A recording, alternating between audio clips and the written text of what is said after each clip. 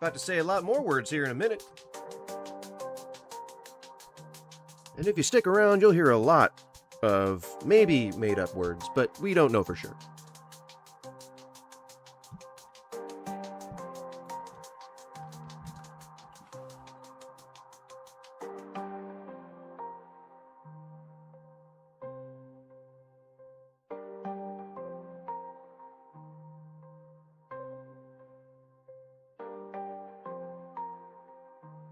All right, we're getting started here in just a few minutes. I'm going to feed my dogs and grab myself some water. And then we will be back. But please enjoy my dancing while we await. Or should I say while we await. Should take about 5 minutes. We'll say 5 minutes. We'll cap it off at 5 minutes. Enjoy the music. Enjoy the dancing. And we will be right back. Give me a beat.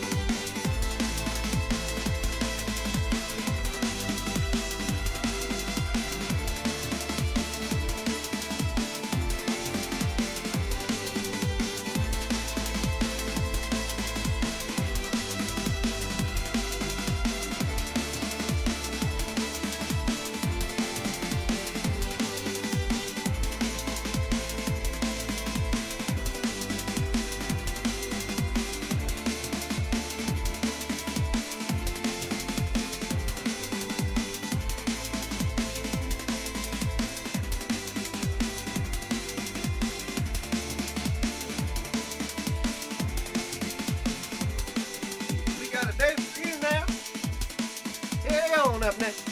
Hey! Woo!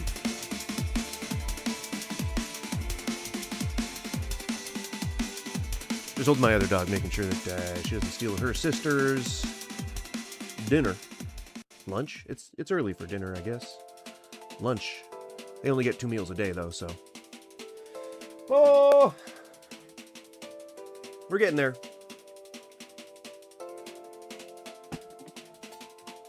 To that I say a big hearty hood-nanny. It's not suet, it's suet.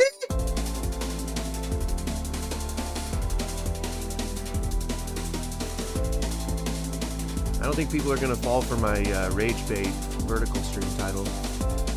Trump supporters are whiny little babies. That's usually pretty good. That's usually pretty good at getting them all riled up. We'll see what happens. We'll see what happens. Usually it doesn't start happening until the afternoon, so we gotta wait a couple hours. We'll see what happens. All right, I'll be right back.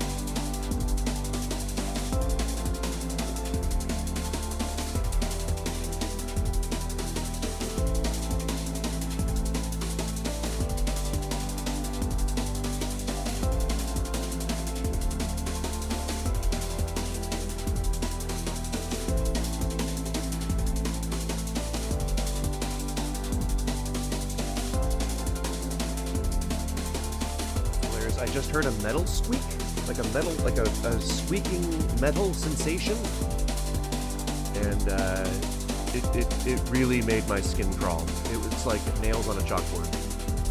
That was insane. I did not like hearing that. Oh my god. God damn. Woo! Oh. Ooh, that doesn't feel good. Oh, God. Oh, God. That's gonna affect me for hours. Oh my God. Also today, if you stay tuned, in addition to looking at a Bigfoot person, researcher, specialist, that I actually kind of, like, I'm into. Like, he's not, like, he doesn't appear to be outwardly grifting. He actually really seems interested in the science, but he's definitely fallen hook, line, and sinker into the whole Bigfoot is real thing. So I would love to just see some of his takes. He believes that they can teleport. He believes they can turn invisible. It's a smorgasbord of pretty gosh darn cool stuff. So let us hope that we don't get advertised anything, or that, you know, like, let's hope that it's above board as it so seems. I think it will be. I think it looks like there's good things to expect. So we'll give him the benefit of the doubt for now. And if the music isn't to your liking, feel free to suggest something that isn't copyrighted, Chayton.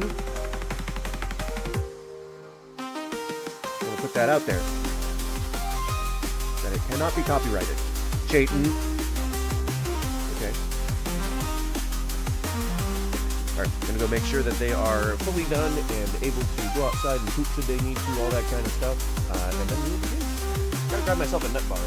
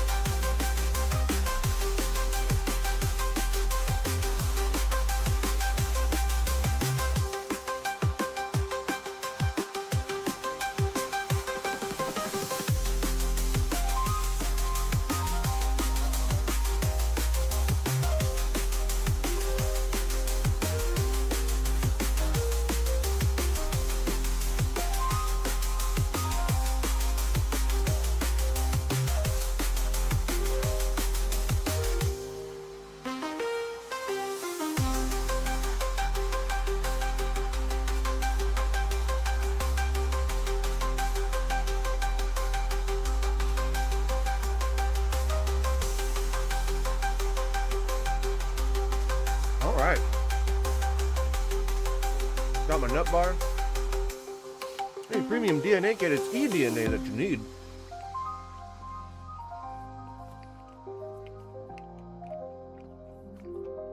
That one guy who sells them, his business makes $28 million a year.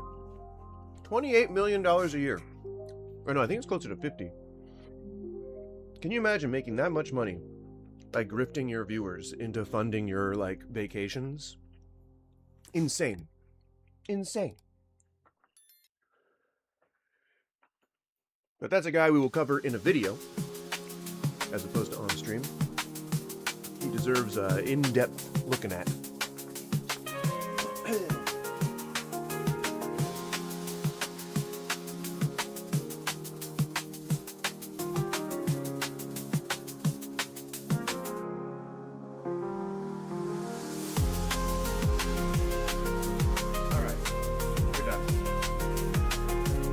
Perfecto. Hey, mangia. Mamma maglione.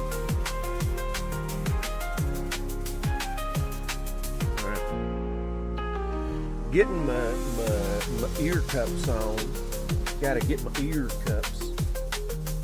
Gotta be able to hear, you know. Oh my gosh. Oh my gosh. You know. Oh my extra gosh. Oh my extra gosh, goddamn. You know, extra gosh and faith in Begora.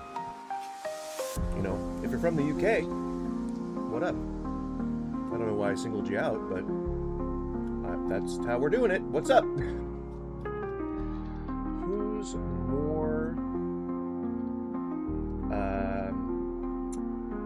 more insane? No, who's more of a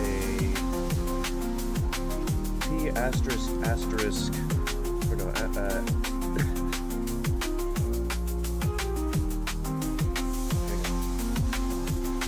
I'm going with the rage bait here on the vertical stream, so I'm trying to type in the most inflammatory thing that I can while keeping within TOS. All right, who's more of a P asterisk SSY in the poll? And then the options are Trump or Trump supporters. No, because that's instigating. I don't know. Who's more? Let's just say crazy. Who's more crazy?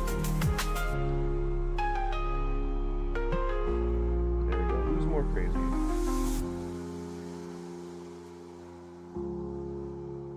That'll work. I mean, it's slight rage bait. I don't know if it's going to be good enough for the standards to which I'm holding rage bait, but you never know. You know, it could be good. Could work. We're gonna get them in here, and then they're gonna get surprised by by this not even having anything to do with that. And then they're gonna leave immediately. But isn't that's how everyone in my life treats me. I'm kidding. Knock on wood. Isn't that just how like life is? What, you guys don't have people leaving you all the time?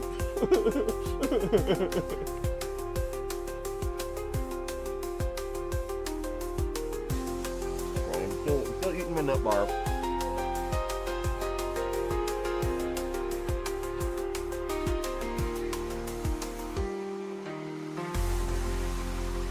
Still eating a nut bar. You know, it's important. You gotta finish consuming the nut bar before you can talk. Otherwise, you're doing this and talking with your mouth full all the time, which isn't pleasant, you know.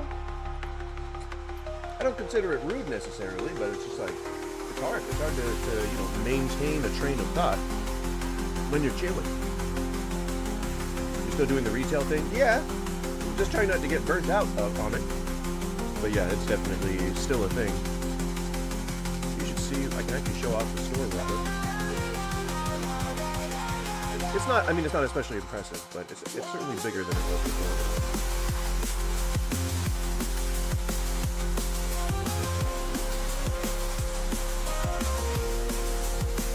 It looks good. It looks good. It looks decent. It looks, have you checked out Inconveni? I think my inability to pronounce the name probably tells you I haven't.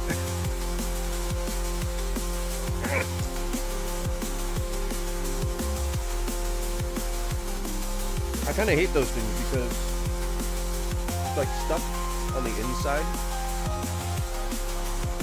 right? Because there's like sugar syrup all over it. You gotta like rip it off, but then it splashes the stuff everywhere.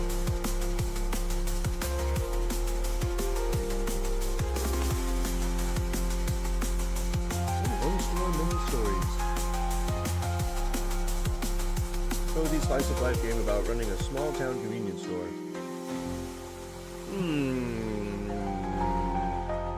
I haven't heard that. It looks decent. It looks actually like there's some thought put into it. And it's only $15.99, which is it's promising. And the stock rooms look pretty good. Yeah, it looks okay. But it's not really the stories that I miss, you know? It's more so the like the interactions with employees. I don't know what I want out of these Sims. I like that it feels crappy. Crappy? No. It's not crappy.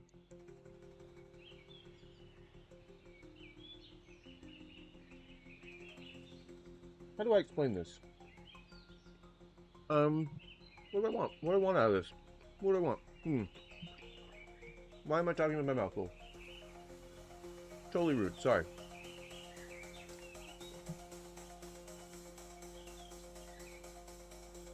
Why can't we just swallow things like pythons? You know? Just unhinge your jaw. I like the job I worked in GTA RP at the coffee shop because it was decent money, but it was RPing with people constantly. Yeah, customer service, you kind of force yourself into those interactions, which is kind of nice. But I'm not even talking about, like, other players, you know? I'm talking about, like... See, it's not impressive. Now that I'm looking at it, it's not very impressive. I'm constantly on catch-up. Like, I feel like it's not going to be sustainable here. With the number of employees I've taken on.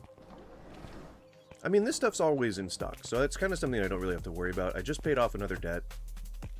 So I guess I'm not worried about that. But I pay nearly $1,000 each day.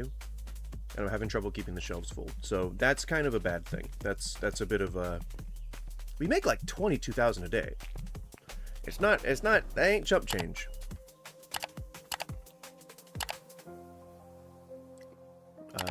$18,000, ooh, okay, that's pretty bad. Does that take COGS into account? I mean, 122K in 7 days that's what I used to deal with in, back in the day in the seafood department was around 50K, or around 10K in sales a day.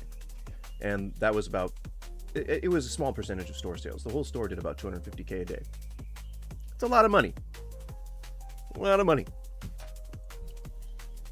And everyone needs to survive. You're related to buy food from a player-run store. Yeah, deliveries are typically, because that's where you get all the extra money from, you know? You're selling your product, and you're making them pay a delivery cost, and they get to tip you. That's pretty nice. I hope they tipped you. Something like 30% of all people who don't tip. Those are some bullshit. I mean, in the US. But that is some bullshit. I cannot believe that there are people out there who withhold tips like that. Y'all can go fuck yourselves if that's who you are. Tip your servers. Tip fucking people at the restaurant that you're going to eat at. Spending money. Assholes. I gave the cops free donuts and they let me speed on deliveries without pulling me over. That's hilarious. See, now that, to me, that's a functional society. When we're not so caught up in enforcement because we need to make our quotas or because we need to make our money. I'm sorry, this is a real life gripe. We just got a lease violation for having a smoker in the backyard. And that, it's a grill, first of all. That grill, and I've only ever used it as such. That grill has been there for over 10 years. And we've undergone too many inspections for them to have just noticed it. So I'm a little pissed. I'm a little like, I'm carrying this over into my streaming life. Like, fuck landlords and fuck rental companies. Goddamn middlemen. Again, you can't get me started on middlemen. I'm just gonna talk about them. Anyway, I didn't want to play the game. I'm actually enjoying playing it off stream. So maybe I'll do like intermittent check-ins and then call them extra days. But I do want to talk about Bigfoot today. I do want to talk about a channel that I guess begrudgingly support. I don't believe Bigfoot's real. I think we would have found him by now. I know that that's contrary to what a lot of people believe. But if you've never seen this channel before, it's called Cabin in the Woods. Let's see, sometimes I park my motorcycle inside the coffee shop so it wouldn't get stolen. But yeah, the owners usually didn't like us to do that. If you were the owner, it wouldn't matter. If you were the owner, it'd be a set piece. So like I would have like a elevated block in the middle of my dining room, and I would roll my chopper right up onto that block, and it would sit there during business hours, and that would be like, you know, everyone gets to look at my amazing chopper. Can you tell it I'm not very educated with motorcycles? I call it a chopper twice, I think. So until the owners did it all the time, yeah, but you know, you gotta own your own slice of the pie. Your owners try to tell you can't park your motorcycle inside. How frickin' dare they? How frickin' dare they? You know? So aside from this guy obviously believing in Bigfoot, he seems to have some really high production value. He brings in people like Les Stroud. Les Stroud, the Survivor man himself. to go and do his Bigfoot hunts. Apparently, Les Stroud himself is kind of a bit of a Bigfoot hunter, but I don't think that it's like a formal thing. I don't think that he does Bigfoot excursions, like he charges money for it, which makes him a grifter. But he also used to kind of fake his Survivor Man stuff. Everyone's like, oh, Les Stroud is like the main guy of Survivor stuff. Bear Grylls, he's a faker. But no, Les Stroud did the same fucking shit. He just showed more of his Survivor process on land, like in front of the camera, as opposed to like he spent the night out there, as opposed to going to a hotel at the end of the day. Skippy, why are you on your phone at work watching this? Why don't you just have like earphones in, and then you're like with a different window on your computer at work? Why not? It's not like I'm saying anything vulgar. Shitty, piss, shit, piss, shit, fuck, shit. Oh wait, no, you'd have your earphones in. Never mind. Shitty, piss, fuck. Damn it. I was gonna try and get you in trouble with your boss. I don't think it's gonna work. But this guy is... I don't think he's grifting. I think that he truly believes what he is saying. It's kind of like a Graham Hancock situation. Graham Hancock is a massive spreader of mis and disinformation regarding history of the world and ancient civilizations. But he truly believes that what he is saying is correct. And it's not... It's through the lens of people who disbelieve him that people still respect him, because he's saying the things like from the background of science. I mean, he's not like, his specialty is not in the things that he's talking about, but over time he's developed a speciality when it comes to ancient history. And now I think, he's sadly, I think he's undergoing some health issues, but it's entirely possible that, he isn't in it specifically just for the money, especially the way that he treats his interlocutors during debates. He actually really respects the people who respect him back. So, and he's not on that same brand of like the people who get defensive and who are like, you're trying to take away my livelihood, that kind of stuff. Like, yeah, you're part of the conspiracy yourself. Graham Hancock, it doesn't really seem to be that kind of guy.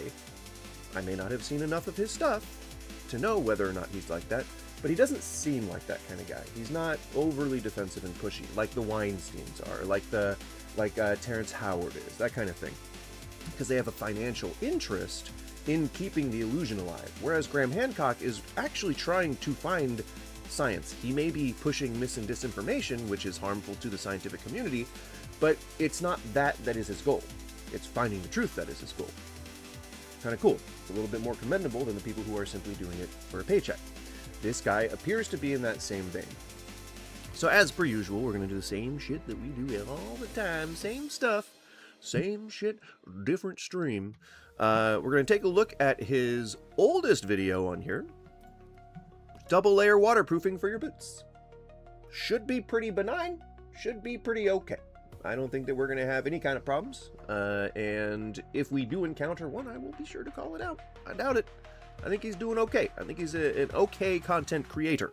So I just wanted to highlight this and say what's up to a guy that I kind of respect.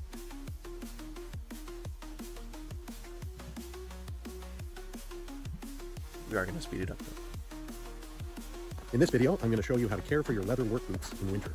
Look at With that! Lots of snow and slush and ice on the ground at this time of year. Look at that! If you're going to be wearing your leather work boots, they're probably susceptible to damage.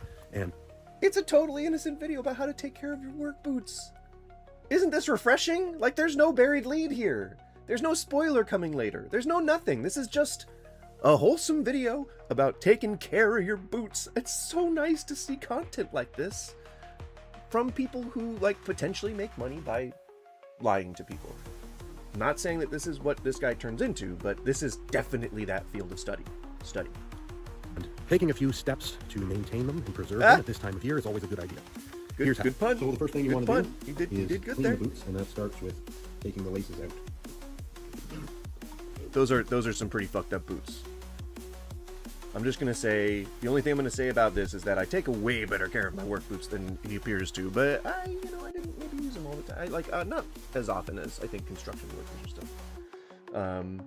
Usually just when I'm working in a kitchen, or if I'm not like wearing something light, like if it's cold, typically wear boots. Once the laces are out, the next step is to clean the leather, and you do that simply with a shoe brush. No product is involved at this. We are just going to jump around just because this mud or definitely not the topic I wanted to cover today, but we're just highlighting how normal this guy seems to be. Fucking congratulations, dude. Fucking congratulations. It's built up anywhere on the boot. Hell yeah. I love Along it. The eyelets for the laces as well.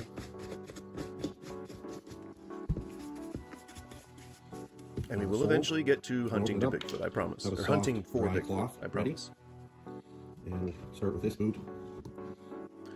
Start with this boot. And start rubbing it in.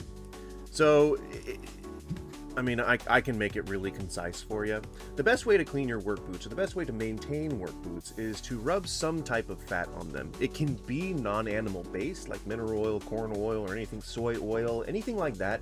But I usually recommend, I know this sounds gross, I know this sounds disgusting, but it's best to put something fatty and waxy on the boots, on the leather itself, so that it makes it essentially waterproof. And you generally want to go with something like tallow, something that's been purified, something that's like lard is okay, I guess. But some kind of fat, some kind of a thing that will make your boots non-porous, as long as it can be stripped and the boots can then be sterilized or sanitized, whichever. I don't know, you'd probably bleach the boots, or you'd probably put them in an autoclave. I don't know why the fuck you would do that. Whatever, the point is, you want to make sure that your boots are going to not contaminate the area that you're working in. I know that they only touch the floor, but the floor is a part of the restaurant or the construction site or whatever. And if you're getting animal fat all over the place, it's gross. It's not a good look. So typically you'd want to use mineral oil. But you can use duck fat, you can use tallow, you can use pork fat, you can use any kind of fat that you want. Oils are essential. That's what keeps the boot from absorbing moisture. It's what keeps the leather from puckering. In addition, any of the like dark leather areas, you don't need to keep them polished, but you do need to keep them clean. And with dyes and things like that, things that have already penetrated into the leather itself, it's a little harder to waterproof with sources that are not animal fat. So it's just easier. I usually will use just like a tablespoon of duck fat sometimes, get it on my hands, and just kind of like wrap it in and like try to get it everywhere on the leather that I can. What's up, Tavis? What's going on? You want to be generous with this stuff, so reload your cloth often. But I would say be conservative. Don't like cover it in grease. That's not a good look for your boots. People are going to be like, why do your boots look wet? Some of this stuff. Arctic dubbin for increased water resistance. It's been a couple hours now. What is Arctic dubbin?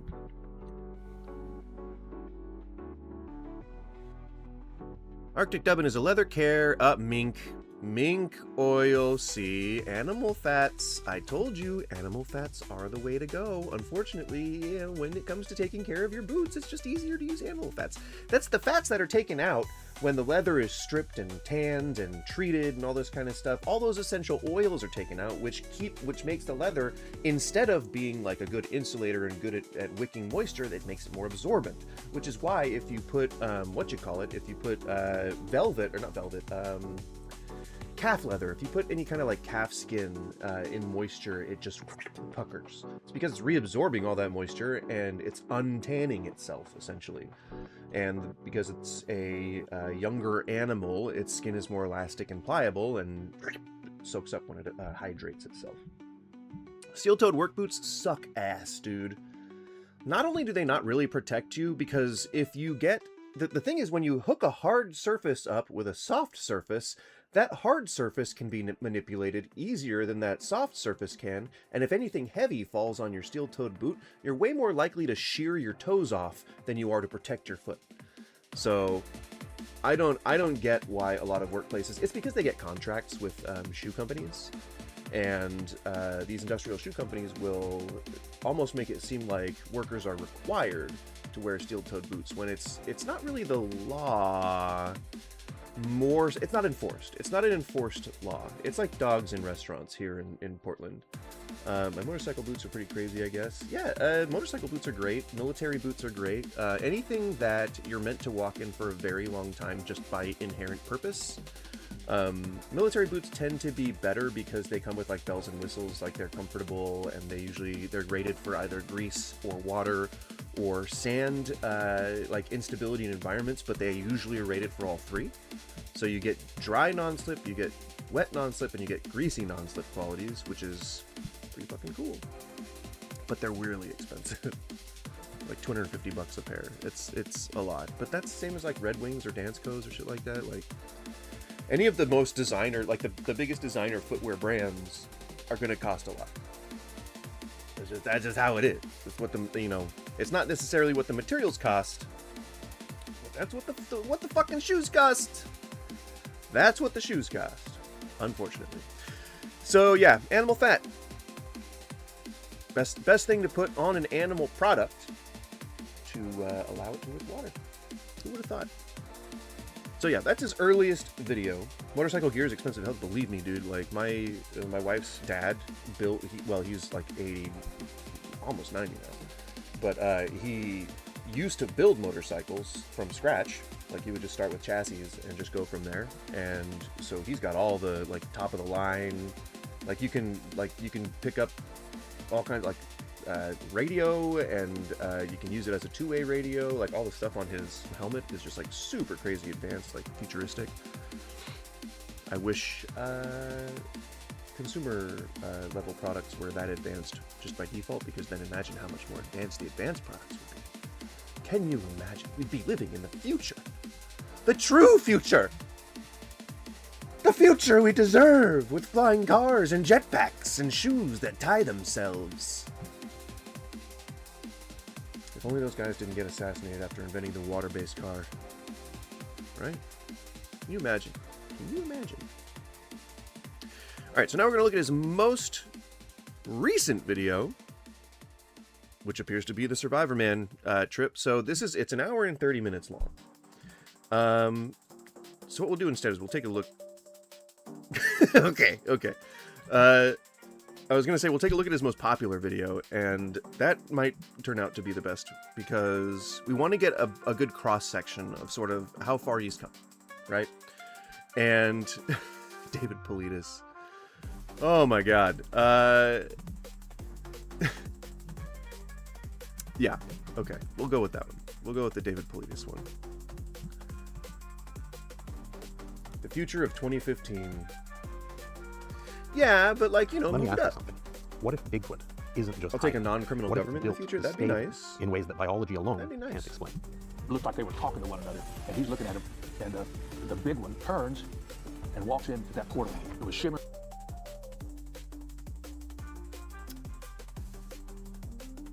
It's already getting pretty good. And he just disappeared. Like he walked through a curtain. He said he just kind of... Now, before you start jumping to conclusions, let me bring someone into this conversation. Because when a former police detective with decades of investigative training, thousands of case files, and a reputation for uncovering patterns that law enforcement misses, decides to take on Sasquatch, you pay attention. I'm talking, of course, about David Politis. No, you don't. No, you don't. David Politis, and even just not even talking about David Politis, but if someone comes up to you, an expert in some field, and says to you that Bigfoot is real and that he's going to do like hunting for Bigfoot, then you would want to, like, you know, maybe get some information about that, you know, like know about who the guy is, what his background is, what his area of study is, whether or not he's reputable in that field. You know, there's a bunch of stuff that you want to determine before you just kind of like go all in and start believing him. You know, like you want to actually like verify that what he's saying is correct, or that the thing that he's talking about is a thing in the first place. I mean, we know after like tens of thousands to potentially hundreds of thousands of accounts over the years of people seeing something in the woods that they claim to be Bigfoot, it's ripe for discovery, right? It seems like there's enough people out there who are hearing about it that there might be enough people out there who are interested in it. But then there might be enough people out there who are interested in it, who have the money and resources, who want to go out and try and find it. And you would think that over the hundreds and hundreds of years that we would have done that by now.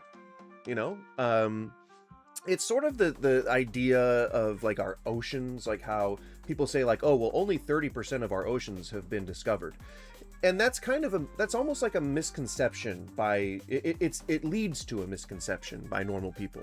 And what it means is that we've been able to like map this stuff out. We've been able to go there and verify what's there, but that doesn't mean we don't know what's there. That's not what that means. It doesn't mean that these areas have remained completely inaccessible by humans, they have remained completely undiscovered by humans, that nobody's ever seen it, that nobody knows what's there. That's not what any of that stuff means. When it means undiscovered, it just means that we haven't had a chance to do a study, we haven't had a chance to map it out, we haven't had a chance to like go in there and collect samples and like know exactly what's there and what isn't. But we have sonar, we have satellites, we have radar, we have LiDAR, we have all kinds of different light spectrums that we can check and see seismographs. We can conduct all kinds of different imaging tests, scans, things like that from remote areas that don't necessarily require us to go in there to verify these things personally. So just because we say things like, oh, our forests are largely unmapped or undiscovered, that's fine. It doesn't mean we don't know what's there. Like, we have things like animal tagging ventures where we like can map out an area by animal migratory patterns. We can map out, but just by knowing what those animals eat and where and like what they poop and what their predators are and what their like the plants that they eat are. Like, that's how we know what exists in those areas, because their feeding paths go through those areas. So they have to be accessible to those animals in order for them to keep using those migratory paths. So we can use animal tagging just to know what's in an area that we haven't necessarily discovered yet. It doesn't mean anything that the oceans are as of yet undiscovered, because we can look into them from a fucking satellite in space that uses spectrographic technology to map out what's in the oceans. If there were massive like fucking like sea monsters, obviously there's depths we can't go to. Obviously there's like crevasses and cave systems and things like that that we don't necessarily know about. But goddamn, like, we're learning way more and more about them year after year after year, thus eliminating more and more the possibility that these undiscovered life forms can exist at all. Which is sad. It's sad for these cryptids because they won't be proven real because maybe they're not real in the first place.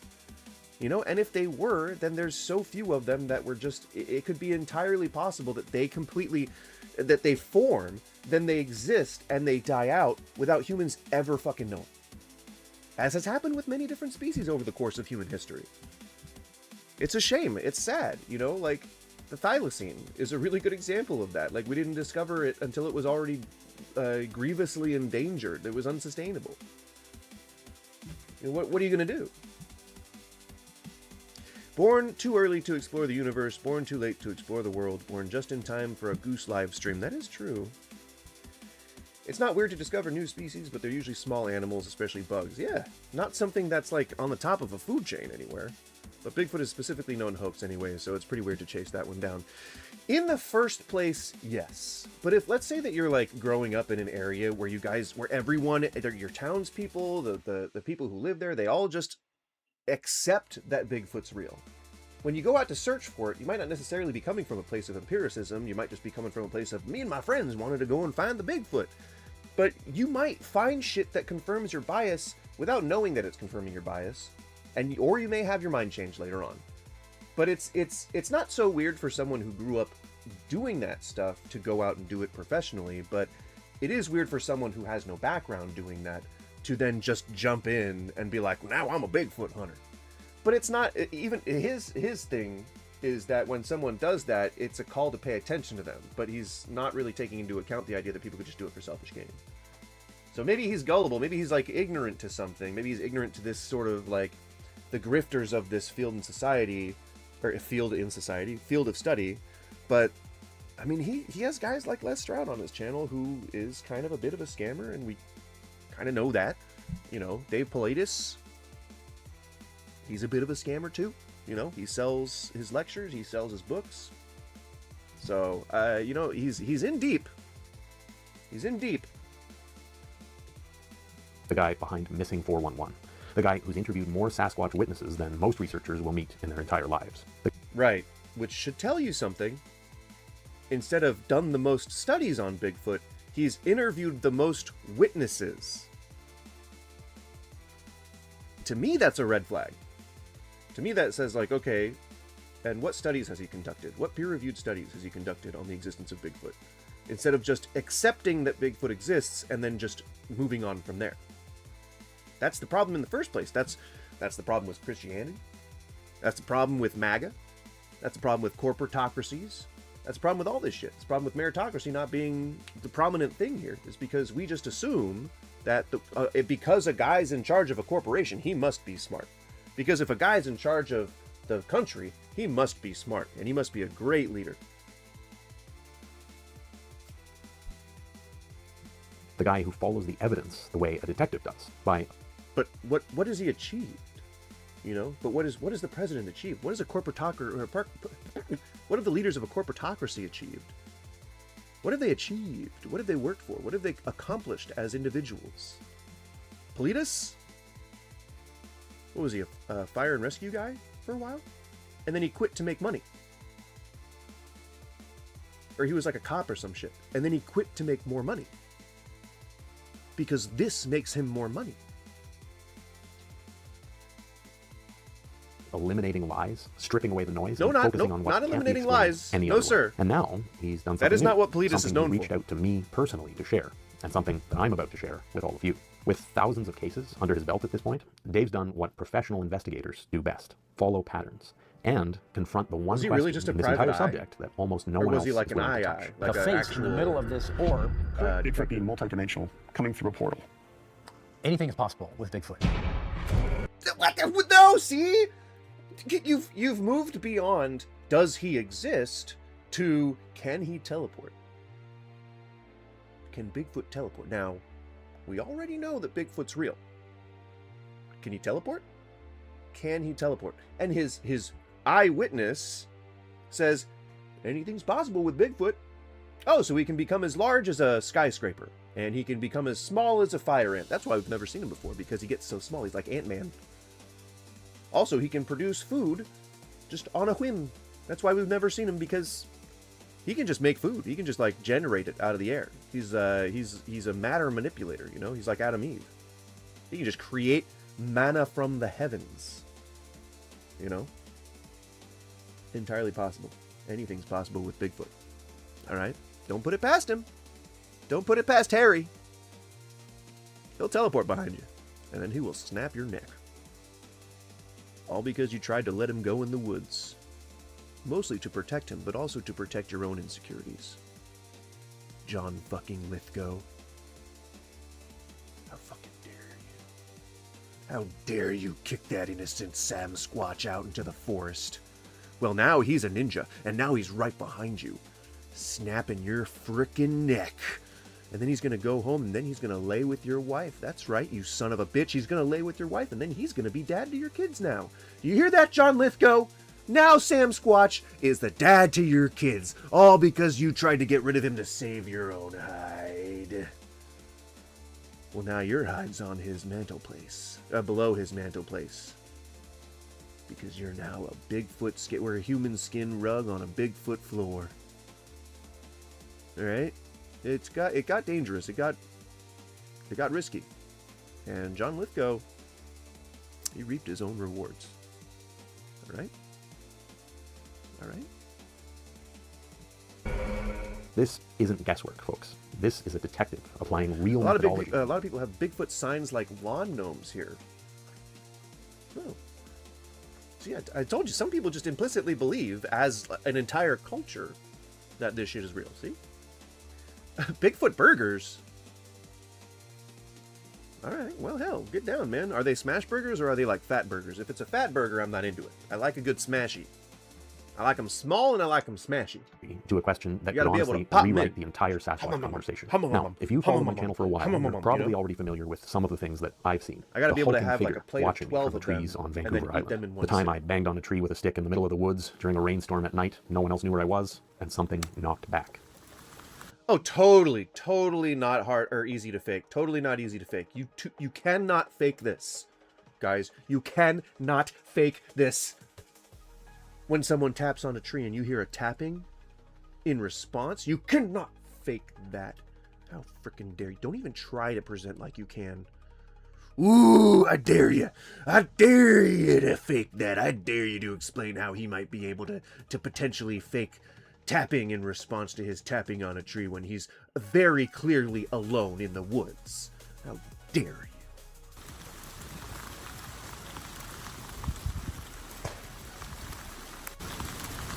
Yep, during a windstorm where it's actively raining, there's no chance that something might make a sound frequently enough that it might sound like it's in response to something that you did.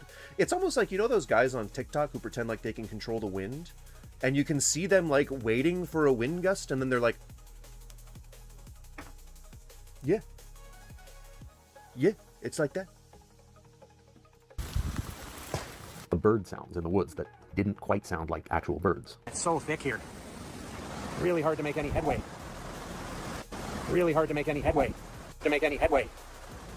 Oh, for fuck's sake, dude. What is it that you think you're hearing?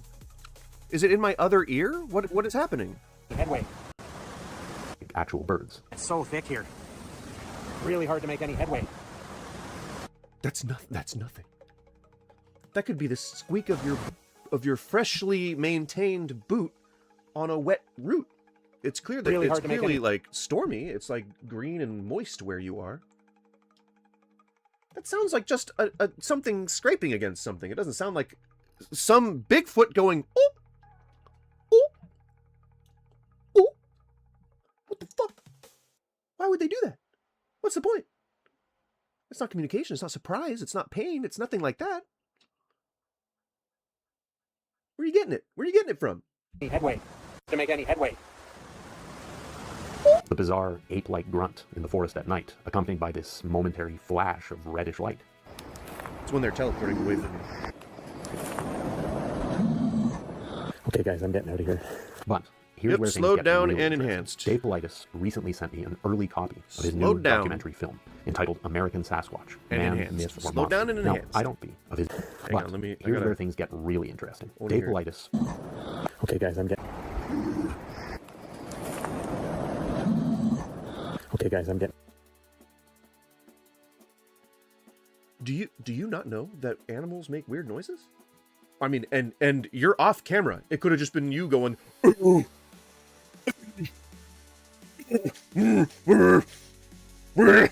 Hey guys, it's the last day of this camping trip, and we haven't caught any proof that Bigfoot exists. We haven't even caught anything that we can put off as proof that Bigfoot exists. So we gotta come up with something. We gotta have something to show the YouTube crowd. All right, we're gonna upload this video like the end of the week. We gotta have something that we know beyond the shadow of a doubt is Bigfoot, something that we can really point towards.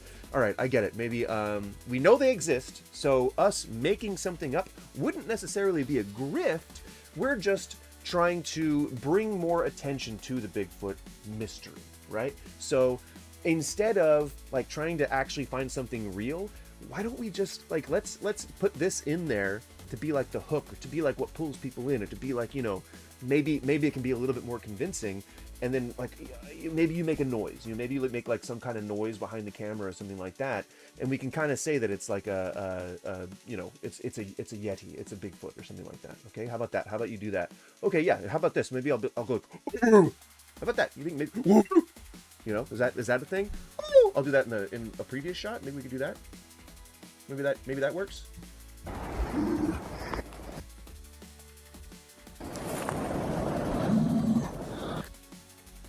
And where the fuck is the flash of red light? Is it honestly?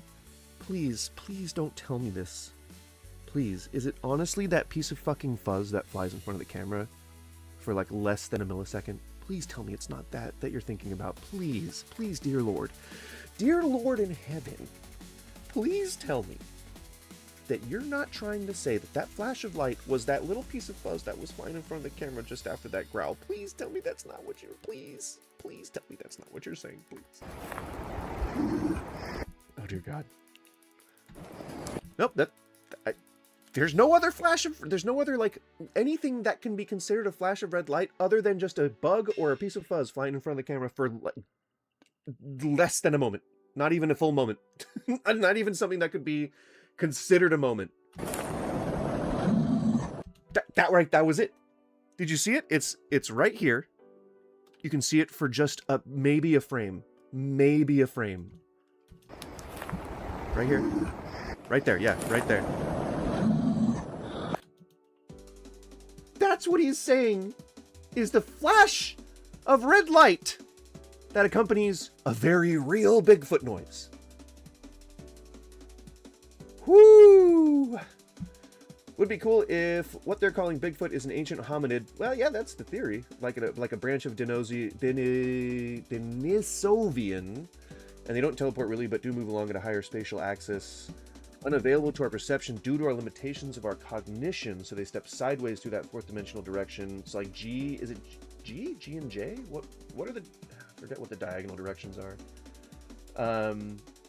Which results in it being unseen by us. But how would they do? How would they have existed? How did they evolve to do that? You know what I mean? They could also be very intelligent, but not actually conscious or something, as well as an interesting element could do something with that. Yeah, from a storytelling point of view, though, you know, unfortunately, just not from a real live boy perspective, you know. Unfortunately, you know, I like it'd be cool if Bigfoot was alive, like a real thing. That'd be cool.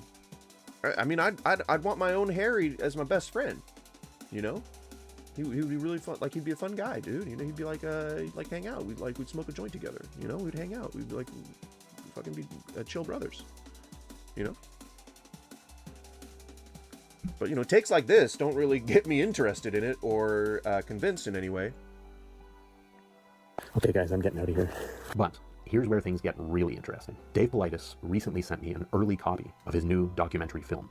Oh, so he's promoting something. So that's why he decided to talk to you, because he's promoting something. Surprise, surprise. Entitled American Sasquatch.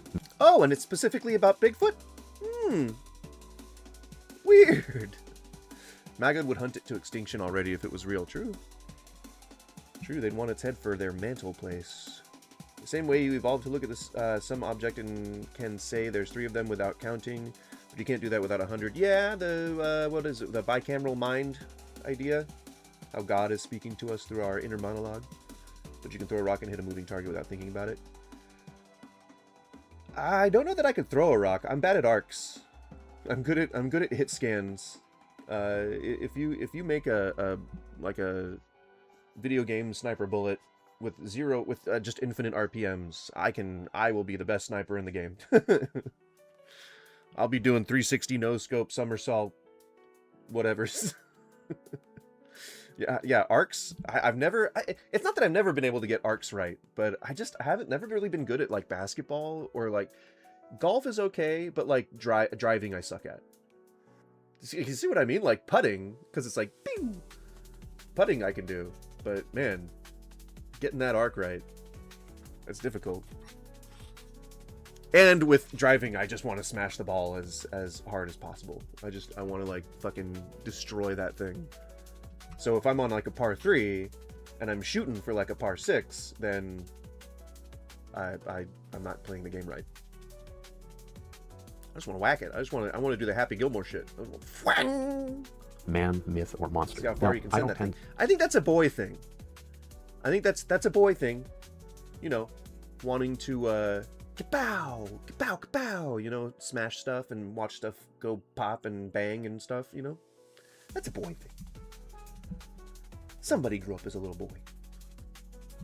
For long-range shooting over a mile, you need to factor in the rotation of the Earth, also known as the Coriolis effect. But you also got to take into account wind direction, and especially if it's a lower RPM bullet. You got to do a little bit of math. You got to do like one of those things.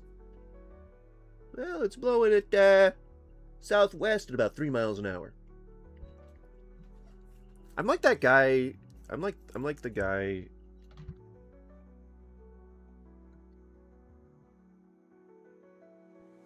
I'm like this guy. I'm like this guy. Remember that guy who just walked up in like a t-shirt? Who just walked up in a t-shirt and like just a basic stance with his hand in his pocket, just got silver medal, I'm pretty sure. Just give me a stick. Just give me a stick that goes boom, and I can make the bad guy fall down for you.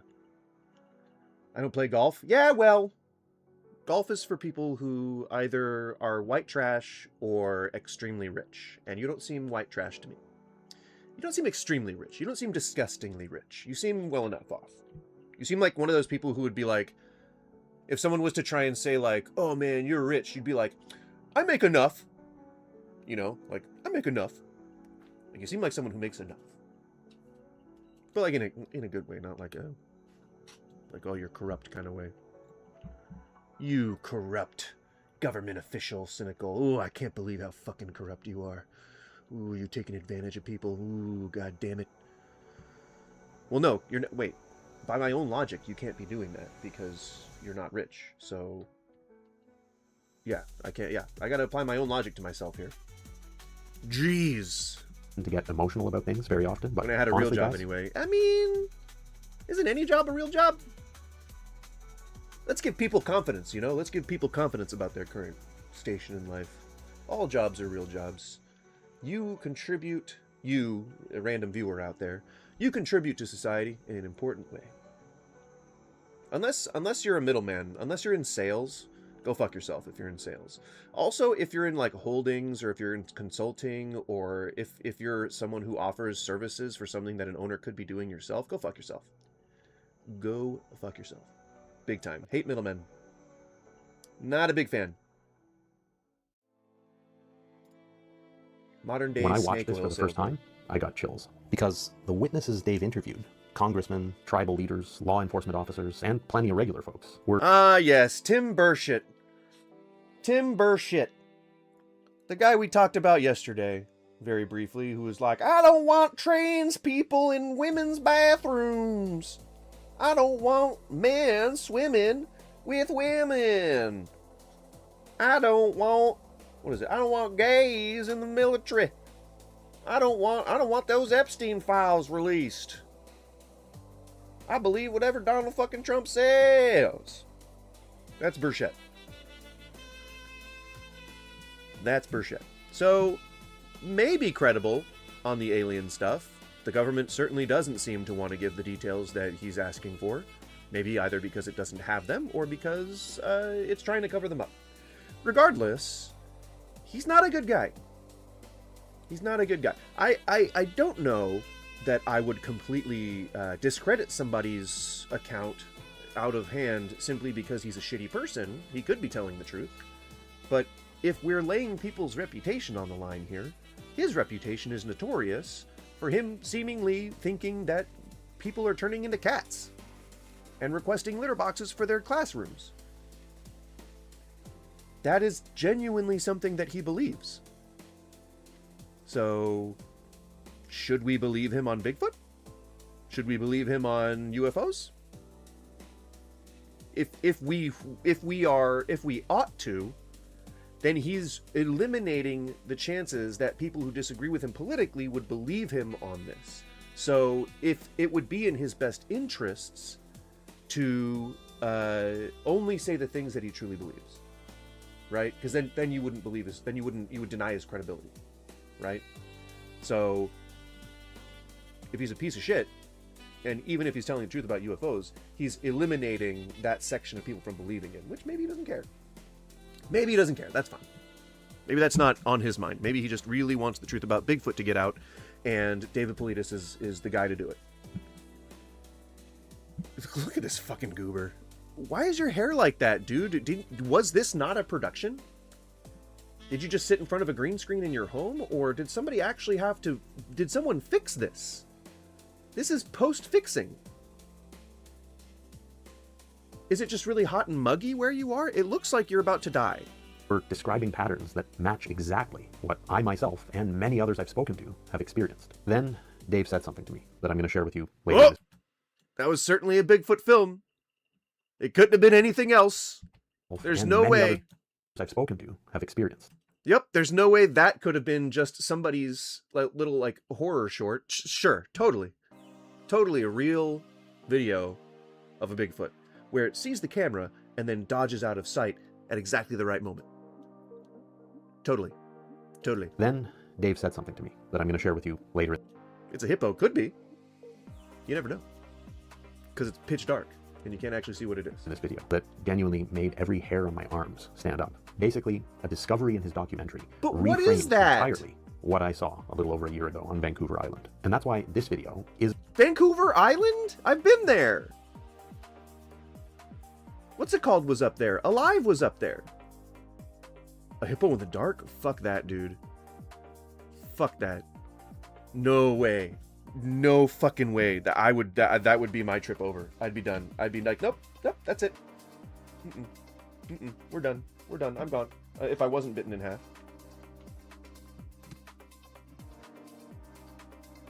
Like, that would just be terrifying. I'm instantly done if that's the case. No, I don't need to enter my password all the time. Please. Please. Please don't make me. Yeah, dude. The way they can crush a watermelon instantly? I don't want my body in that mouth. No, sir. Bigfoot has the shadow step ability? Yeah. That's how he gets behind you so quickly. isn't just a review of The Dave's babies are documentary. cute? It's Yeah. a case. The case that Dave lays That out. one in the Chinese the zoo? evidence he brings forward. And Is it most Chinese? I importantly, think it's why Chinese. all this matters way more than most people realize. Part 1. Why physical evidence alone no longer fits.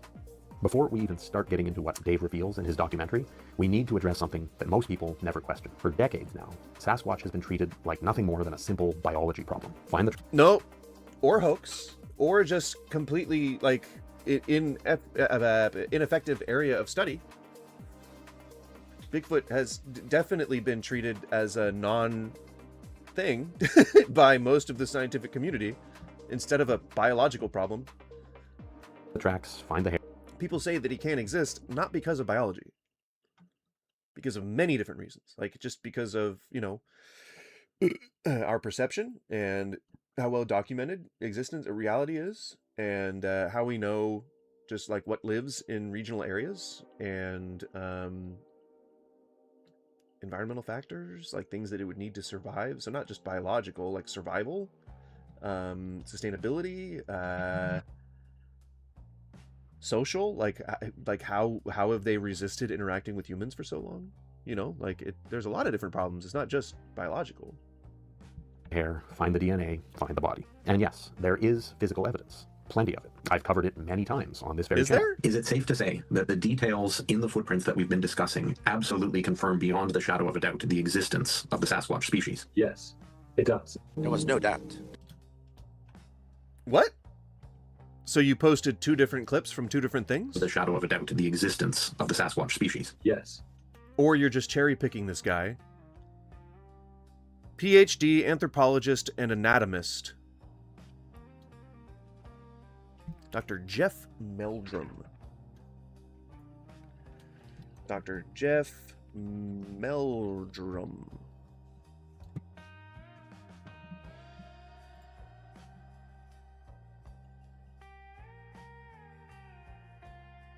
Oh, he died. Oh, poor guy. I'm sorry. R.I.P.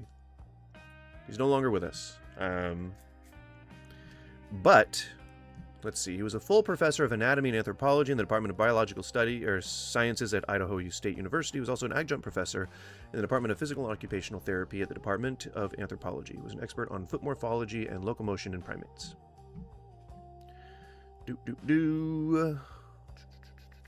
Where he taught until his death. Meldrum published numerous academic papers ranging from vertebrate evolutionary morphology, the emergence of bipedal locomotion in modern humans, and the plausibility behind the Sasquatch phenomenon. In addition to being the co-editor of a series of books on paleontology, Meldrum also co-edited From Biped to Strider, The Emergence of Modern Human Walking with Charles E. Hilton.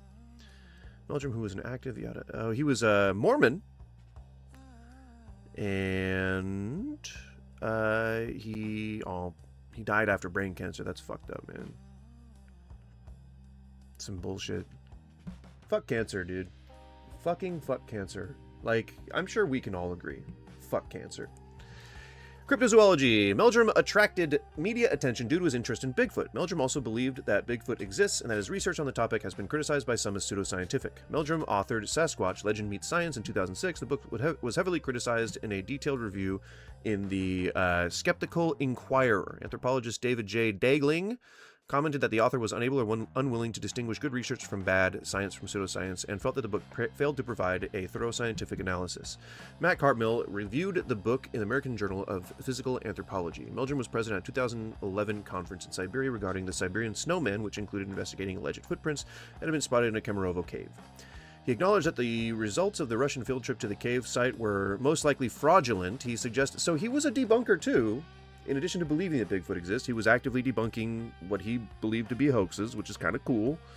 He suggested that the supposed evidence found was simply an attempt by the local government officials to drum up publicity. True. That's kind of cool, you know? That's kind of cool that he was willing to go against people instead of just believing them outright. Not bad. But the problem is that he isn't saying here, yes, it does, meaning yes, like he didn't elaborate. He doesn't say the words, which I wouldn't have included in the edit because it can feel like I'm cherry picking any phrase I want. It's like one of those edits in like The Simpsons or something where it's like, yeah, I love feeling you up, or I love turning you on. You know, like those are both phrases from The Simpsons. I know that they're suggestive, but that's in the context. It made sense of those episodes. Those are just the only things I happen to remember. Not the only things in general I happen to remember, but in keeping with the thing that I'm discussing. It does. There was no doubt that Smithers, you're so good at turning me on, said by C. Montgomery Burns. we were looking at some sort of man. Not Homo sapiens, Some but sort of some man. sort of strangely hairy man. We were struck by many things, the enormous hands and the enormous feet, and also, more especially, the features of the face. But the truth, which Dave leans into heavily in this documentary, is that physical evidence alone falls short. It explains part of the phenomenon, but not all of it. Not anymore. For example, let's take the Sierra sounds. Ron Moorhead and Al Berry recorded vocalizations in the 1970s so complex that even today, primatologists struggle to explain.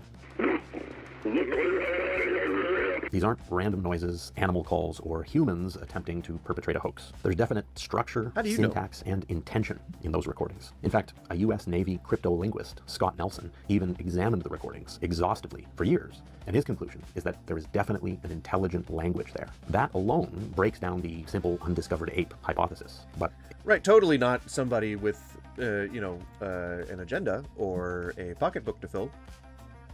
Totally.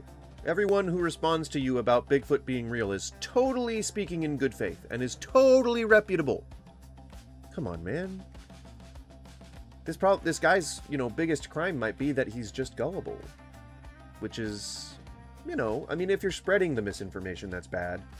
But if you can be taught, you can be retrained if you are, if you're mistaken and don't realize it. That's fine. You might just be ignorant. Ignorance is a reason, not an excuse most of the time, but it's understandable. It's fine. You can be, conditioned to believe things. it definitely doesn't stop there. Footprints collected over decades show consistent anatomy. A mid-tarsal break, dermal ridges, massive size, different width-to-length ratio than you see in humans, tremendous weight based on the depth of impression of many of these prints, stride length as much as 5 to 6 feet in some cases, and the list goes on. You know what I'm thinking, now that I think about this? I'm thinking I might make a new channel, like a new YouTube channel, like a test sort of channel, and see if streaming on there gets pushed up in the algorithm better than an old channel. People have said, other YouTubers have said, that a channel being old might be preventing it from being pushed into the algorithm. Like, YouTube might be saying, oh, it's been, you've been here for a while and people aren't necessarily glomming onto your content, so it might not be that good. So not that YouTube should be in charge of making any judgments on that, but it could be that it's not bothering anymore to push it into the algorithm. I'm not sure if that's a thing. But I'm thinking of making like a test channel, see if I can like test that out, or using my more recent, newer channel, which is still like 5 years old, but maybe it's a thing, you know. I just don't want to try and set up a stream on a totally different channel because it's I'm lazy enough to not have enjoyed the process in the first place. So I don't know. But with my wife being out of town and us not really doing anything during the week, it might be a good way of spending the time. I don't know. We shall see. But, you know, maybe there's a chance. It pushed into mine yesterday. Okay. Well, I guess it's reaching people. I don't know if that's just random. You know, maybe we just have similar interests. I don't know. Maybe you watch stuff that is in this theme, either in Bigfoot or in a political or newsworthy theme, perhaps? I don't know. Whatever leaves the thousands of tracks that have been discovered at this YouTube point is a is mystery. built to move swiftly and silently over brutal terrain. I live on the outskirts of Pittsburgh and woke up in the morning sometime in January 2018 and saw some strange looking tracks in my yard. Describe them to us. Something I had not ever really seen. Right. More first-hand accounts. Totally, people can't lie, right? I think it's famously known that people are incapable of lying. It's also famously known that you play WoW Ascension all night and get juiced as the good Lord intended. Are you saying that you want me to play WoW Ascension on stream? Because that's part of what made it. That's part of what made the lawsuit happen in the first place. It's visibility. It's kind of what killed it. So no, I would not. You wouldn't want to do single or private server content on stream. That would be not as cool. I watch a lot of politics and atheism stuff. Well, see, there you go. I just don't want to be pigeonholed into that, you know? I don't want that to be like what people know me for is the guy who is an atheist / political guy. Like I really would just like to be more of an entertainer. I just know that stuff gets the clicks, and I happen to have a stance on it.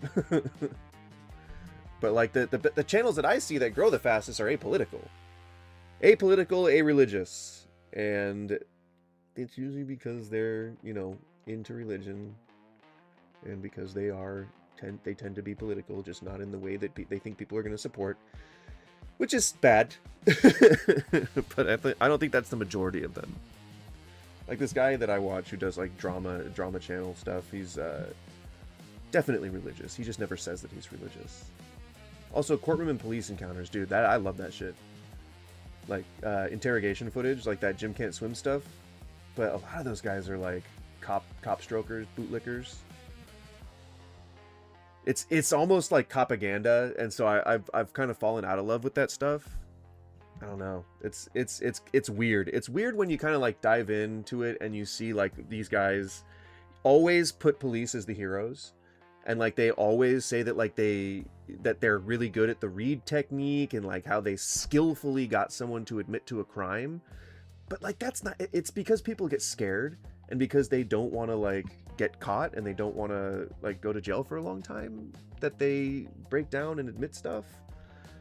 And plus, like, have you ever watched what was it, the liar tapes or the confession tapes? It talked about how flawed the read technique is, and how like there's other things that are kind of the same sort of pseudoscience, like body language experts, lip reading experts, you know, profilers who use a lot of pseudoscience to achieve their things, and then talking about like how Lackluster is good. Lackluster is a civil rights lawyer. That's way different than the stuff I'm talking about. He's not actually promoting propaganda. He's just showing you like raw, like body cam footage from like active cases. So he's trying to help people put evidence out there, which is, you know, fuck yeah, dude. And JCS, for the most part, used to just put creative commentary onto interrogation footage. You got to see all that shit like raw. He never said a lot. His whole like body language stuff and read technique stuff is still like really flogs the pseudoscience of it. But I think he's just falling victim to the propaganda himself. I don't think that that's like an active thing on his part. I don't think he knows that the read technique is flawed, and then he's saying like they're using the read technique. You know, I don't think that that's the case. I think that he's just presenting the evidence as he reads it in the court files, you know, which is fine. But there's one that's like Ewu. Ewu's one where they're not like necessarily. I guess they're kind of like bootlickers. Like they do support cops. They're like thin blue line people, but they also do like Area 51 stuff. Like they camped outside Area 51, and then they also seem like kind of free speech auditors as well, which is weird. That's like a weird mix of stances. You know, like they do a lot of the propaganda stuff, like saying that criminals are the scum of the earth and that like cops are doing their jobs and stuff. But then they also do these like audits and things. But that, like the people that do like the First Amendment audits are typically like, you know, either like Trump supporters, super religious. It's almost never like anarchists. It's almost never people who like actively fight against the government. It's really just people who are trying to fight against the corrupt deep state government. Which is just, that's such a weird cross-section of humanity too. So strange. It's a weird rabbit hole to go down. And maybe that'll be one day where I make a video about something like that, but that would be like a 2-hour-long video. Like I have plenty to say about the corruption that comes with, you know, some of the content producers and the content they produce. Seen before. Especially when presenting cops as heroes. I think Bigfoot was here. Really kidding. Like, no joke. Maybe. I really like Kansas City accountability. Let's see. I haven't ever checked that out before. Let's see if I can get an idea. Kansas City. Honor Your Oath. That's a good one. Honor Your Oath is a good one. There are good auditors. It's just in general that there's like a lot of people who do it for bad reasons. Kansas City accountability. Let's just look at their popular video real quick.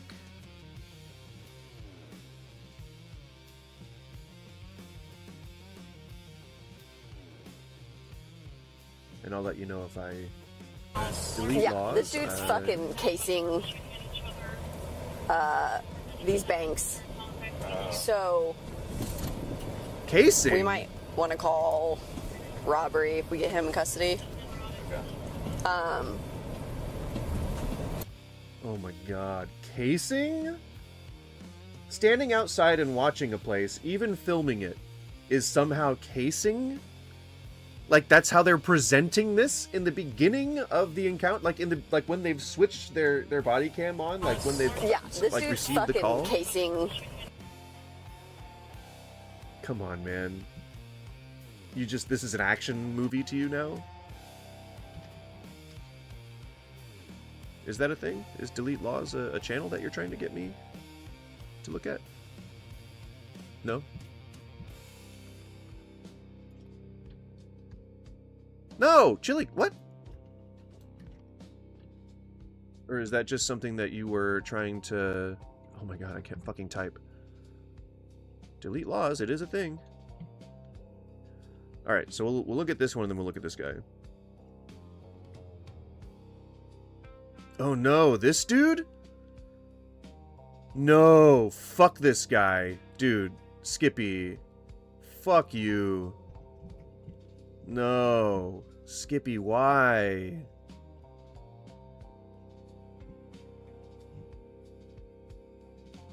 This is the guy that just, like, goes up and antagonizes people. He calls them, like, you know, F slurs, and he calls them R slurs. Dude, like, this guy fucking sucks. Skippy. See, this is masterful trolling. Holy shit, Skippy, are you the fucking man? Are you the fucking man? Are you awesome? Are you good at this shit? So many people are bad at trolling. And here you are, blowing my mind with your meta shit. You really do like Delete Laws? Gross. I'm bordering on Is there another call in there? fuck off, Yeah. Skippy. That's what I'm bordering on. Fuck off. How dare you? How dare you like this guy? Lord. I've only seen him do body cam reviews. No, dude, he's fucked. He's a fucked individual. So, this one at 82nd Ward Parkway. I'll show you. You'll see. It's the exact same thing, because the dude, they said, is taking videos of, like, cars and the bank. That chili dude? Yeah, that's He him. has a straw hat. He fucking Same thing sucks, on this one. dude. So, He's a douche. I haven't seen, maybe these guys are douches, but, I haven't seen them interact at all. I believe the call at the body cam footage. you out here filming all this. I'm trying to let me ID this guy, like his policy says. Hang on. This wonderful gentleman has stood out here and recorded the inside of my branch. Which is legal. That's 100% legal. You can do that as long as you're on a public sidewalk or, you're not inside the business, and if they ask you to leave, that you do. They can refuse your entry. They cannot tell you not to film. Oh, well, no, in a private place, yeah. If it's a bank, then yeah, if it's not a government facility. But if you're on a public sidewalk, they can call the cops because they're concerned, but they can't get you arrested for anything. They can't have the cops tell you to move. The cops can tell you to move along, but they can't enforce anything like that. This guy's actually a gentleman. Well, we shall see. We shall see. Okay. And also said Did he say why? Because it's a free country and because audits make good content. There you go. That's all the reason you need. Alright. How you doing, sir? Can I get your name and badge number just so I can know who I'm speaking to? Right here. Right off the bat. Right now, you're gonna Skippy. You're gonna notice the difference. Right off the bat, this guy's a nice guy. He seems genuine. He doesn't seem like he's confrontational. He's just recording the incident. This so far is an above board audit. I don't want to butcher it. How do you say that? Okay. Hey, what's going on? Why are you out here? No, I'm first, let me ID this guy, like his policy says. Can I get your name and badge number, sir, please? Theory 50113. Thank you so much for being what are you professional. doing here? How can I help you guys? How you doing, sir? Can I get your name and badge number just so I can know who I'm speaking to? Right here. I don't want to butcher it. How do you say that? Okay. Hey, what's going on? Why are you out here No, filming all this? no, cop. No, cop. No. You don't just start asking questions. He's trying to get the formalities out of the way. You walk up and you say, "Hello, sir. How's it going?" That's how every cop starts. Hey, sir, how are you doing today? We're just contacting you here on request from a blah blah blah from a caller about a suspicious gentleman. Yada yada. You exchange pleasantries. That's kind of just how people interlock. That's how people, talk to each other. That's how social interactions go. You don't just come busting out with questions just because someone called with a concern about this guy. That's not how you do your job. Is that how anyone does their job? Do you stand behind a counter and go like, "All right, what's going on? How can what can I get for you? What do you need? What do you need? What's going on? What do you need?" You say, "Hi, hey, how's it going? How can I help you?" And he did it too. He even came out the gate going like, "I just want to know how I can help you guys." Pretty nice. Pretty not douchebaggery. This guy, like his policy says. Can I get your name and badge number, sir, please? Thank you so much for being professional. How can I help you guys? Well, Which is a very nice jab at the cop that is so far recording right now. we got called here because you're videotaping stuff and they asked you to leave and you have not. Right, which is still constitutionally protected. You don't have to leave a public space if someone asks you to leave. I mean, I know that might be a weird concept to understand, but you don't need to leave a space just because someone asks you to, especially if it's in the public. If someone trespasses you from like the cops, if they trespass you from somewhere, then that's like a private business. Then sure, yeah, you can go back, of course. But that's not what's happening here. They can trespass him from the bank, but he can still be on the public sidewalk. I don't know what jurisdiction the bank thinks they have. I didn't go on their property or on their property. Okay, well, we also received another call from another bank of you doing the exact same thing about 30 minutes ago. Which is, again, constitutionally protected. As long as he didn't go in the bank or on their property, he's just making content. This is pretty well known by now that this exists. You know, your cops don't have to get your nuts in a tuzzy. Tuzzy? Tizzy. You don't have to get your nuts in a tizzy. I don't know what a tuzzy is.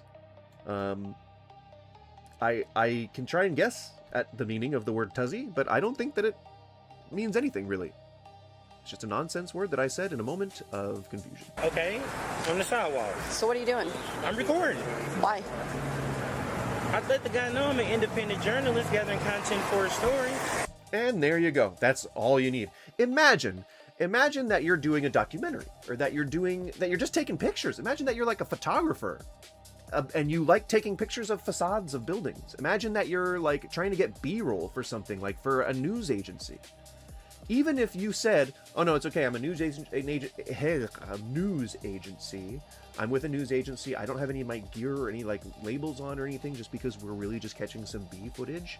You don't have to announce that. But even if you said that to some cops, I guarantee you they wouldn't believe you. They would continue with the investigation, with the quote-unquote investigation. There's no crime being committed here. There's no crime. There's no crime being committed. And he's being approached by the police simply because he looks suspicious? What's your story? I have no ill intent. I'm not on you guys' property. I'm on the sidewalk. Well, what's the story? I told him I can't say it's not published yet. Okay. No reason that he has to share that with you. This is not part of the investigation. What they're doing is they're trying to determine the person's character, which is up to a court to decide. What you need to do as cops is either determine that he's a threat or determine that he's not a threat. Which I think that you can do pretty easily within the first couple of seconds of talking to the guy. Hey, sir, how's it going? How's everything going today? Oh, good. I'm just performing a First Amendment audit. Okay, have a good day, sir. Because you know they're going to post it, and you know that your station is going to get sued, and that you might get demoted. Depending on his audience. If they're big enough, you're losing your job after this if you conduct yourself in a dishonest fashion. Okay, but do you understand how it's weird Absolutely to not. film a bank? Absolutely not. Do you understand how it's legal for me to record on the public sidewalk? Okay, well, they're saying they asked you to leave and you would not. Because I'm on the Doesn't public matter. sidewalk. Doesn't matter. You're still in the parking lot. I'm on a No, you're public not. sidewalk. They own all the way. Sir, Okay. I'm on. Can I get a supervisor right here, please? Let's get a supervisor. Okay, well, we need to get your information. Absolutely not. Okay. There's no crime being committed. We're not just a papers, please country. You don't just stop people and say, "Hey, let me see your ID." Even if somebody else called and said that you're committing a crime, that he's not even committing a crime. If someone said that you're acting suspiciously, the cops can't just come and ask for your fucking ID. Unless they have reasonable suspicion that a crime is being committed. That's the only circumstance where that would apply.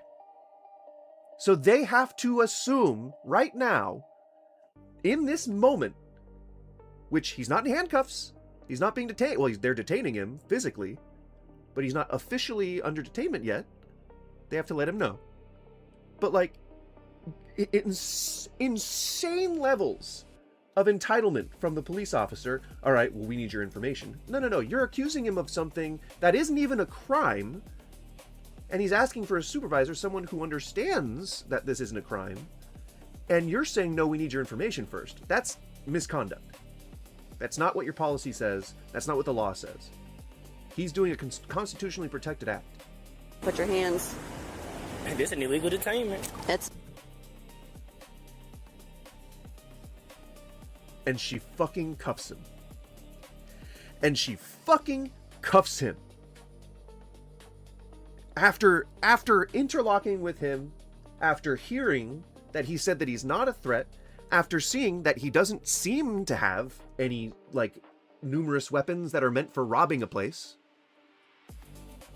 He's wearing a simple t-shirt, a hat, sunglasses, and some fucking shorts.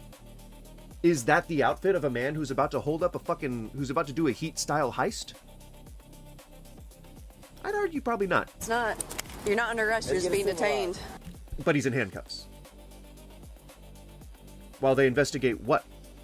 his intent to rob the place? Okay, well, you need to get your information. Absolutely not. Okay. ID refusal is when there is suspicion. Like, you can get charged with ID refusal when there is suspicion of a crime and you knowingly withhold your information. Not if they have made contact with you for someone else calling saying that you're acting suspicious. That it could be any number of different reasons. It could be racism. It could be because of maybe there's like been a history of crime in the area. It could be maybe she doesn't like men. Maybe she's not a man person. Maybe she doesn't she dislikes just men in general. Maybe she dislikes guys in white t-shirts. There's definitely historical reasons why you would not be able to look at someone objectively. But putting a human with emotions and biases in charge of whether or not they get to arrest someone is not a good business plan, which is why we have laws that govern what people can and cannot do. Have you seen videos where cops shoot someone and then yell at them to put their hands up? Yeah, that's standard procedure. If the person's still alive and they still pose a threat, then the cops can absolve themselves of guilt by saying that they're still an active threat, or that they perceive them still as an active threat. And so that's why they say put your hands up, because it's just muscle memory for them to pretend like the person's still alive and a natural threat, or an impending threat, so that they can then watch them die. Because the whole thing is like, you need to make sure that they're dead before you go near them, but then you have to like treat them like any other criminal, like cuff them and all that kind of shit. Pretty bad. Oh, really? You're not under arrest, you're just being detained. We will. And you saw my camera. You also can't just take someone's phone from them. Like, you can't, like, if you're detaining somebody, that they're not under arrest, therefore you should not be seizing their property. It's insane. That is insane that this is happening right now in this video. It's not currently happening. Hey, look. Speed it up a bit. Illegal. Stop my camera. Let's get a supervisor out here. Yeah, she ordered one. Well, and you saw my camera. Hey, look. Bought cameras against and everything. Yeah, you stop my camera. Let's get a supervisor out here. I will. She ordered one. Why'd you stop my camera? Listen, this entire thing is captured But on why'd you stop my camera instead of just sitting it down? So she doesn't know her own policies. You can't just operate someone's phone. Did they catch Bigfoot? No? What? We're checking out a channel that somebody recommended. You can't too on a public sidewalk and listen to illegal detainment, boy. You guys are in trouble. So why were you doing this at the other bank too? I let them know I'm an independent journalist gathering content for a story on a public sidewalk. Okay, well now you've had two different businesses call on you. Absolutely fine. This is what I do. Right. Again, not illegal. She has a man in handcuffs, and she has seized his property for him not doing anything illegal. I mean, this is not Pearl Harbor era 1942 stuff. Like, this is just a guy on a sidewalk videoing something. Now, let me just ask this, just to anyone who supports cops out there.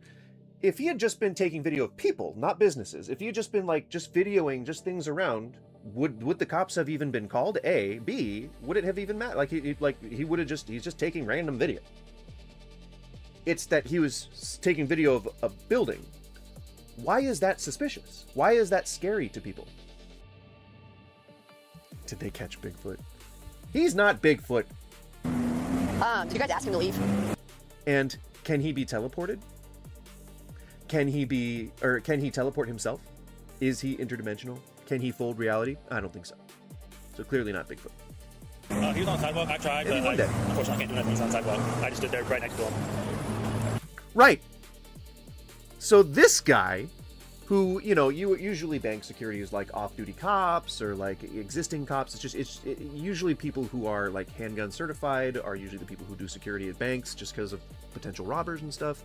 So it's a potential that he could be like a cop or just a security guard, but he knows the law better than she does.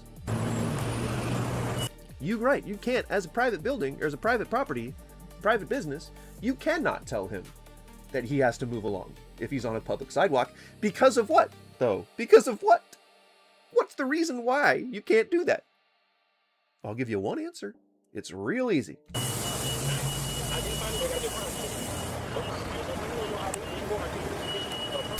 And just so you guys know, detainments usually are like 4 to 6 hours. They're not just like, they can last anywhere from 45 minutes to like 4 to 6 hours. They can hold them there as long as they need to in order to get the information that they need.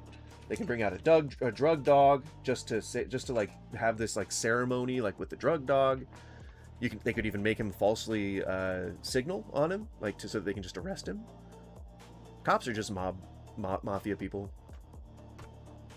That's all it is. It's the biggest, most well-paid gang in U.S. history. Another bank just called on him 30 minutes prior. So, do you know what vehicle he showed up in? Because he obviously had to have, because it was way down at Ward Parkway.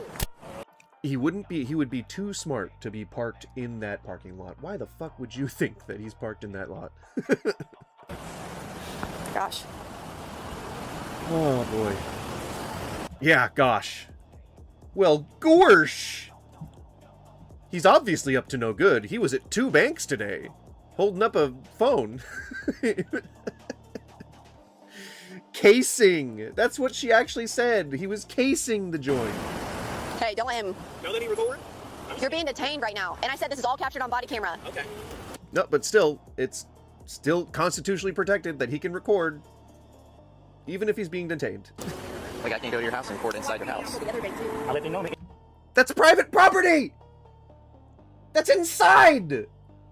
You absolute asshole! And they always do this. They always do this fucking thing where they twist words. They're like, well, I can't come inside your house and record in your property. That's not what he was fucking doing.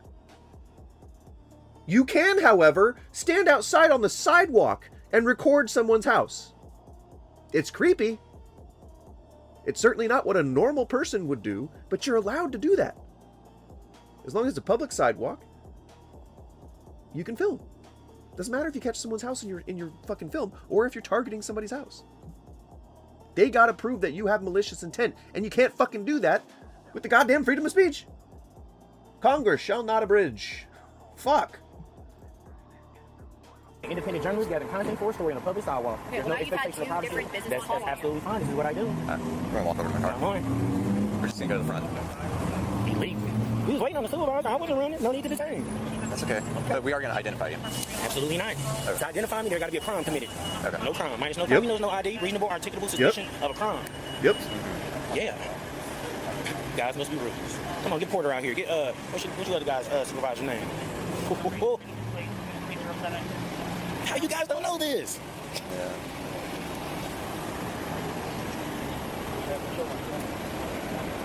He's a little smug. He's a little smug. I mean, yeah, because, you know, people do this for content, man. Like, that's... you know, I can't say that that's not a good thing. As long as you're not being a douchebag about it, then it's all good. He's definitely, you know, adrenaline's up. He's incredulous. He's feeling a little defensive. That's because you shouldn't be able... Like, you shouldn't have to walk down the street feeling like you're going to get arrested, even if you're filming a building. Doesn't matter. Like, it doesn't matter. You shouldn't just walk down the street feeling like you're just going to get arrested somehow. Like, that... Come on, man. All right, so that guy seems fine. But, Skippy, let me show you this guy that you said to check out. This is, law scholar, whips LAPD cop. Let's see. Let's see if he's a nice guy or not. You have no, I'm not going anywhere. Hey, get your fucking hand. Don't touch me, brother. Don't put your hands on me, mother. You better back the up. I'm standing right here. I'm not going anywhere. Keep your hands off me. This is a First Amendment protected activity. Put your hands, do what you want. But I'm not moving a inch, sir. I'm not moving a inch. All right, so off the bat, we see he's a little bit more confrontational than the last guy. He put himself into this position, inserted himself into the cop's business, put himself in front of the cop. Go ahead. Go ahead. This is Rodriguez versus United States 2016, you f***ing dunce. No.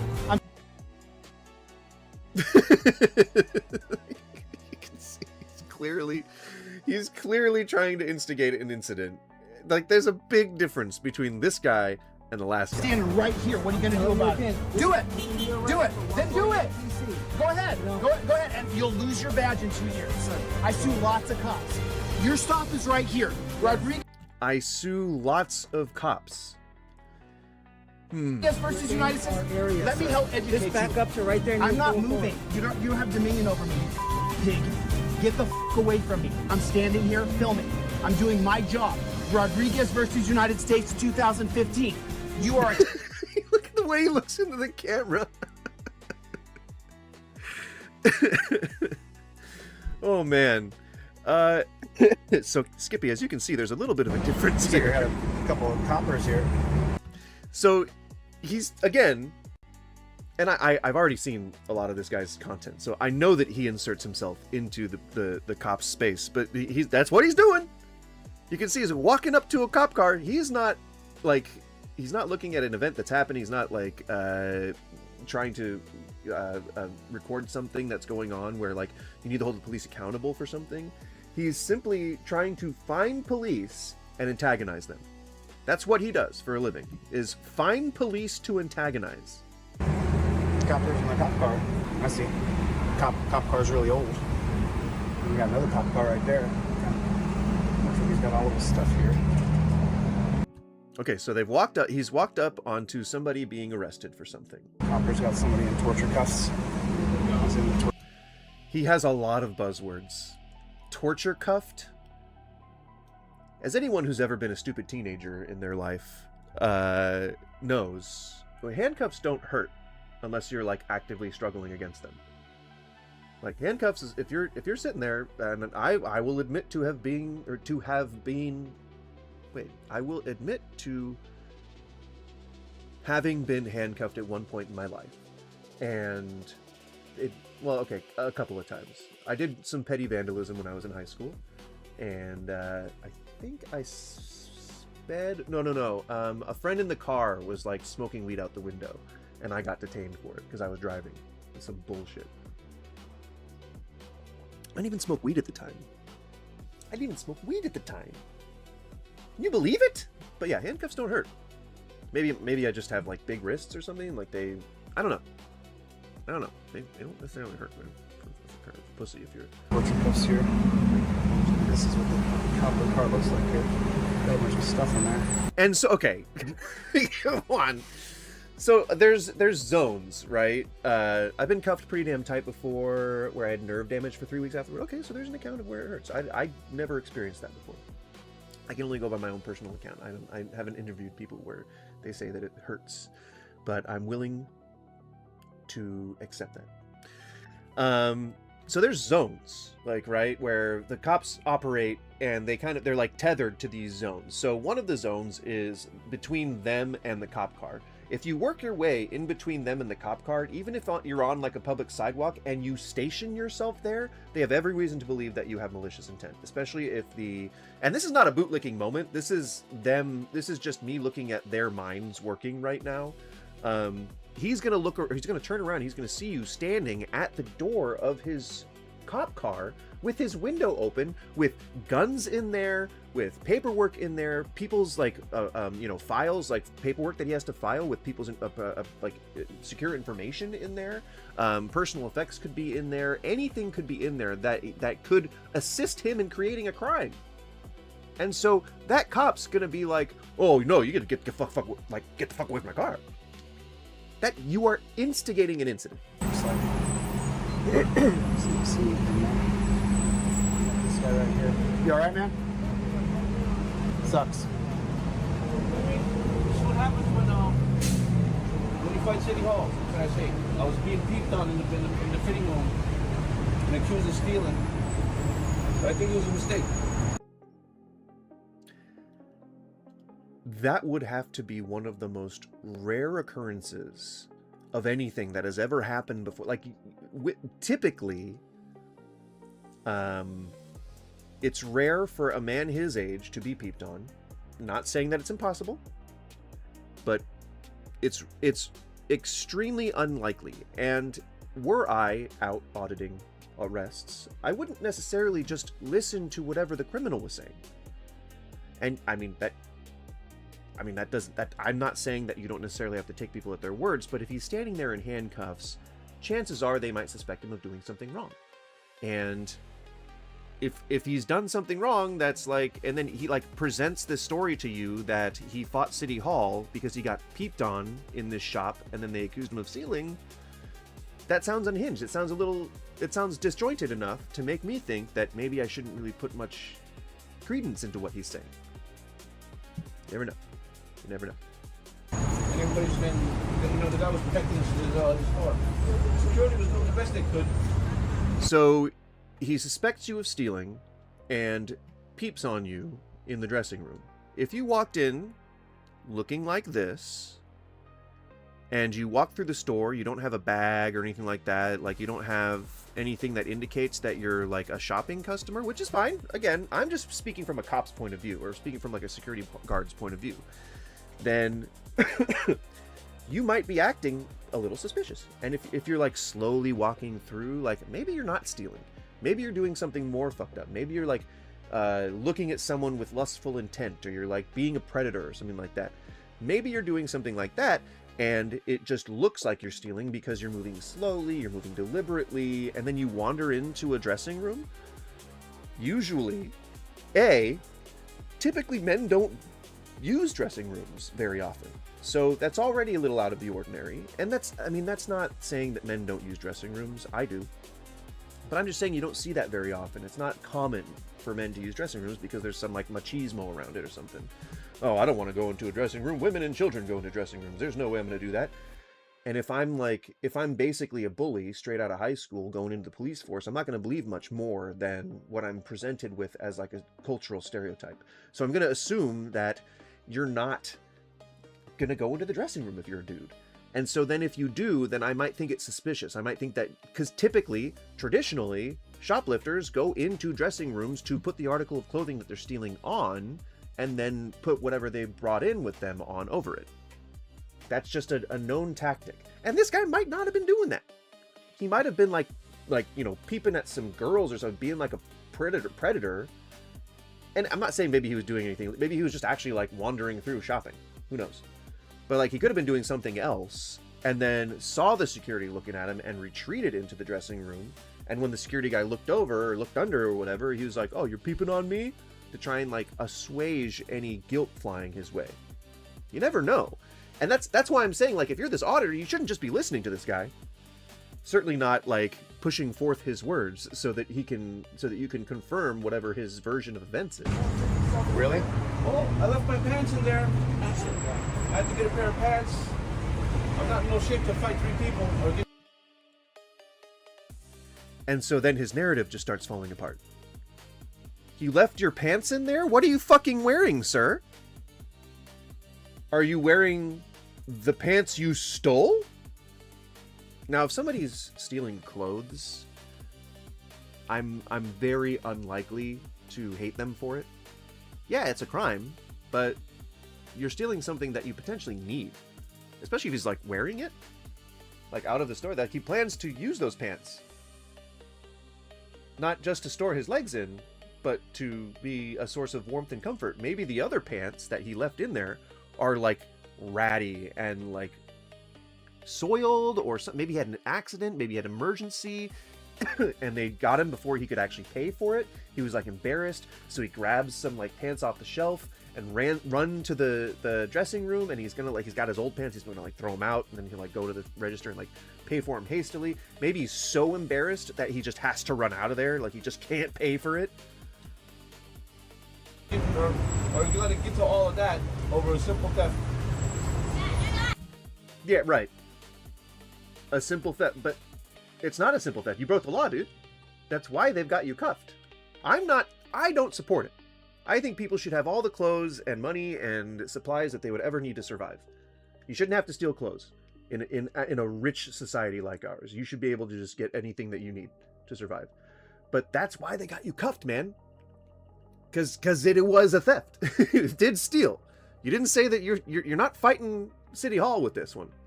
This is not some epic anarchist testimonial here. I'm really upset about it, disappointed, but it is what it is. There's nothing I can do. LAPD does not need to deal with this. You do the police work. You got other things to worry about. Did you steal anything? I was trying on something.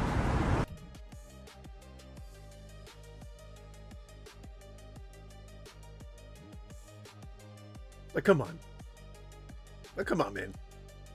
Really thought you were stealing? No, I was in the dressing room trying on an outfit. I looked at it. I sent a picture of it to my girlfriend, well, to my homegirl, and So not your girlfriend?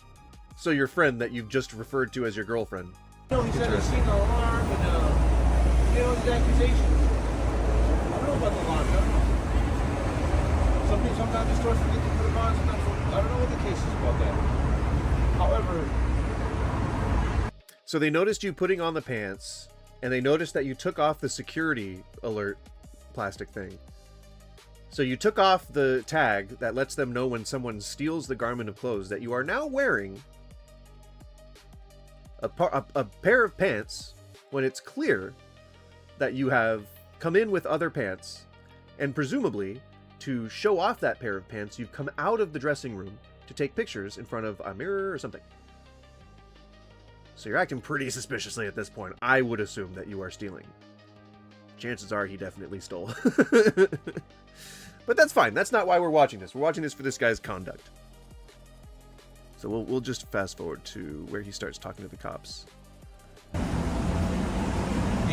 Do you need more than 3?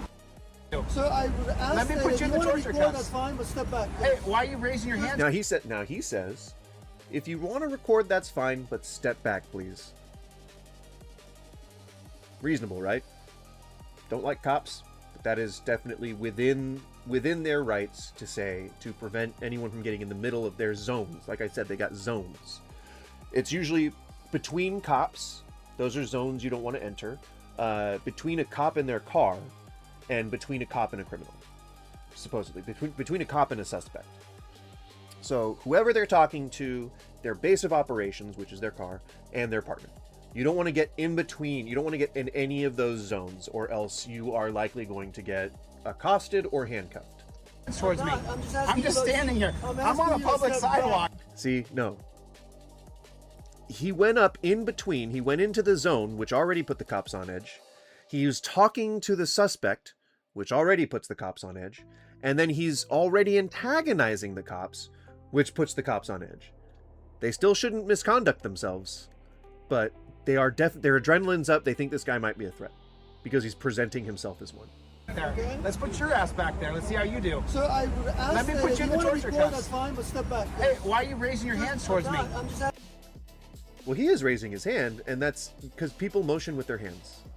People talk with their hands, and he uses that as like acts of violence. I'm just standing here. I'm on a public sidewalk. You're not just standing here. You were looking in through their open window of their car.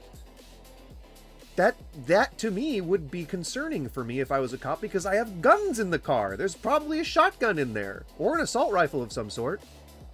Like, that's a problem. Sidewalk, use no crime tape up. Step back a little bit more. Well, let me help you. I'm a constitutional law scholar. That's an unlawful order. That's unlawful order. Doesn't matter if you're a constitutional law scholar. You also are a YouTube creator, and if you're doing this on like a public street in the middle of the day, I can assume, just me as a normal human being, I can probably assume that you're trying to make content from it.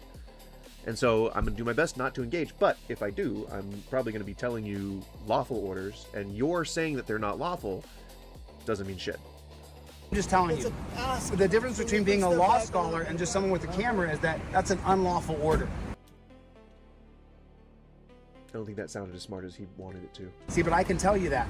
I mean, you guys put him in that tiny little space right there. Do you feel bad? Yeah, the back of the cop car is appropriate for people to for cops to put suspects in when what? I mean, you're just complaining about every fundamental part of the cop infrastructure, which, I mean, kudos to you. Yeah, I mean, everything deserves microanalysis in terms of cops, like especially corruption and bias and things like that. Totally. The way you do it, though, is a little questionable. At all. Do you have any kind of feelings at all about what you're doing to another person? Are you going to put the air conditioner on or roll the windows down? Have you offered him any water? I mean, come on, dude. Like, cops, they still gotta go home at night and beat their wives, just like any other maladjusted human being. So yeah, I mean, I'm sure they probably feel some way about it on a human level. But I don't know that it, especially because this is like something that they immerse themselves in every day. I don't think that they're really as affected by it as you and I would be. You know, and I could argue that the people who do these audits are, I would say, probably the same. They probably go home and like are, you know, have to sit in their car to record their commentary because their family doesn't like them, and they still try to live their lives normally. This guy particularly. Have you offered him any water? Have you offered him any water? He said, leave them alone. I'm okay. Right, because he's institutionalized, dude, and you did it to him. You're the reason why he behaves that way. It's what you did. You. All very reasonable things to say. Totally agree with him on this, on these few points. Have no feelings about putting a guy in a car like that? I mean, you just sleep. But, I mean, you just said he's been institutionalized. They've been institutionalized too. I mean, yes, cops might be potentially victims as well, but they're complicit because they continue to perpetuate this violence. You know, shitty. I'm not gonna Shitty all around. Oh, and is that what people say to you when you start asking where you going, where you been, what time you coming home? Is that what you do? You go, okay, no problem. Let's do it. Let's do it. See, I bet you within 2 years your badge goes. I bet you within 2 years you have no. No, I'm not going anywhere. Hey, get your hand. Don't touch me, brother. Don't put your hands on me, mother. You better back the up. All making sure that he's perfectly framed, right? I'm standing right here. I'm not going anywhere. Keep your hands off me. Sir. Rodriguez versus United States, 2015. You're extending. Member protect activity. He's spitting. He's definitely spitting. This is a First Amendment protected activity. You cannot extend a stop because you don't want me filming you. Sorry, buddy. You put the guy in the car I already. said you could film me. I can film from anywhere I want. I'm 10 feet away from your car. I'm right here, Dunce. You are absolutely not 10 feet away from the car. That is not 10 feet. That isn't even close to 10 feet. But you see how patient the officer's being. Like, I mean, he's got to be. That's his job. But he's definitely not making it easy on him. Which is fine. You know, you don't have to. You ain't... Again, I'll hammer it home that cops don't deserve special treatment just because they're cops. But also, you don't have to make it easy for someone to antagonize you back. You don't have to do that. You don't. I mean, maybe you're a martyr if you do, but I don't think I support the use of. He's in previous videos. He's used like R slurs and F slurs and stuff like that. Obviously, it's an attempt to elicit a response, and that's how he makes his money by them having a response. 6 feet apart, they were far apart. That part makes biological sense, but then you run into things that don't fit biology. Witness. Just to catch us up, because I know that we deviated a little bit. Just to catch us up, we are talking about how David Politis was interviewing a person about finding mysterious tracks one day, and he just said that they're about 6 feet apart, which makes sense biologically. I don't know that because I'm not a biologist. I don't know that because I'm not a biologist, okay? All right, and I don't claim to be one. That part makes biological sense, but then you run into things that don't fit biology. Witnesses, I'm gonna shut the face cam tribal off. leaders, If you know, you know. police officers, lifelong researchers and investigators, and regular people describe creatures that vanish between the trees. What the heck was that? Did you see that? What the heck is it? There's something taken off right there. Did you see that? Footsteps pacing around and no footprints left, or footprints that which would indicate that there wasn't something there. begin, You know what? but I'm gonna let you then cook. suddenly in the middle of nowhere, where there's no cover for a being to have hidden. That particular phenomenon is one that I've experienced personally, most recently on my expedition to the backcountry of British Columbia, where I came across a number of singular footprints deep in the woods where no one would be around to hoax such a thing, where logically you'd think there would have been an entire trackway, not just one print. Rick's just mixing up some plaster of Paris here and try to cast this. Right, which almost makes you believe that it wasn't actually what you think it is. Are you seeing what looks like a big toe impression here? You can feel it. It's almost what it seems like. Oh yeah, that's So definitely strange. lower. No question. I'm going to be doing a full video breakdown, probably in a month or so, of my expedition, seeking Sasquatch and finding a whole lot of quite shocking evidence. So if you're interested in that, subscribe to Cabin in the Woods to make sure you don't miss it. And then there's really weird stuff like orbs around sightings, or sudden drops in sound or pressure, like the environment itself is shifting. Now, let's be real. Skeptics love to laugh at this stuff. And the smell I get of it. ozone. On the surface, it does sound absolutely nuts. But what do you do when the same patterns appear again and again from different sources but credible people with nothing to gain? You don't get to just hand wave it because it makes you feel uncomfortable. At least not if you're being intellectually honest. But the problem is, But you also none of don't that have to stuff just go fits straight to the neat Bigfoot. little box that people try to put Bigfoot in. Then there are my own experiences. When I had my first sighting, I was still firmly in the Bigfoot is nothing but an undiscovered ape camp. But almost a year later, while scrubbing through my footage from that event, I discovered this momentary flash of reddish light that corresponded with a grunt I heard in the woods. There it is! Did you see it? No? Me neither. Oh, there it is. I tried to write it off as a lens flare or a bug flying from my camera momentarily, but the fact that the timing of this light matched exactly the timing of the grunt I heard, and it just didn't look like a bug or a lens flare. I know lens flares, I'm a filmmaker. It just made me realize there's more to this than a simple unknown animal. After that, it got a lot harder for me to dismiss Bigfoot witness reports involving orbs, cloaking, teleportation, mind speak. Some sort of portal opened. He was coming through it, or looking through it. Technically, whatever did this and why it did it was thinking, well, he's not looking now. I'm going to manifest, or I'm going to come through the portal. To the best of my knowledge, I don't think anyone's... Yeah, so like, think about TV shows in the 80s. All right? Believe me, this is going somewhere. Think about TV shows in the 80s. Or like, I guess in the 90s. Around the time that radical was a slang term that people used. Imagine that you've got a TV show that's been going on for years. It's reliable, it's faithful. The ratings never really, like, faltered very much. You're doing good. All of a sudden, the executives come up to you and they say, the show's trending downward. We need to modernize. We need to make it sexier. We need to make it more appealing to broader audiences. And so they say, okay, well, what are we going to do? Well, I don't know. Edginess is kind of a thing. Skateboarding's a thing. Surfing's a thing. The youth is a thing. They're the untapped market that we need to access. And so then the show creators go like, okay, well, we can clean it up. We can make it more social. We can make the cuts quicker. We can make the content more like come in more fast. We can we can try to figure out ways to update the styles and the editing. And instead the execs say, nah, you know what? Put something edgy in there. Put something edgy. You know, the kids, they like radical, they like skateboarding, they like surf.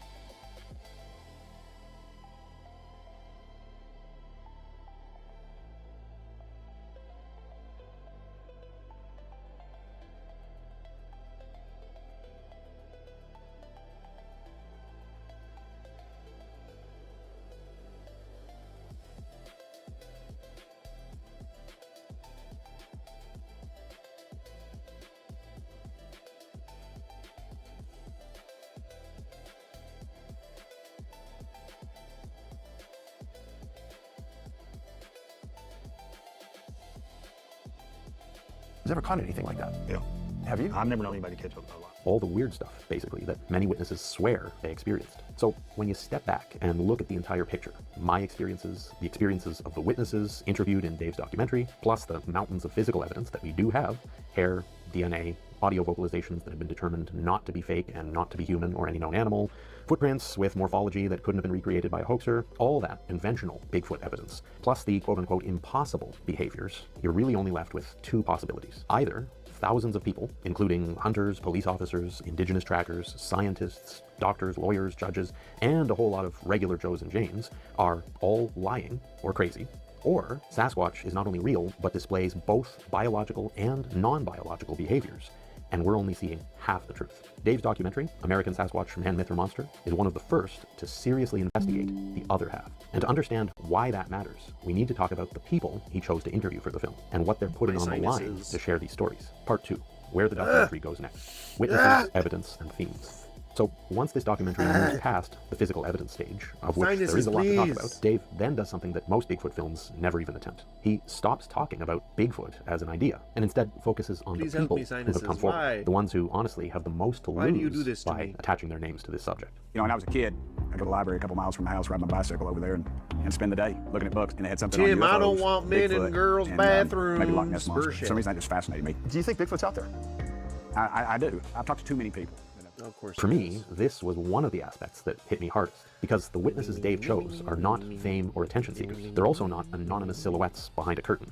They're congressmen, tribal elders, former military, and serious, lifelong investigators whose only stated goal is to get at the truth. And again, there are also plenty of everyday people who look like they genuinely prefer not to be on camera, but they're doing it anyway because something happened to each of them that demanded to be told. You can see it in their faces. They're not exaggerating. They're not trying to ham things up or seem more mysterious. Most of them just look uneasy, like they're carrying something that they've held onto for years, and this may have been the first time they've shared it out loud. Something crossed the road in front of our ambulance.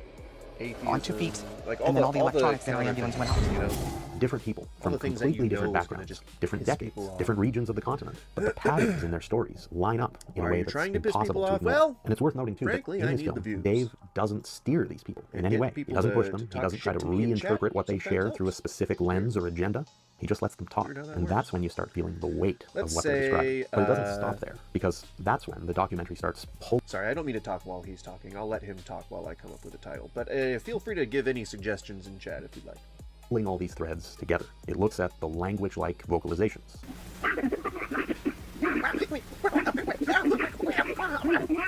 It looks at the strange lights that many people see around Sasquatch encounters. What did we see? I haven't got a freaking clue what we saw, but I saw it. Hey, that's where I am. Survivor Man Bigfoot in the Portland area. Look at that. That part is fact. 2 lights that after, I'm going to say a half an hour, 20 minutes, seem to disappear. It looks at the sudden environmental shifts that people describe. And it looks at the physical evidence. The DNA, for instance, that has been extensively tested and come back as human, but not human as well. It looks at government officials admitting that there are reports average people aren't allowed to see. And perhaps most significantly, it looks at tribal knowledge. People whose cultures have lived with these beings far longer than any modern researcher has explored them. When people ask me, what do you think of Sasquatch is, they're the perfect human. As I've been taught by the tribes, they have laws, very strict laws. They have language, they have culture, they sing. But again, and this is important, what I appreciate most about this film is that Dave doesn't try to force an interpretation onto any of this. He doesn't pretend to have every answer, which unfortunately is a tendency you do see among Bigfoot believers who are firmly on the paranormal side. Oh, they're absolutely this, or they're absolutely that, or they absolutely go by this name and come from this planet. Let's be honest, we don't know that stuff, and Dave doesn't pretend that we do. But what he does, and what very few documentaries ever do, is organize the phenomenon into categories and patterns that actually make sense. It's not a bunch of random stories thrown together for pure entertainment, as you often see in films about unusual subjects. In this case, it's a detective laying out evidence. And when you sit with that evidence long enough, when you hear enough credible voices describing behaviors and experiences that don't fit in the undiscovered ape box, a picture starts forming. Whether you want it to or not, you start to understand why Dave Paulides made this film, and why the question at the center of it is so uncomfortable for so many researchers. Because if even a fraction of what these witnesses describe is true, then Sasquatch is way more than a large primate hiding in the woods. It's something smarter, way more aware, infinitely more complex, something we're only just beginning to understand. And that leads right into my favorite part of this whole project. the conversation I had with Dave after watching the film. The other side thinks this might be Gigantopithecus or Paranthropus. That's what you hear at conferences. Established DNA. In North America, there's never been any wild ape, gorilla, Paranthropus, Gigantopithecus DNA ever found in North America.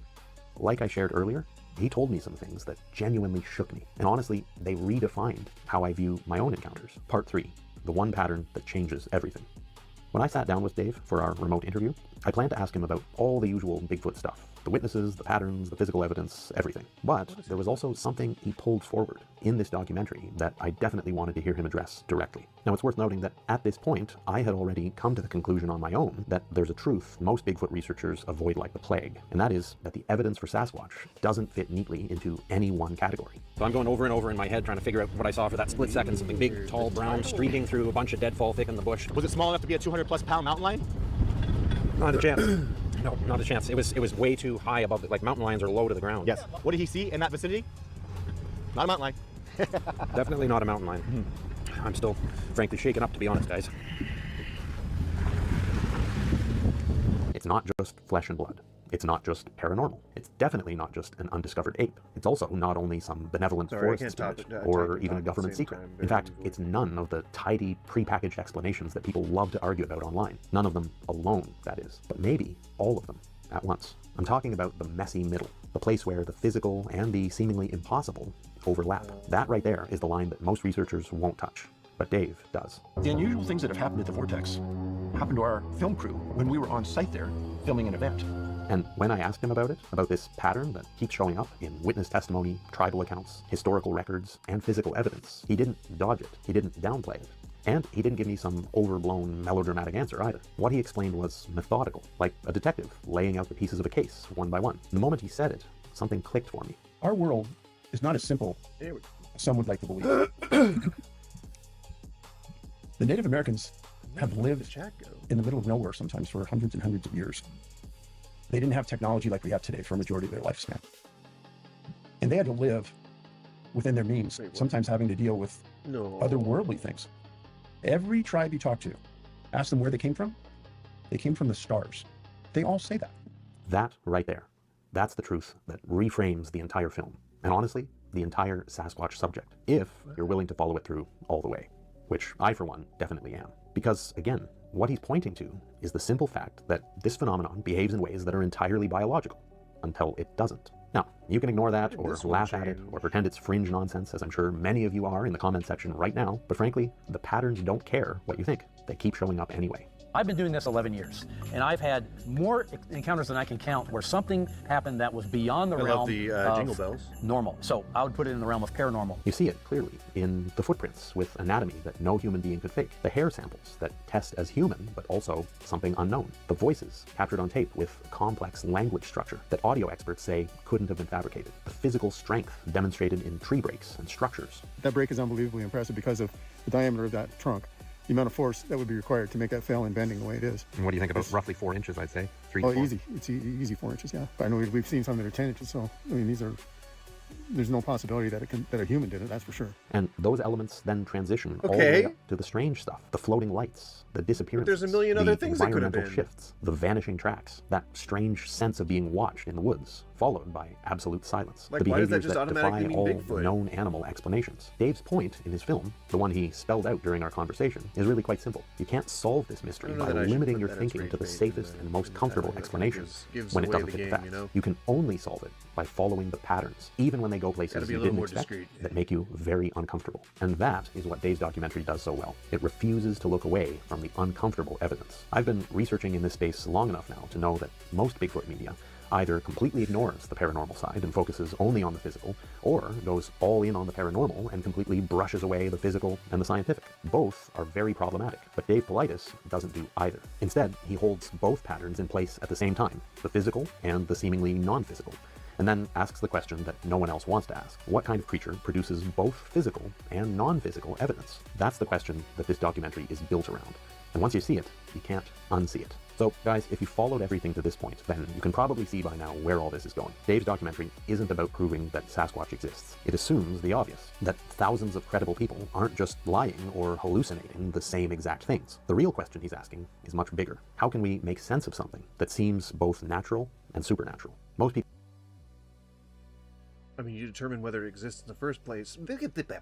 See, this is what happens when you don't do vocal exercises before you start streaming. You get a mushy mouth. You use scientific method to determine whether it exists in the first place, and then you conduct studies and you test it. And if you can't determine that it exists, then you stop deciding whether or not it has 6 legs or 2 legs, or has coarse hair or soft hair. You can't move beyond it at that point. You know? Did my...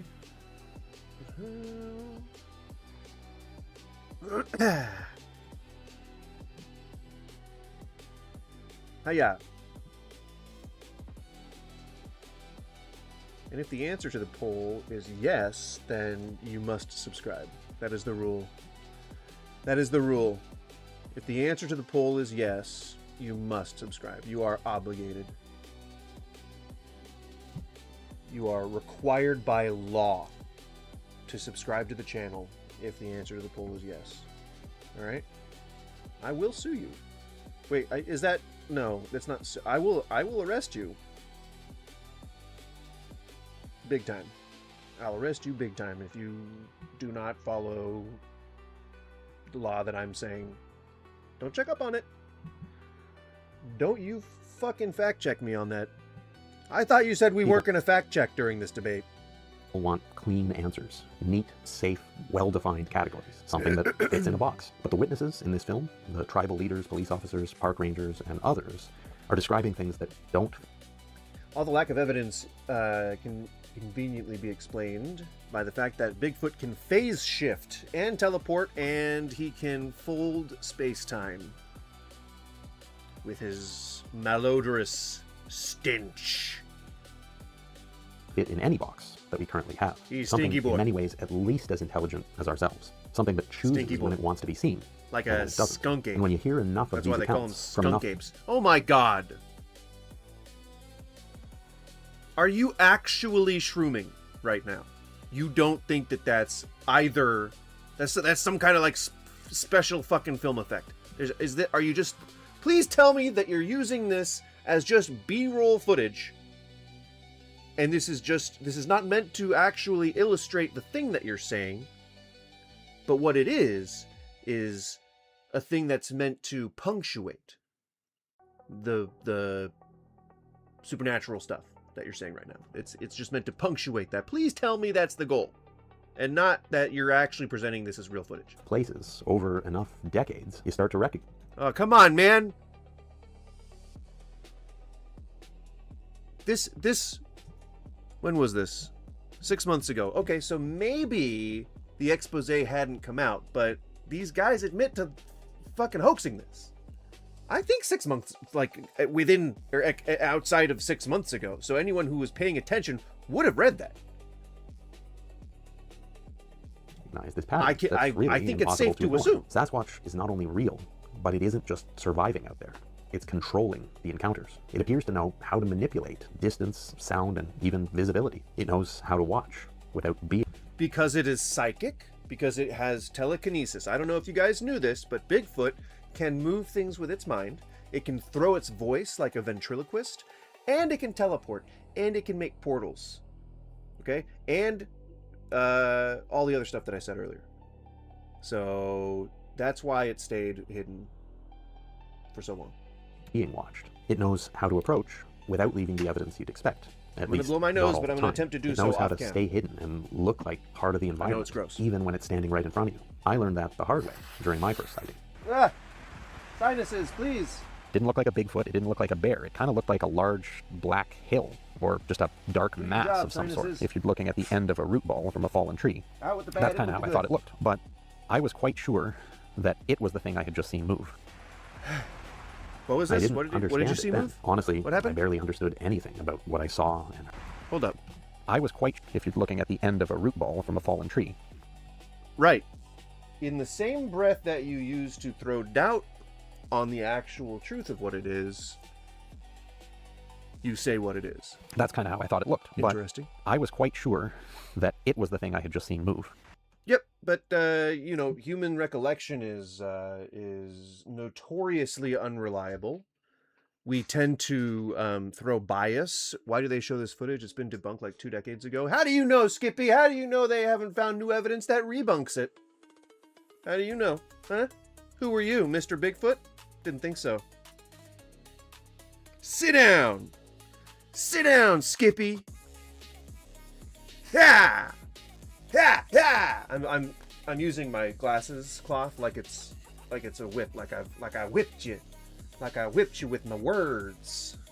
With my sharp tongue words. Tongue words?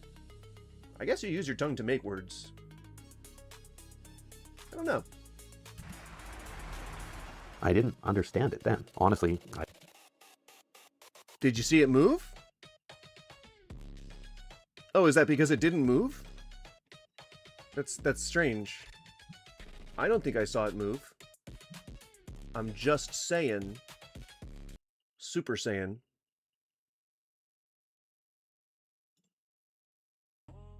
I barely understood anything about what I saw and heard and felt out there. But I gotta say, What the after fuck is watching this? this documentary and talking with Dave this afterwards, music? a lot of those strange Watch. pieces suddenly started looking less random. The grunt with the flash of reddish light, the feeling of being watched from multiple directions at once, the was sound with of the music logs that being started. thrown into the forest foliage Fucking AI when there slop. wasn't any visible movement anywhere. What the fuck is It's that? so steep here, that's the problem.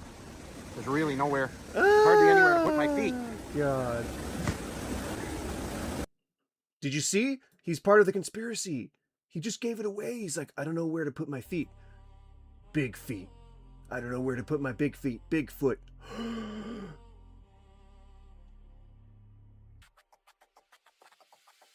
He really is Mr. Bigfoot.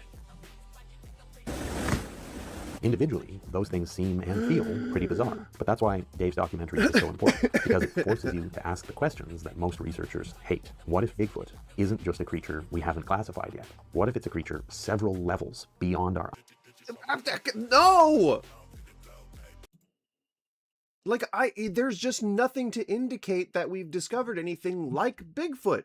It would thus already have been undiscovered, so why the fuck does it matter? Like, prove it exists. Prove it exists. Give actual evidence that it exists instead of just like implicitly believing that and then just perpetuating this whole notion that you're trying to now specialize why it exists, where it exists, and how it exists. God damn it, dude.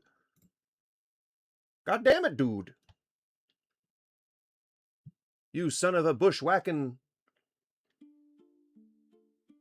pomegranate? Any word really was what I was thinking, and that's what I got. I got pomegranate from that. I don't ask me how. Don't ask me how. A little more chill, huh? It doesn't fit the dancing though. I guess it does. It's not too disjointed.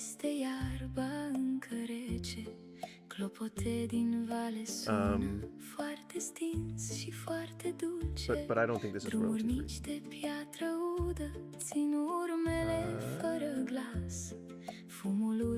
I mean, if the thing doesn't get flagged, then it might not. It might be. Nope, it is copyright. Nope. Copyright. I can't be listening to this. How dare I? Not cool, dude. Oh, here we go. Here's fucking what's his face? What's that guy's name? This guy? What's his name? Benjamin Button. What's his name? Benjamin Button. His name is Benjamin Button. Benjamin Netanyahu. Countryman. Oh man. Ben Sanchez. What the fuck is this guy's name? What is the drums? Definitely AI slop. What are those drums? Do you hear that?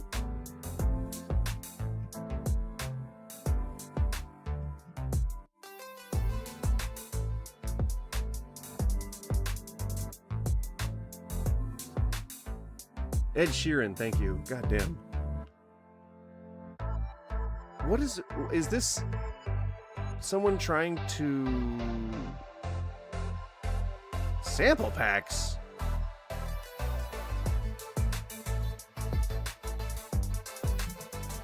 No, what are you doing with your music? Why is it like that? That's insane. That is the most insane music that I've ever heard. Okay, it only has 48 views. I guess that's way more in keeping with what I guess I kind of thought. You know what? There you go. Thumbs up. That's good effort. God damn, dude. If that had millions of views, I was going to be incredulous. Oh my god. I'm so happy that it's not because I don't want them to succeed. It's because you get like an air of attitude from someone when it's like, yeah, look at my music, I got like 3 million views, because there's a lot of stupid people out there. I'm gonna let that hang. Who want to listen to bad music? You know, some people might tell you that you're good at this, and some people might tell you that your voice is good. Some people might tell you that, you know, certain aspects of music is good and stuff like that.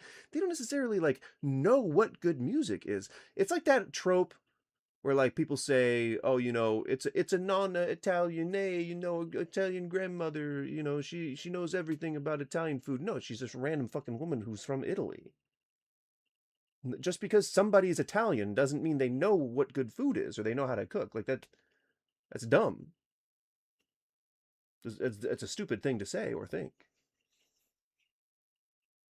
All right, society? Not the user, but the concept. All right. Get on it. Get on it, girl. Now, well, we still need music. I closed the page. I acted hasty, simply because I wanted to be like incredible. Like, threw the glass down. Take that, Ed Sheeran. And I actually believe that it wasn't AI, because that did not sound. It would have sounded better. It would have sounded better if it was AI. I'm so mean. I'm not trying to be mean. It would have been better. It wasn't good.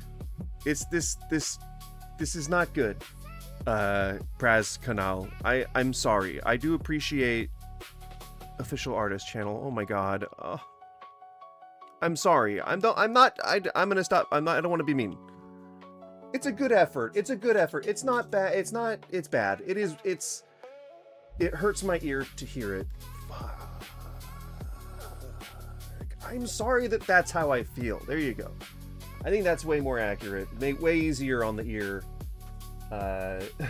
for me to hear myself say.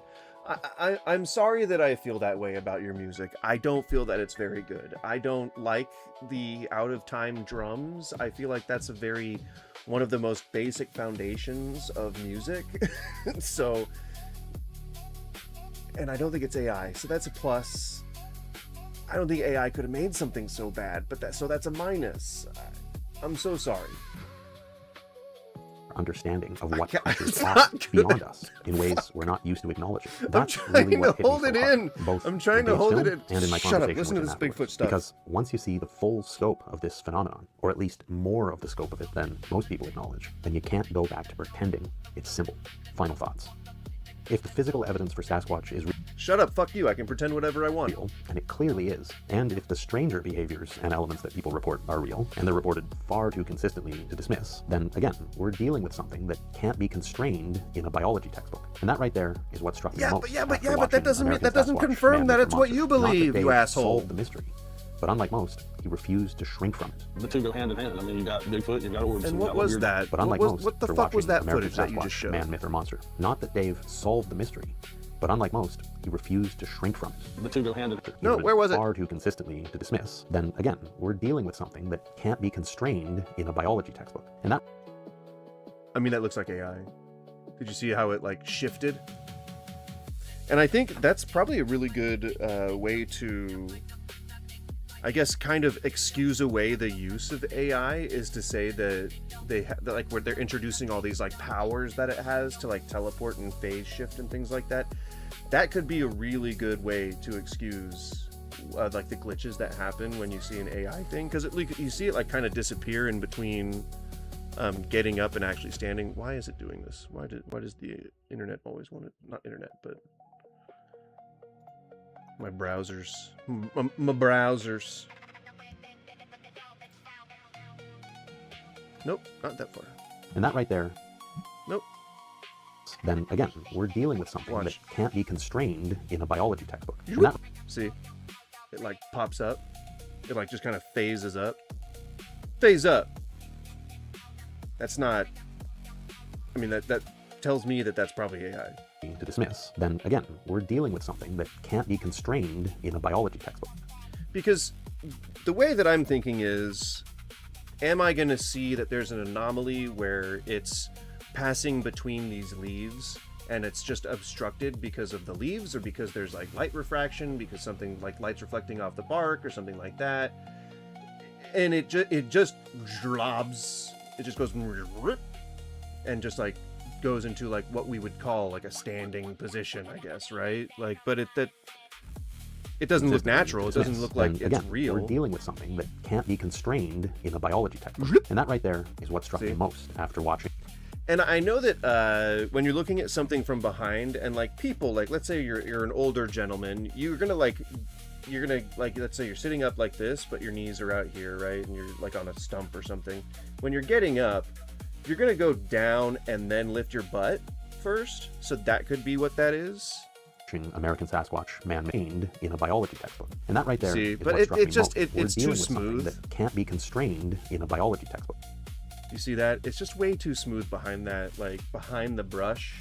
Like there's just no way that that's real footage of anything. And that right there is what struck me most after watching American Sasquatch, Man, Myth, or Monster. Not that Dave solved the mystery, but unlike most, he refused to shrink from it. The two go hand in hand. I mean, you got Bigfoot, you got orbs, and you got weird lights. It's just, I can't explain it. You think Bigfoot has some type of paranormal ability? Jesus, dude. He's got abilities that we don't understand.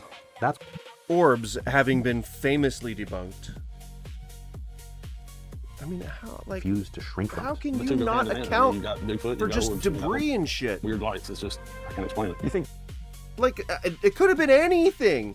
So you know how like trees have those little helicopter things, helicopter seeds that float to the ground, or float like alongside, like they could float in an air current and just kind of like, you know, levitate for a bit. Not levitate really, but there is no way to prove to these people it's not real. Well, yeah, you can't prove a negative, or you can't disprove a negative, or you can't prove a negative. I can't show you the missing product. You know, I can't show you a picture of the missing product. It's just going to be my empty hand when I'm contacting you for Amazon customer support. You know, it's like, okay, here it is. Fuck, like, what? What do you expect? What do you expect me to do? I see about 50% of people were fooled by my rage bait title. Excellent. But if you were fooled, you gotta subscribe. That's the law says that you have to subscribe if you were fooled. That's what the law says. It's important that you follow the law, or else you will be arrested. The SWAT team will descend upon your local municipality, and they'll cut off access to the entire town. And you will then be isolated in your metropolitan center. I don't know why it's SWAT. It would be the military. The military comes in and they're going to border your town up, and they're going to build a wall around it until you're subscribed to my channel. All right? So if my rage bait title fooled you, you are obligated. Don't fool with me. It's my glasses, but I don't know why I think that that's threatening, but I look through these, and I'm going to look at you. That's right. Look at you, and you, and you, and you. Hopefully it's 50% of all people, you know? Hopefully that continues. It's a good trend. I like that. Be fooled. But yeah, orbs, I mean, it could be anything. It could be something in front of the camera directly, which is, you know, a notorious way that debris can look like it's phasing in and out of existence between, like, you know, moving faster than the shutter speed, or being too close to the camera where light wraps around it, like when you hold a finger up like this, you can see both sides of the finger, you can see through your finger.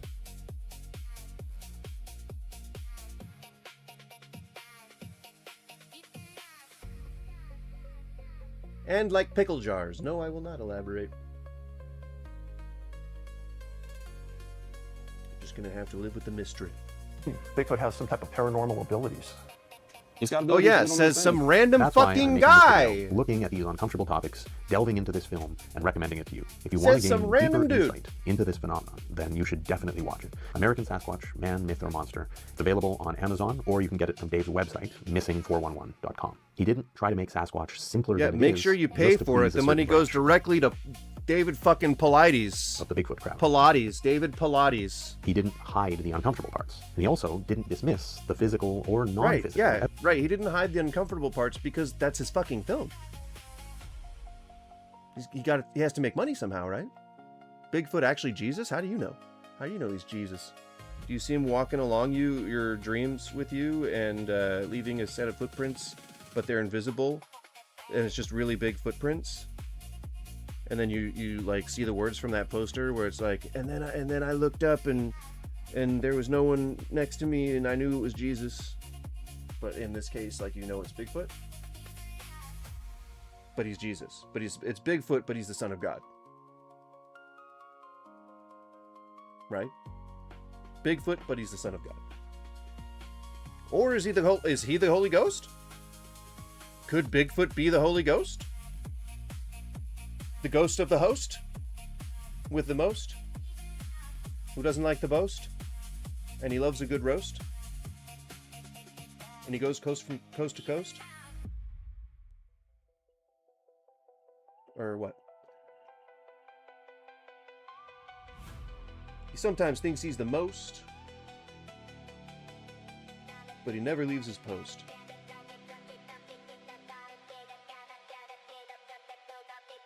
As reasonable as any of these other explanations.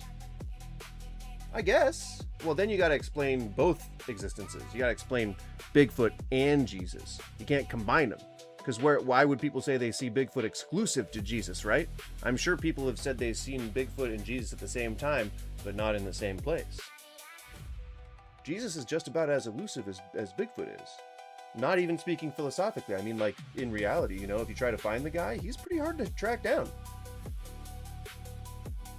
People think they've seen him in toast before, but he's a hard guy to pin down. You know, very rare that you're able to get an audience with the real Jesus H. Christ. All right, write that down. Write it down, goddammit. Evidence. He just laid the patterns out and followed them honestly. And when you really start to look at those patterns, as I have, you start to understand Honestly why is a so bit many of a people are stretch. uncomfortable with this. Bit We're of a talking about stretch. beings that transcend the materialistic reality we see before us. We're Jesus talking Christ, about realms dude. that can't be measured with our current tools and come with implications that could What is that potentially supposed to rewrite be? our entire view That of the could just be a universe hole and our in the place in it. branches that's too why dark this for stuff the has been sun to ignored for so reach, long. that But it's looks also why like people it's a who have figure had these sorts of in the encounters brush. walk away permanently changed. Now, I don't That's expect just everyone off to the top agree of with me me on head. this, and I don't expect everyone to Off agree the with Dave top of or me to head. immediately accept the evidence he presents in film. But if you care about the truth more than categories, then this subject deserves a real look. Not the watered-down version that skeptics or one-track-minded believers put forth, and also not the over-sensationalized version that certain people try to sell. Just a real, honest look. Now, here are the moments from my interview with Dave Again, that honest brought is a everything we stretch. talked about here into focus for me. Bit of A a rancher stretch. from Northern California in the late 1800s, early 1900s. This rancher kept a journal, dated it, unusual things that happened to him. He was running cattle up near the Oregon-California border, and he kept them up there in this temperate climate during the winter. And they lived with the Native Americans in that area during that time. Man said that at one point, a Native American is walking by him with this plate of fresh meat. And he asked, "Where are you going?" And he says, "Can't say," and he walks away. Again, we're kind of approached with this this kind of trope that happens in a lot of cryptid searching circles that surround Native American legends. There's this tendency for people when building these narratives to explain Native Americans as like really primitive cultures and that they haven't evolved with us. You know, like that they're still savages, you know, according to whatever colonial era assholes titled them that. You know what I mean? Like it's like like a reverse racism. No, it's a racism through the wrong approach, I guess. It's venerating a culture so much that you're like accidentally becoming racist. I don't know if there's a term for that, but it's like if I was to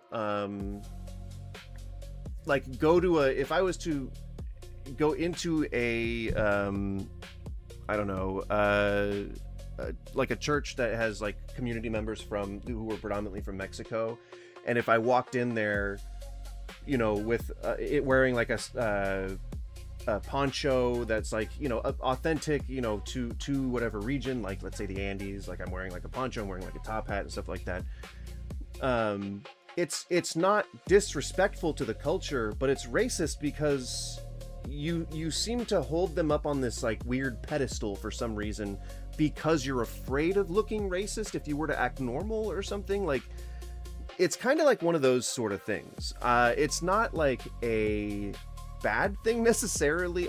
They don't mean it to be a bad thing, but it is from a place of like racial stereotyping and how people from the oppressor's point of view the marginalized cultures, if that makes any sense. But it's like accidental racism, which is just, you know, it's funny but sad, but funny. Well, this rancher, and it happens a good lot friends with the elder, so these, he walked over to you an know, elder and said, he was Skinwalker Ranch, when they talk about the Utes, when they talk about the Blackfeet tribe, when they talk about the Navajo, they do the same thing with Skinwalkers. They do the same thing with all that stuff. Still on Sasquatch, yeah.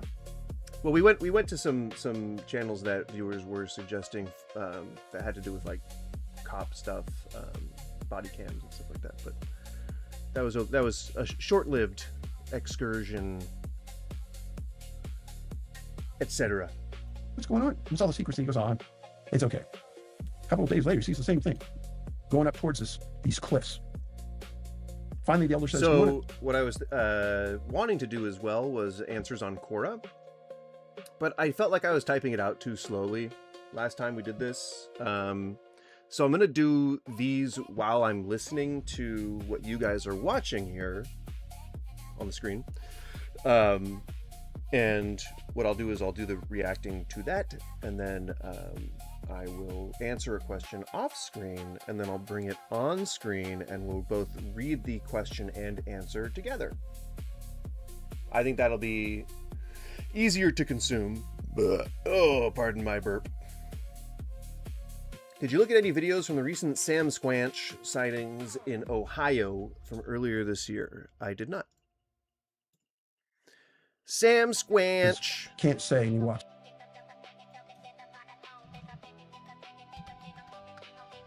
Sasquatch sightings. What's up, Pumpy Cans? Pumpy Cans. Ooh.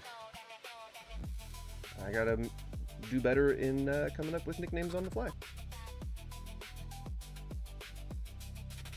Ohio's Bigfoot Flap. I guess that looks like a decent source.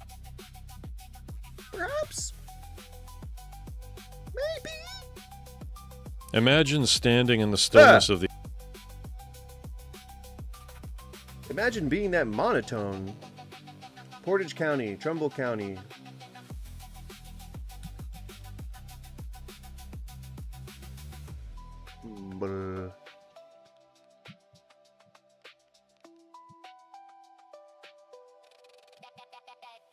I just want to see like raw footage.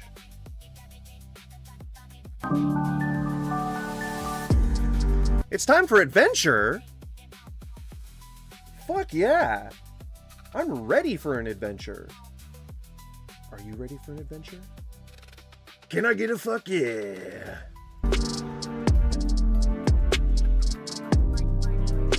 Maybe not with the lo-fi, but you know, put something more exciting on there and then I'll be even more pumped. Like some heavy metal.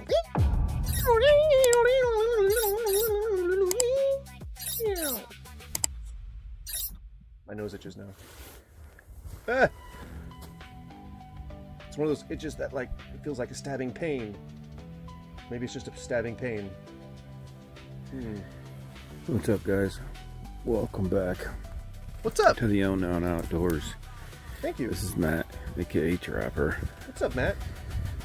With the Unknown Outdoors. Thank you so much for joining us back. Are you going to really appreciate you show it, or are you just talking about it?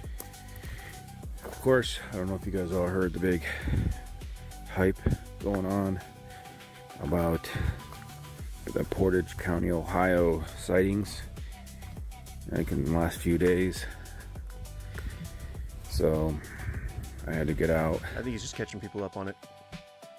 I want to see, you said footage, right? Donde está?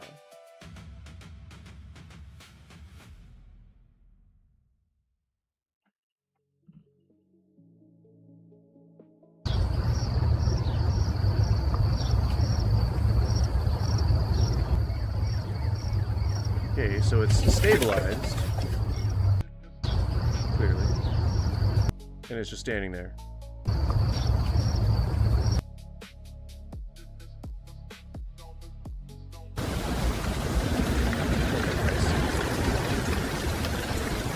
Yeah. So that's not real. I don't know if I'm gonna be able to find the footage of it. Oh shit! Dinosaurs? Fuck yeah, dude! Look at it! Look at that! Right off the coast of Seattle.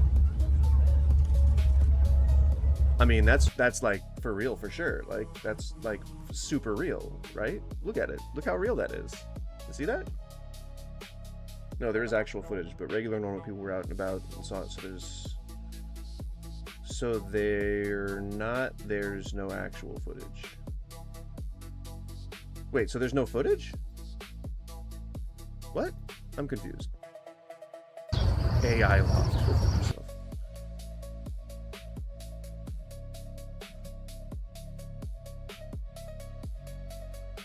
Jesus Christ, come on, man. That's not actually it. Dark evidence.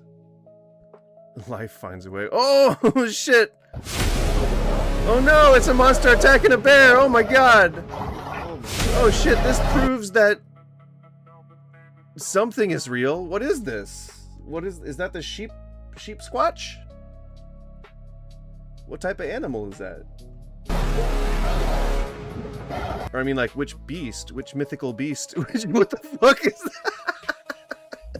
So good. That looks good. It's real. It looks really, I mean, I know it's real.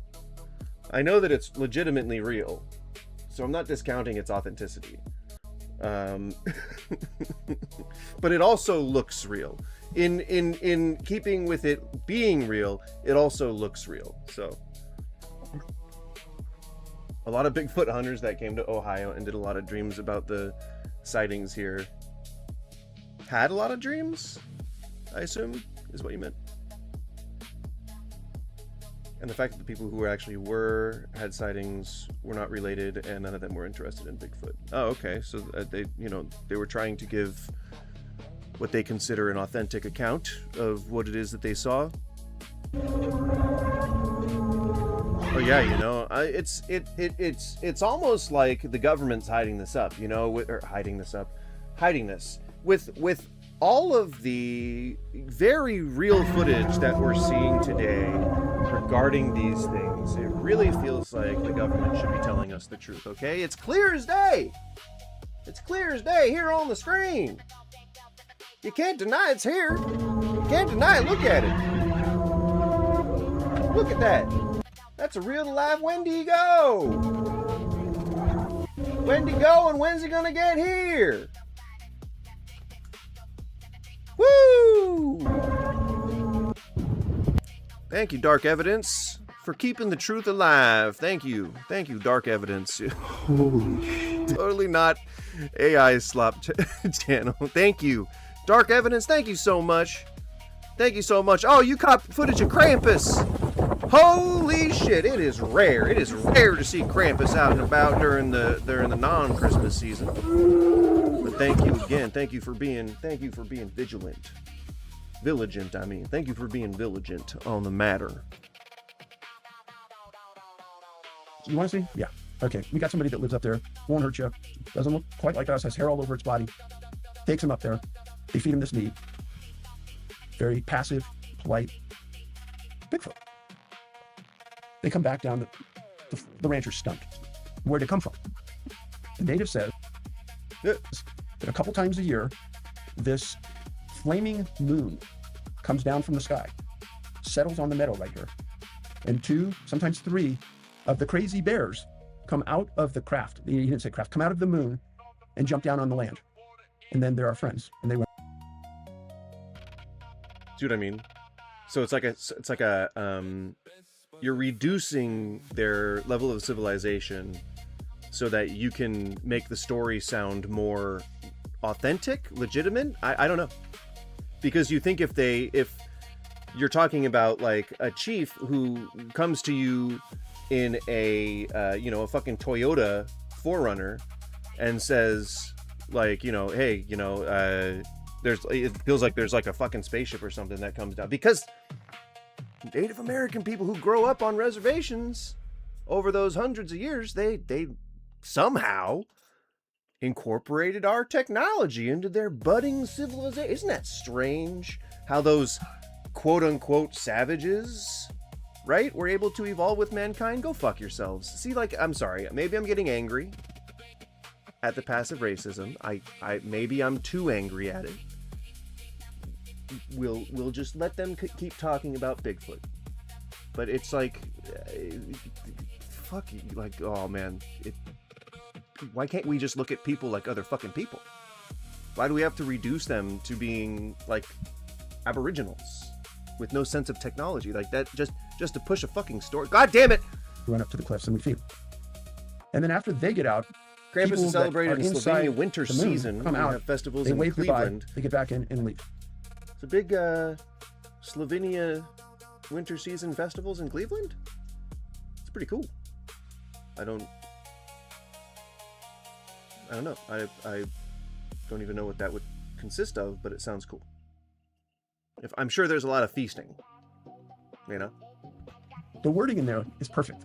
If you think back to that time, they didn't know what a spacecraft was. They didn't know anything. So he described it as a moon. Comes down, lands. What time are you talking about? When you interviewed the person? 60-40. In like the 70s? People knew what a fucking spacecraft was in the fucking 70s, you asshole. On the meadow, they get out. Again, I found that story. I could not believe it. He then tried to like justify why he's reducing an entire civilization that's just as modern as we are to sticks and stones. What a douche. David Politis, what a fucking douche. If you made it this far, guys, thank you so much for watching. I really appreciate you sticking with me. What an as I follow asshole! rabbit Sasquatch research. Sam Squanch. So yeah, that was his most popular video. And then I want to take a look at his... We already looked at his oldest video. I want to see his oldest video about Bigfoot, because this is all just like personal stuff, which is, I mean... It actually shows that he's like credible in his journey, and that this isn't just a grift, which is really cool. There's more Slovenians in Cleveland than there probably are in Slovenia. Just saying. Oh wow, cool. What's like a what's a key thing of Slovenian culture? Like, is there something that I would recognize as like just your casual American? Like, would there be something that they've incorporated into American culture that I might know about? This guy kind of looks like Saddam Hussein. Okay. Maybe he's alive and fled to wherever this guy lives. I'm pretty sure he didn't. I think a lot of people saw that live leak video. I'm pretty sure he he got dragged right to that point. 1 year of forest life with your child? Is this divorced dad energy, or is this doomsday prepper energy? Could be both, though. I mean, I think I would assume that where's that, like, maybe that's his wife or something? I don't know. She left Poland for a forest homestead in Canada. What the fuck? What? Trying everything to keep a sick dog alive. Why are you making a video about it? What is happening? I wrote a song about our life, or about life in our cabin in the woods. What? I mean, I guess I am just reading titles. I could actually look at one of the videos, what it actually is. I don't like people who use their infant children in their videos. Yeah, a little exploitative. Can't exactly get the kids' consent, you know. We have street names after the cities. That's cool. Yugoslavia. Now, what would I know Yugoslavia for?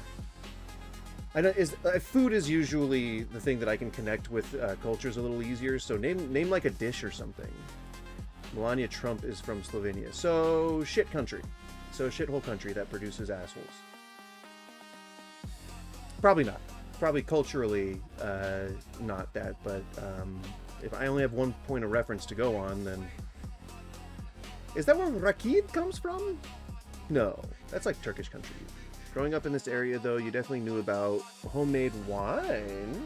Everyone had grapevines growing on the side of their garage. Oh yeah, there's a ton of grapevines here on people's properties, but it's definitely not cultural. It's just a Portland thing. People making their own wine and shit, moonshine in the backyard. I don't, because that's illegal, and I would never, ever do that. I would never do an illegal thing, nor would I ever admit to it, if I was making moonshine. For my own consumption. Melania is definitely from Slovenia, and her accent was a lot worse now, a lot worse now than it was in the past, if you look at her interviews. You gotta sell the picture, right, of a well-maintained mail-order bride, right? You know? Hey, that's the first lady you're talking about. Yes, it is. Yes, it is. Although I say that with way more shame than people should, or than people have been. So that obviously was not a mail-order bride because, you know, I'm not just assuming that. I just feel like that's such a weird title for a video. It's just weird. It's weird. I don't like it. Okay, it starts here, I guess. Bigfoot threw a rock at my daughter. Later, I saw him. I'm only 25% Slovenian. The others don't accept us. Isn't that how it always goes? You know, when you're not pure, they want you out. It seems so weird. It seems so like that's so 1930s German of people. All right, so Bigfoot throws a rock at your kid. Because of this stone, there's a lot of you who are going to think I'm certifiably insane by the time I reach the end of this video. But you know what? I'm okay with that because everything I'm about to tell you is 100% true, and I personally can't come up with an alternative explanation for what I experienced. Dude, this provides him with so much more legitimacy than any claims that he makes could. Like, and I don't mean legitimacy meaning like he's actually finding Bigfoot. I mean legitimacy in his approach to things. Like he's clearly not scamming. He's clearly not scamming. He uses too much AI, but he's clearly not scamming. He actually had an epiphany moment. He had a moment of either trauma or epiphany or whatever, inspiration, religious experience, whatever phase of life shift happened that caused him to introspect and to come to the conclusion that he did it's contained here. It was a moment in life that he's documented for us. This gives him so much more legitimacy and makes me think that there's less of a chance that he's actually a grifter, which is wholesome. That's pretty cool. All right, let's hear him talk about it. If you can, I'd love to hear about it. Seriously, write what you think happened in the comments after you listen through the events, because it would be nice to have a more down-to-earth explanation. I mean it. Here's what happened. About 3 weeks ago, my wife had a 7-year-old daughter, Lily, and I flew into Sydney Airport in Vancouver Island, British Columbia, Canada. And my wife and I had always had the West Coast on our bucket list of places to see. The beautiful, massive trees, the forests, the coastline, the culture. We wanted to experience it, and we were also celebrating our 10th wedding anniversary, so it seemed like a good time to do it. My wife did some research ahead of time and found a beautiful Airbnb cottage rental available in a small town called Shirley on the southern end of the island. It's about an hour and a half or so drive south of Sydney Airport where we landed. And it really only had one main road going through it, this town. I think it was Highway 14. Forests on all sides, at least half a dozen beaches within a short drive of our cottage. So it seemed like the ideal place. Now, I should preface the next part of the story by saying that prior to these experiences, I was a believer in Bigfoot.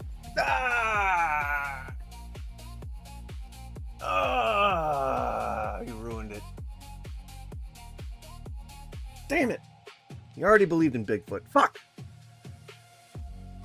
Okay, alright, well, we can salvage this. We can salvage this. His credibility wasn't great, but it wasn't nothing. Kids are assholes. They are indeed assholes. Kids are indeed assholes. Kids are assholes! Sometimes. Most of the time. Yeah, I'd say most of the time. Most kids, most of the time. I've always been interested in cryptids and paranormal or mysterious topics in general, and have at times Eureka, done some I fell research on asleep those watching as Harry a bit and of the a hobby. Hendersons, and now I was also understand aware the Sam that Squanch. there are quite a few Get sites outta known here! on the West Coast in general and You Vancouver stupid Island specifically. beast! So we check into our cottage in the small town of Go Shirley, on! Vancouver Island, and it's surrounded by forest. Forest in the backyard of the property, and across the road, Highway 14, more thick forest. Now I later looked at that forest across the road. That on would be Google Maps, awesome. and it's a massive forest. It goes. I would just be in that forest every damn day. One of my favorite things to do, and I... Wow. Oh man, this just goes to show you how neglected I was as a kid. One of my favorite things to do is get lost and find my way home. Oh, is that deeply depressing? Yeah, that's probably deeply depressing. Before I could drive, we had forest near where I grew up, and before I could drive, I would wander out into the forest and get myself lost, and I would then try and find my way home. And he's also a serial killer, Patrick. Did you know that too? And I would absolutely do that. I would walk like miles and miles and miles, and then I would find my way home. Inexplicably, not inexplicably, because I pay attention to shit, landmarks and whatnot. But and I used to like tie ribbons around trees and shit. Eventually you get a pocket knife, you don't really have to do that anymore. You just look for etchings. But yeah, just go into the woods and find my way home. I would love to wander around in the woods in where I guess this is called Muir Creek, in the Muir Creek area, Invermuir Road. Imagine, that's kind of sad. Yeah, didn't have the best childhood. Didn't have the most supportive parent. That's just how it goes sometimes. On for miles, and that'll play into the story later.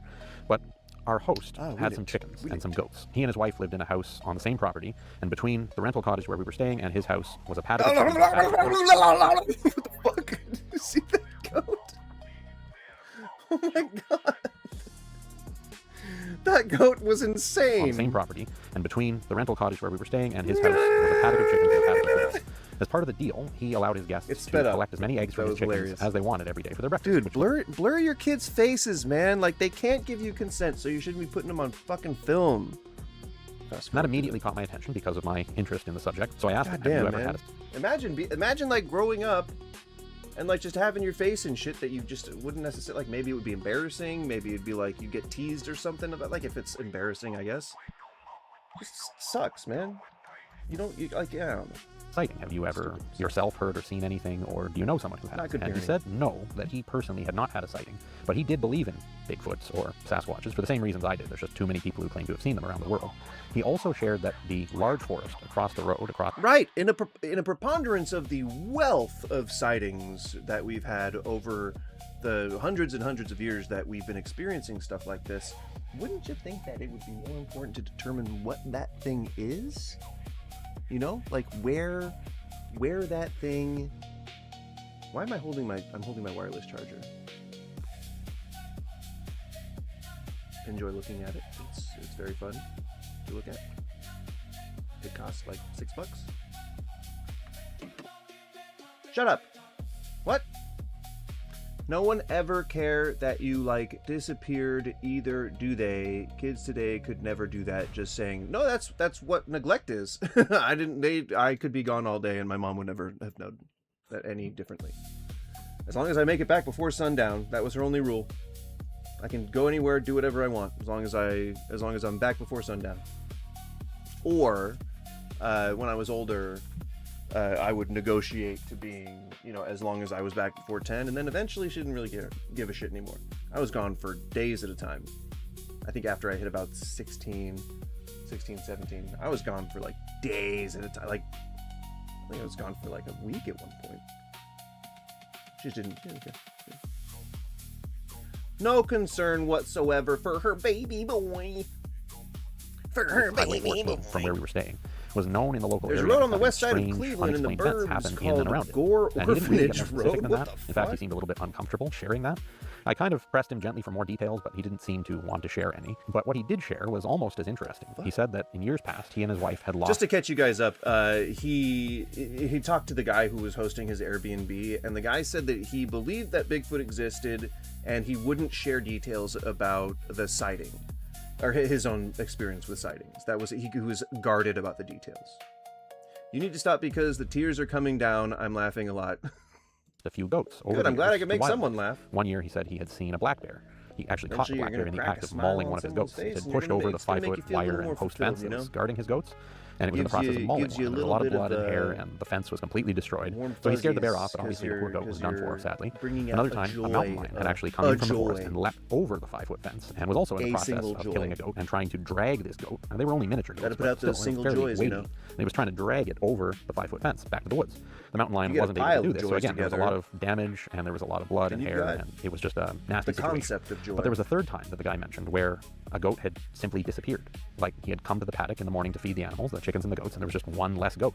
There was no damage to the fence, though, that time. There was no sign of an animal trying to push over the fence. The 5-foot fence was perfectly intact. And there was also no blood and hair as well. The paddock had been full of blood and hair with the bear and with the mountain lion, but there was no blood or hair this time. There was just one less goat and no signs of how that happened. That got me thinking. And his comment about the mysterious, unexplained events that the forest was known for got me thinking. But not enough to really do anything about it because, well, my wife and daughter had a list of places they wanted to go, and I wanted to go as well. So we spent the bulk of the holiday not doing anything to do with Bigfoot at all, just visiting various beaches, all of which were very beautiful, and the forest trails we visited were also stunning. And I didn't give Bigfoot another thought until I think maybe 4 days before the end of our visit. We were there for, I think, 11 or 12 days, and we were 4 days from having to drive back to the airport and go home when we decided to revisit one of the beaches we had visited earlier in the trip. It was called Muir Creek Beach. That's M-U-I-R. Muir? And it was just a minute or so up the road from our cottage. So we drove there, and there was a bit of a... It's Muir. Oh, shit! Oh, shit, I fell for it! Oh, my God. Look! When you see it. Oh, when you see it. Oh my God. Look at where my mouse is hovering. Look at it. You fucking lost. You fucking lost. You lost. You're done. You're done, son. You've lost the fucking game. I can't. How the fuck did he do that? How did he do it? Fuck.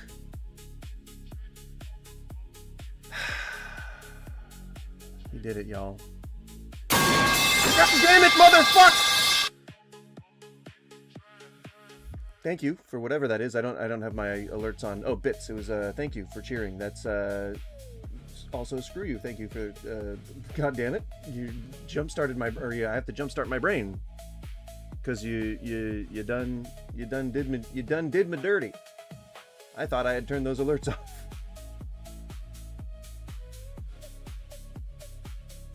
Not. Hike through some blackberry bushes to get down to the water, and it was a really nice picturesque place. Very remote. It wasn't like a sand beach, it was a cobblestone beach, kind of out of the way. Lots of trees. Yeah, I'm definitely not going to look. I'm not going to type that into Google. Kind of untouched by humans. There was a lot of very large pieces let of everybody driftwood, as see many the beaches results. on Vancouver Island have, including some full-size driftwood trees, which I had never seen before. So So we'd been to this beach once before. This was our second visit, as I said, and we were just walking along this beach. And it was really nice because we had packed some snacks and we planned to be there for several hours at least. And there were no other people. Oh, this it guy's was a last bit of name a is tourist Coon. spot, but on this particular day there was no one else there. My daughter and I decided to climb up this rather large driftwood log. It was really an entire tree that had become driftwood and washed into shore. Who knows how long ago? It's quite a large tree too. It's probably this big around or so at least. And yeah, the redwoods. You see sometimes the redwoods like going falling into the water and like they could clog up a whole riverway. Not, I mean, for boats. I mean. Root structure of it, as it lay there on its side, was completely intact. So my wife was a little ways away from this driftwood log, wading in the shallow water, collecting stones, something like that. She had her back turned to us, and as I said, there was no one else around. We had a good view up and down the beach for a long way in both directions. Lost the game. I lost the and so game Lily too. and I are climbing among the roots of this bleached driftwood log, and we're pretending that it's a fort or something like that. And we're just playing innocently, when all of a sudden I hear the echoing crack of a stone hitting this log. It also takes a sec before I can actually look. I knew have 3 instantly that the chats stone had open been on my thrown. It screen. hadn't, just fallen from somewhere. Not that there was really anywhere it could have My fallen from, multi-chat but it had hit this log function hard stopped enough working, that I so I knew have to from the kinda do sound it it had been manually. thrown. I didn't see the rock right away, but I heard this echoing like crack of it hitting the log really hard, and the sound of where it hit sounded like it was aimed at Lily. Because of where she was, it sounded like it had hit the log exactly opposite to her, and if it wasn't for the wood of the log itself, it would have hit her. And it would have hit her really hard by the sound of it. Like I said, I could tell from the way the sound echoed that it had been like whipped really hard. And then a second or two later, I saw. You said where she had been? Like, ricocheted off where it hit and bounced off a root, and then it rolled down the log on our side. So the opposite side from where it hit, and it hit the cobblestone beach below this tree that we were climbing on. And I saw it. I saw it roll down. And I saw it hit the beach, No. Oh my god. Come on, man. Oh my fudgies. Oh my fudgies. Don't you dare get me started. You know, it could have been anything. It could have been him like kicking a rock and it like striking the tree. It could have been his daughter kicking a rock and striking the tree. It could have been whoever, his wife I guess is probably filming. It could have been her kicking a rock and it striking the tree. It could have been a rock falling down. Like, you know, squirrels, like they pick shit up all the time. I mean, I'm not saying that there's squirrels there, but animals can very easily pick up a rock thinking that it's like some food element and then discard it knowing that it's not. And it can fall from wherever they're perched up on, you know, top of a tree, some driftwood or whatever, and it can fall against the driftwood below and make a sound like thwack, and then fall onto the pebble. Like, it even could just have been shifting rocks on the pebble, like the pebble beach. You know, like I don't understand. I went outside to go to work and my tire was flat. Oof, why would Bigfoot do this? I don't know. He seems malicious sometimes. He can teleport interdimension. He's interdimensional, and he's kind of a dick. You know, it could have been a bird dropping a rock. Yeah, that's what I'm saying. Like, there's so many things it could have been that doesn't just say Bigfoot, man. I picked it up, and this was that stone. Obviously, I'm puzzled by this, but I thought at first that for some reason Edita, my wife, had thrown a rock, although I was kind of mystified as to how she could have thrown a rock that incredibly hard to make such a noise, and why she would have thrown a rock at us. That didn't make sense either. I thought maybe when things fall onto driftwood, they sound like, not fall onto, but when you knock on a piece of driftwood, when you tap on a piece of driftwood, it sounds like it's going to, or it sounds like way louder than it should, because all the like the living tissue has been desiccated in there. There's a bunch of air in there. There's a bunch, like, it's like hollow. They're always lighter. The moisture's gone. It's dried out. All those things. So it sounds more hollow. It sounds more tonal than striking a living branch would. So you already have to factor that in to the sound that the thing is making. And velocity falling from a bird who like let it go thinking that it was food but then discarding it. The velocity that could have been achieved by a kid, you know, a sneaky like asshole kid off in the distance trying to like play a prank on you guys by throwing a rock over there, making you go like, oh, what the hell was that? The velocity that would be at would probably make a sound like that. That's a little louder than normal. It could have been Krampus, but he automatically assumes it's Bigfoot. It could have been aliens, for all this guy knows. You know what I mean? Like, could have been aliens. Gosh darn it. she couldn't see us from where she was down in the shallows. The tide was kind of coming in at this point because of the log itself. We were kind of behind it, and she was on the other side of it, 30 to 40 feet away, and I thought, maybe she's just throwing rocks for fun, and she doesn't know we're back here. So I kind of peeked my head over the log and I look at her and I actually called her, "Did you throw that rock?" And she didn't even hear me at first. She had her back to me, but when she found out what I was asking, when I repeated the question, she made it clear she hadn't thrown it. And I knew she hadn't thrown it either, even from before I had asked her, because when I stuck my head up and looked, her back Real was turned question to for me, this and that was guy like is 2 who seconds let him after out of it the was house thrown. wearing those green pants? And I'm not a big fan of the hat. I know that that's just like his personal style, but I'm not a big fan of the hat. I don't like this type of like Indiana Jones type hat. Like I'm not a fan. And like I can't speak really, because if I was gonna be wearing any kind of hat, it would probably be like a cigarillo or like a sun hat or some shit. Like I'm not. I wear these hats. That's like, this is the hat that I choose to wear. But like, I mean, if we were just going for functionality, I probably wouldn't wear anything that's any better than that. Everyone knows that Bigfoot throws tiny rocks into water. I know. That Sasquatch, he's a pesky bugger. You know? Not even a plaid shirt matches. Well, with that, like, also with a black undershirt, you're dressing uncharacteristically warm for what could potentially be like 60, 70 degree weather. It just doesn't really work. It doesn't work. You know? I don't know. And then what the fuck is this wedding band? Are you 13? Did you get this at Hot Topic? What is the point? I think if she had thrown it, she would have still been facing me. And I think she had some idea we were back there too, so she certainly wouldn't have thrown a rock if she knew. You know what I think happened? Like, your kids are climbing, no, it's just one daughter, right? Your daughter's climbing up the rocks and the tree stump or whatever, and imagine that like her foot like not like is on like the beach or something, and like you lift your foot to go, and like the rock, you know, you can get rocks coming up with your foot, like it get caught in sandals or shoes or something like that, and like kick up into the tree, and with the force of a kick, with the force of someone moving their foot, like it's potentially enough velocity to make a nice tonal hollow sound on the piece of driftwood to make someone think that it could have hit a little harder than it actually did, and then it settles where you found it.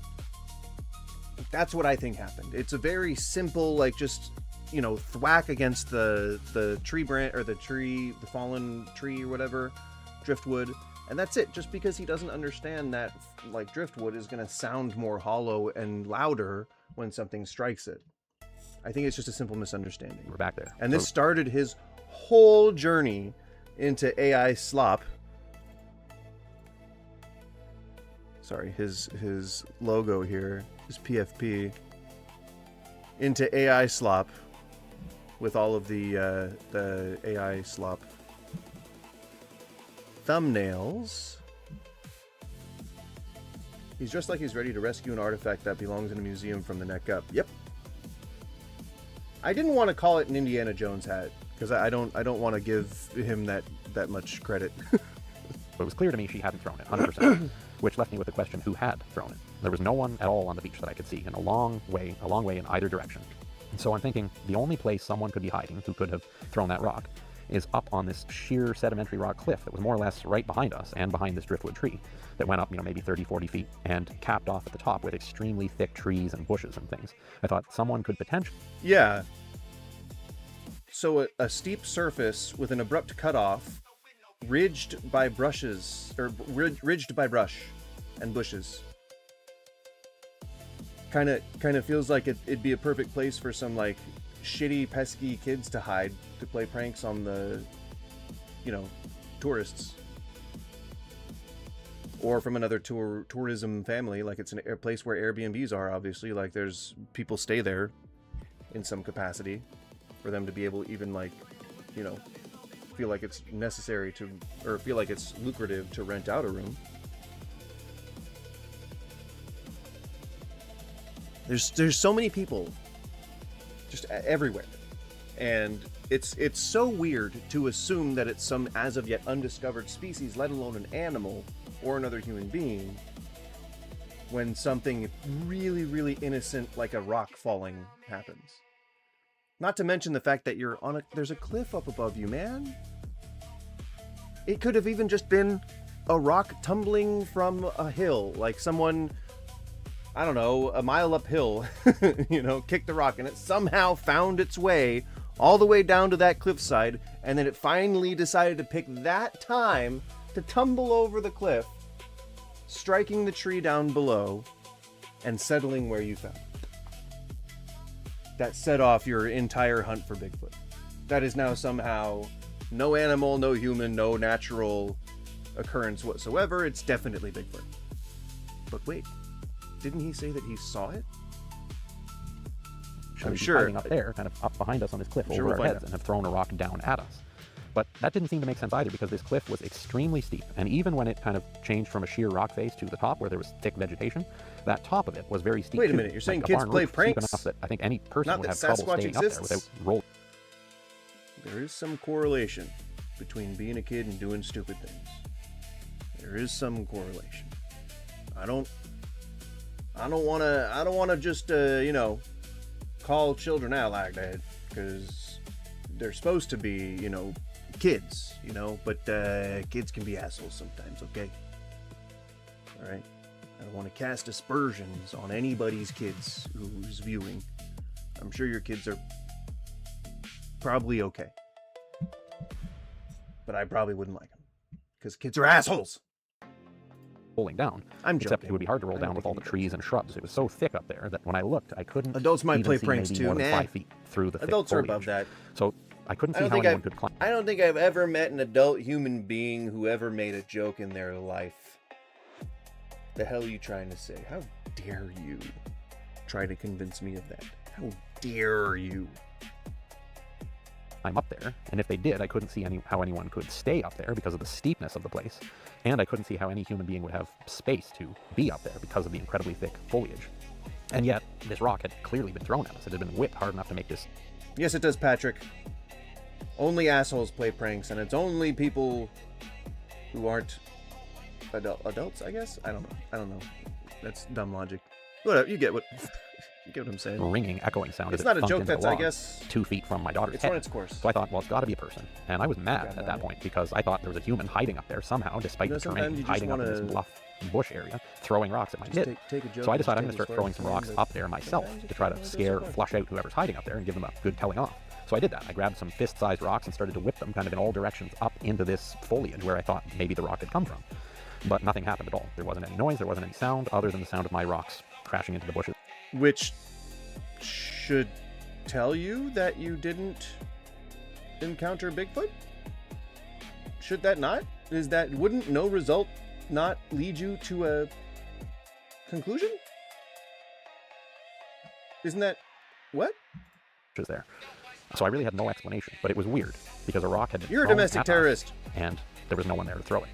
But How then, dare you? as the day wore on, I started to think about many of the claimed Bigfoot encounters that I've heard people interviewed about, where they're sharing what happened to them when they encountered these creatures in different parts of the world. And one of the hallmarks of Sasquatch sightings is that before people see the creature or hear the creature vocalize, the creature will throw rocks at them. They'll be walking through the forest, say on a hunting trip or something in a remote area like we were, and a pebble will land at their feet, and they'll look around and there's no one to have thrown it, and they can't see where it came from other than it seems to have come from a long way away and to have been thrown with a lot of power.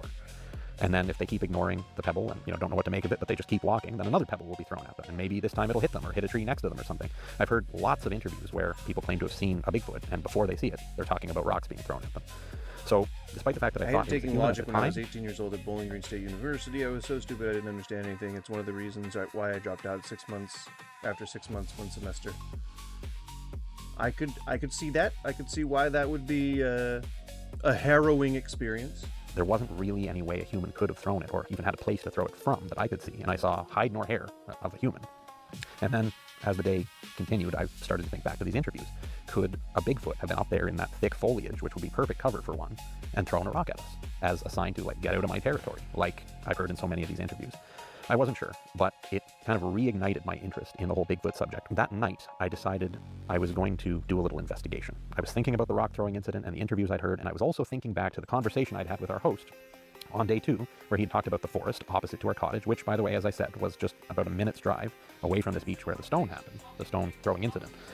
And I was thinking back on how he had said that mysterious and weird things are known to happen in this forest, and his words were, if you go into that forest, especially at night, keep your wits about you. That's what he said. Didn't say why, but that's the advice he gave. So I got the bright idea. after night had fallen, that I'm going to take a little walk across the road and into the thick forest near our cottage, the one that he had warned me about. I thought I'd have a big mag flashlight available because there was one in our cottage, but when I tried to switch it on, I realized the batteries were dead, and of course there were no replacement batteries in the cottage, so not... You don't have to explain any of this to me. You don't have to talk about why the flashlight wasn't a thing. You just don't mention the flashlight. Just a note for future content. I know this is 1 year ago already, so... Wanting to be deterred by that, I decided I'd just go with my phone flashlight. Probably a dumb idea in hindsight, but I was really curious. So I crossed the road, and it's pitch dark at this point. And I go down one side of the ditch on the other side of the road and up the other side, and that's where the forest started. Just crossed the road here. Our cottage borders thick woods. Just climbing down through this ditch and see what I can find in here. And so I'm carefully making my way into the forest, trying to look back every so often and keep the twinkling lights of the cottages neighboring ours, which had some decorative porch lights, to keep those in my view so I don't go too far and get lost. And I slowly make my way through the trees, not planning to go particularly far or particularly fast, and I had probably gone about 100 yards in or so, as a guess, just going along with my little phone flashlight and kind of getting more and more creeped out just because of the atmosphere of the place, when suddenly I heard a sound. I had paused at about 100 yards in, and I was looking back over my shoulder in the direction I'd come, and I could just barely see the twinkling lights of the cottages across the road neighboring ours in the darkness, so I thought I better not go too much further, but maybe a little bit further, as long as I can still keep those lights back there in my sight so that I don't get lost. And I was kind of finding my bearings, so I had paused at this roughly 100-yard mark. But before I continued on again, I heard this noise, and it sounded like maybe it came from... Instantly throw rocks at it, then wonder why nobody actually finds Bigfoot. You know, that's we're humans. We gotta poke things. We gotta take a stick and poke it. You know, we gotta do that. We're ooga booga. You know, we're apes. Ape must poke with stick. God darn it. Maybe 50 or 60 yards further into the bush than where I was standing.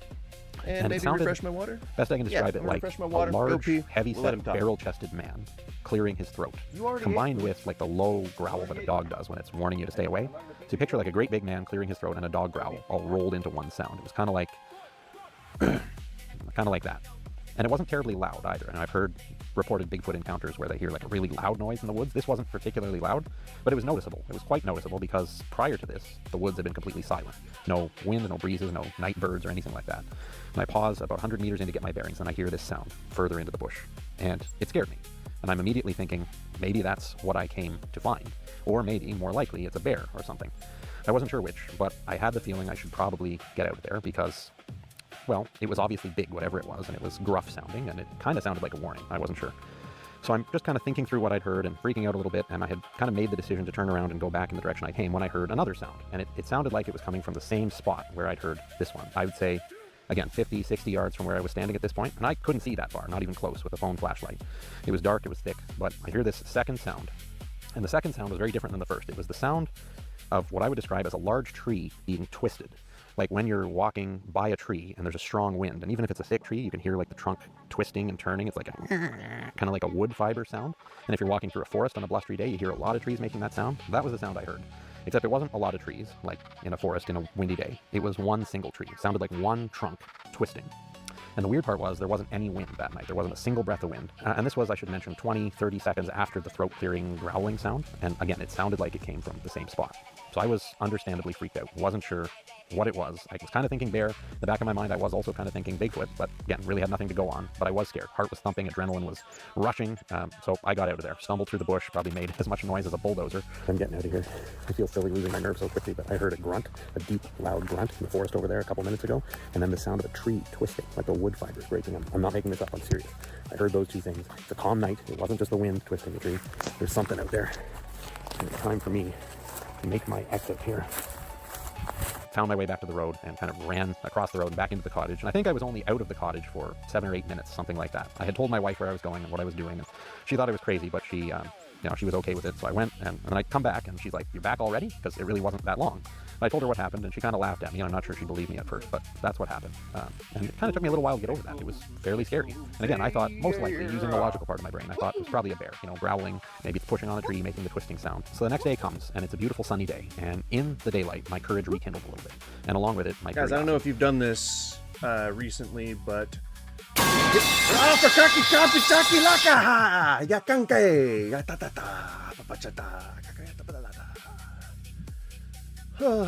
Shocked me so much, I said gibberish.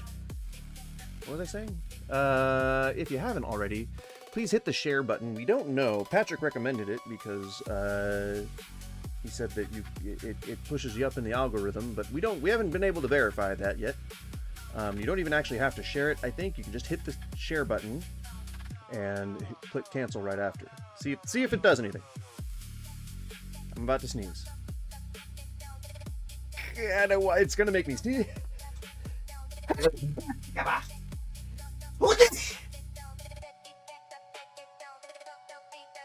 Someone must have done it because it made me sneeze.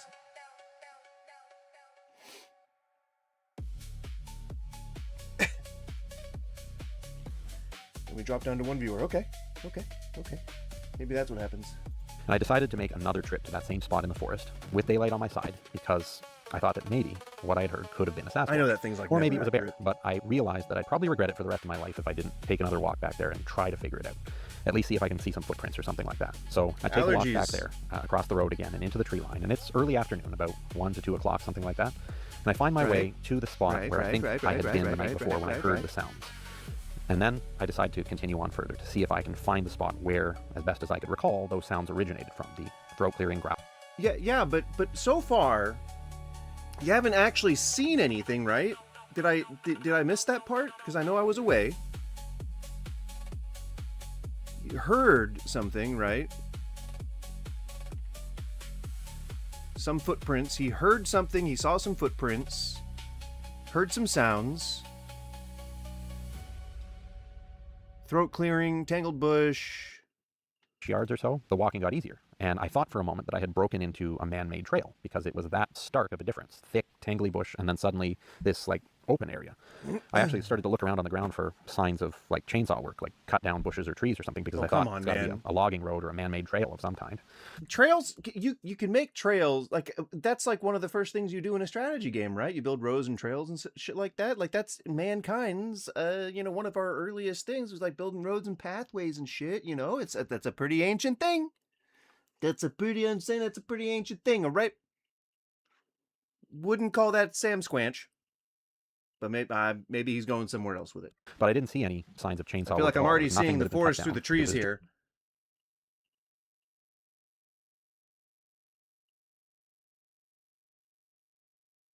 Forest through the trees?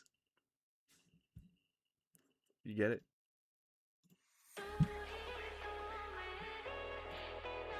Just kind of a naturally occurring clearing.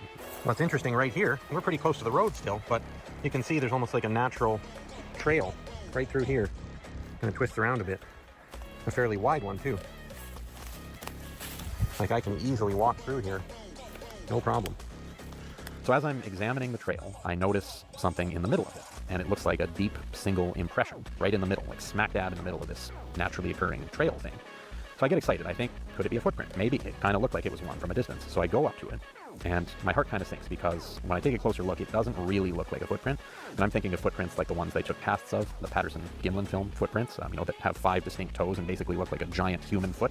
It wasn't that. It was big. It was at least 50% bigger than my shoe-clad foot and 50% wider and roughly rectangular, but it... You don't put the counter evidence in the thing that you're trying to, like... that's for grifters. Okay, if this guy was a grifter... See, I get that puts more legitimacy in his corner. See what I'm saying? Like, the more I hear from him, the more legitimate he sounds. Like, that he's not doing it just for money. But, like... I don't think that you would want to, like, have an abundance of information that counteracts the claim that you're making in the same video as the claim that you're making. It's really cool that he's doing that.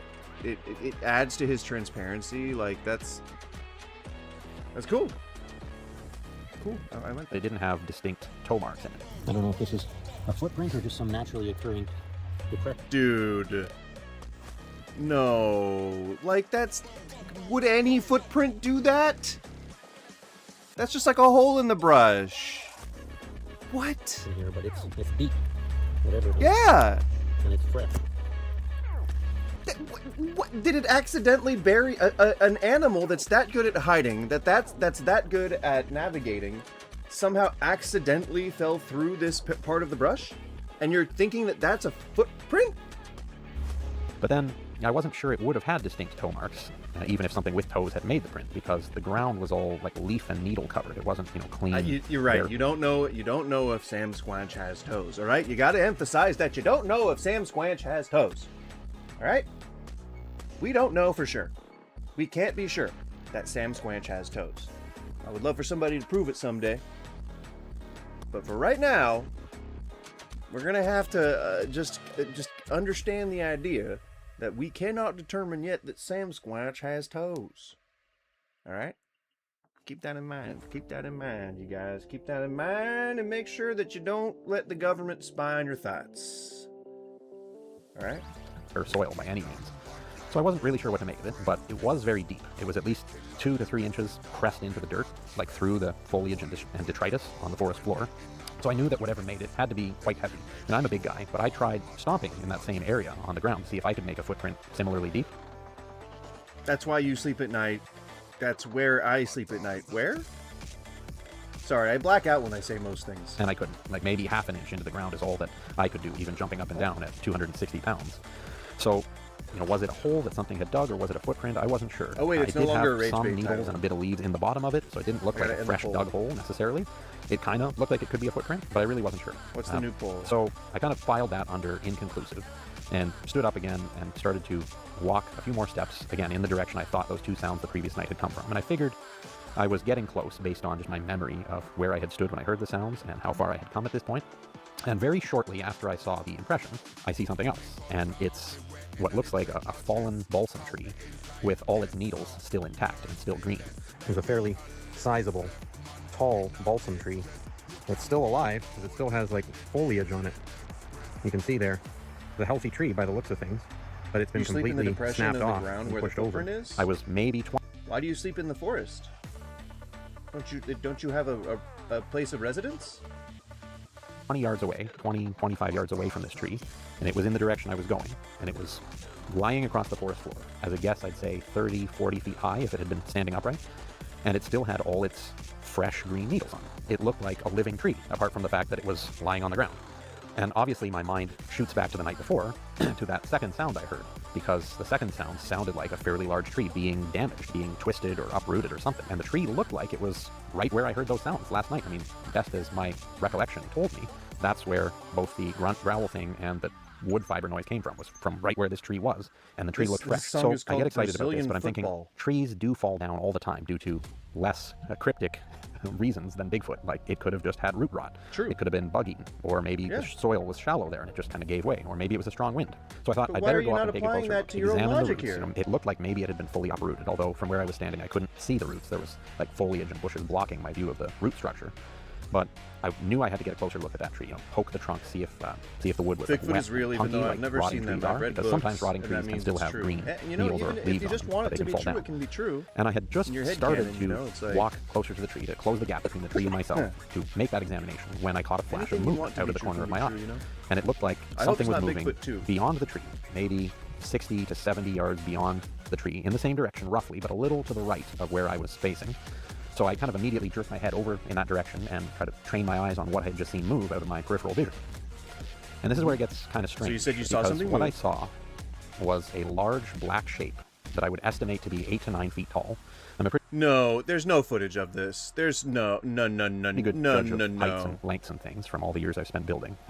This thing was fairly far away, but it looked like it was... Oh my god.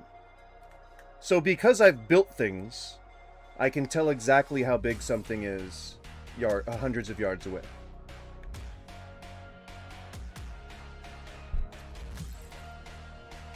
Come on, man. You're not special. I mean, that's existentialism. Like, that's existentialism speaking, not judgment. I am not being judgmental. I promise. I'm just saying that you're not special. I'm not special. Nobody's special. We're not special in this universe. That means that just because you did a little bit of construction does not mean that you can peg something down to like the number of inches that it is in length from a couple hundred yards away, knowing that other people can't do that. You ain't special. I'm not special. We don't have fucking eagle vision. I'm a good shot, but I can't just estimate. Whatever. Quite large and quite wide, at least 4 feet wide, 8 to 9 feet tall. But it Although, yeah, I guess I probably would have put it at that big too, looking at this footage the way that it is. I don't know if this is footage that he took at the time. But if I'm looking at it, I mean, I'd say maybe that's 8 to 9 feet tall. Maybe that's like, you know, about 4 feet wide, 4 or 5 feet wide, something like that. In circumference, maybe like 6 to 8 feet, something like that. I guess, okay, maybe I'm in line with that. I'm kind of like in this guy's camp in this particular instance. It didn't look like a creature. It didn't look like a Bigfoot. It didn't look like a bear. It kind of looked like a large black hill, or just like a tree trunk, like one of those trees that he was talking about falls over all the time in the forest.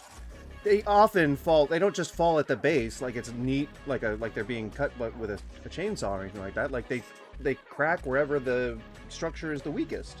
And in a termite-bitten tree, it's going to be.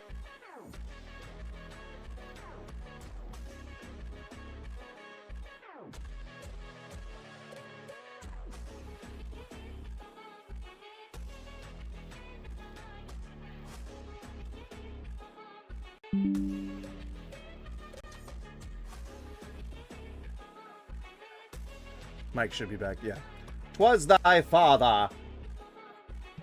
Yeah, my camera still needs to be reset, but broadcast just kind of like dies on me sometimes.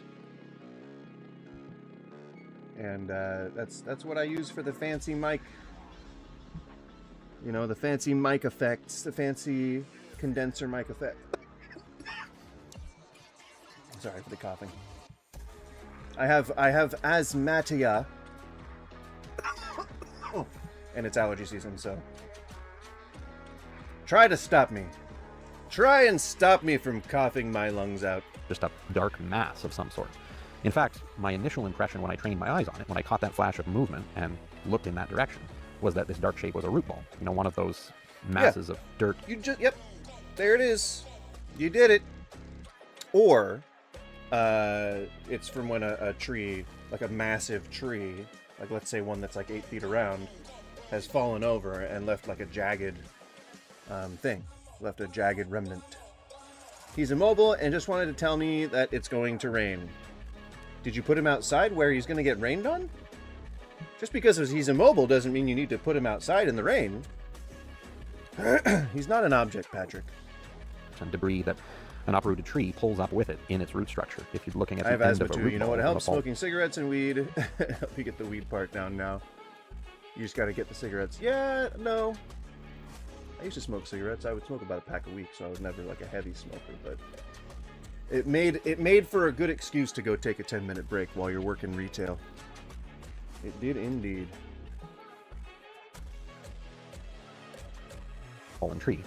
That's kind Although of how I thought nowadays looked, it probably although I would have couldn't been see a it very pre-rolled clearly joint. because it was, as I said, a It would have, fairly because they come far in like distance away. packs that look like and it was cigarette behind packs now, just a number like- of branches and bushes from trees and foliage. Nobody But knows. I was quite sure that it was the thing I had just seen move. It looked like out of my peripheral, this dark thing moved, and I turned and looked at it, and I see this dark hill. Yeah, because pareidolia isn't a thing, and because human perception isn't notoriously unreliable. Totally. It absolutely was the thing that you think it was, especially in the moment when your adrenaline was up. Absolutely. Oh, wait. Totally unlikely. Like root ball resembling shape. And I'm thinking, that thing just moved. But how could it have just moved? It's a root ball, right? Root balls don't move. And then there have been times where I've been in the forest where I would look at something quickly and would have been absolutely convinced I just saw it moving. You know that it's easy to tell whether or not that thing was moving by just stopping what you're doing, taking a deep breath, and then quietly observing whatever it is that you think was moving for as long as it takes. If you're afraid that it's an intimidating or harmful or dangerous presence in the forest along with you, I mean, obviously there's a bunch of threats that you don't see all the time. People could be stalked by a cougar for miles and miles, and that cougar could just decide he doesn't want to eat you, and you would never have seen it. So yeah, absolutely. So just sit there and make sure that that's not a threat, because you can actually like observe it. You can see it. You know where it is, what it is. You can just kind of like look at it, determine if it's moving or not. It's pretty easy if you have patience. How many smoke breaks do you get, your retail workers, in that game you've been playing, Megamart or Megastore Simulator? None. They don't get breaks. They are cogs in the machine. They're lucky I'm even paying them, and they only get like $100 a day. They get below minimum wage. I'm thinking, well, is it a bear? I knew there were black bears in that area. Our host had warned us about that. I knew there wasn't grizzlies in that part of the wood, though. In fact, there's only grizzlies on the northern tip of Vancouver. Yeah, and I mean, you might see a brown bear or black bear sitting there. I think black bears are more common in the Vancouver Island area. I don't think brown bears are so prevalent up there, but or at least I haven't seen brown bears. But grizzlies are definitely a thing on Vancouver Island, and so that's a thing to be careful of. But those could also, I guess, be 5 foot, 8 foot, 9 foot tall though. It's sitting on a hill, maybe. Island, from what I understand, and only occasionally enjoying a tasty salmon. At that. And what I was seeing was bigger than any black bear should be. I mean, I've seen black bears here on our property. Even standing on their hind legs, they wouldn't reach 8 to 9 feet. And if they did stand on their hind legs, they'd be fairly lanky. They're not as big looking when they're standing on their hind legs as right. I mean, that didn't look like a black bear. That mound did not look like a black bear that they portray when they're walking on all fours. So all this is racing through my head over a couple of seconds. And again, I'm sure that I saw this thing move, but that doesn't seem to make sense. And also for the record, because human perception again is really unreliable. Like again, there are many times that I turned my head in the forest and could have swore I saw something moving, that ended up not moving. That was just like roots or a tree stump or something like that. Didn't look like a Bigfoot to me, because all the accounts I've heard, Bigfoots are human-shaped creatures, just a lot bigger than a human, but they've got a head and arms and legs, and this didn't look like that. It was just a solid black, tall thing. Yeah, you can be standing still with my your heart hands down pumping, your despite the fact sides. that it didn't look like any living creature, and I was kind of thinking, maybe it is a bear. It kind of had that lump shape to it that a bear would have, although it's bigger than any bear should be. So I did Yeah, kind but of how get do you scared, know? but not scared enough that I didn't want to get some footage of it. So I whipped out my phone, again, after I had seen it move, and I zoom in and I get several good seconds of footage of this thing, or at least as good as I can through the trees and brush. And it doesn't move again. I'm looking at it, I'm filming it, and it's staying stock still as far as I can tell. It just, like it was a root ball, and that's my impression. But my fear and adrenaline. That's the impression that I get. Bam, bam, bam, bam, bam, bam, bam, bam. Never had to, I never knock on wood, but I know someone who has. Makes me wonder if I could. Makes me wonder if I never had to knock on wood. Because I'm sure it isn't good.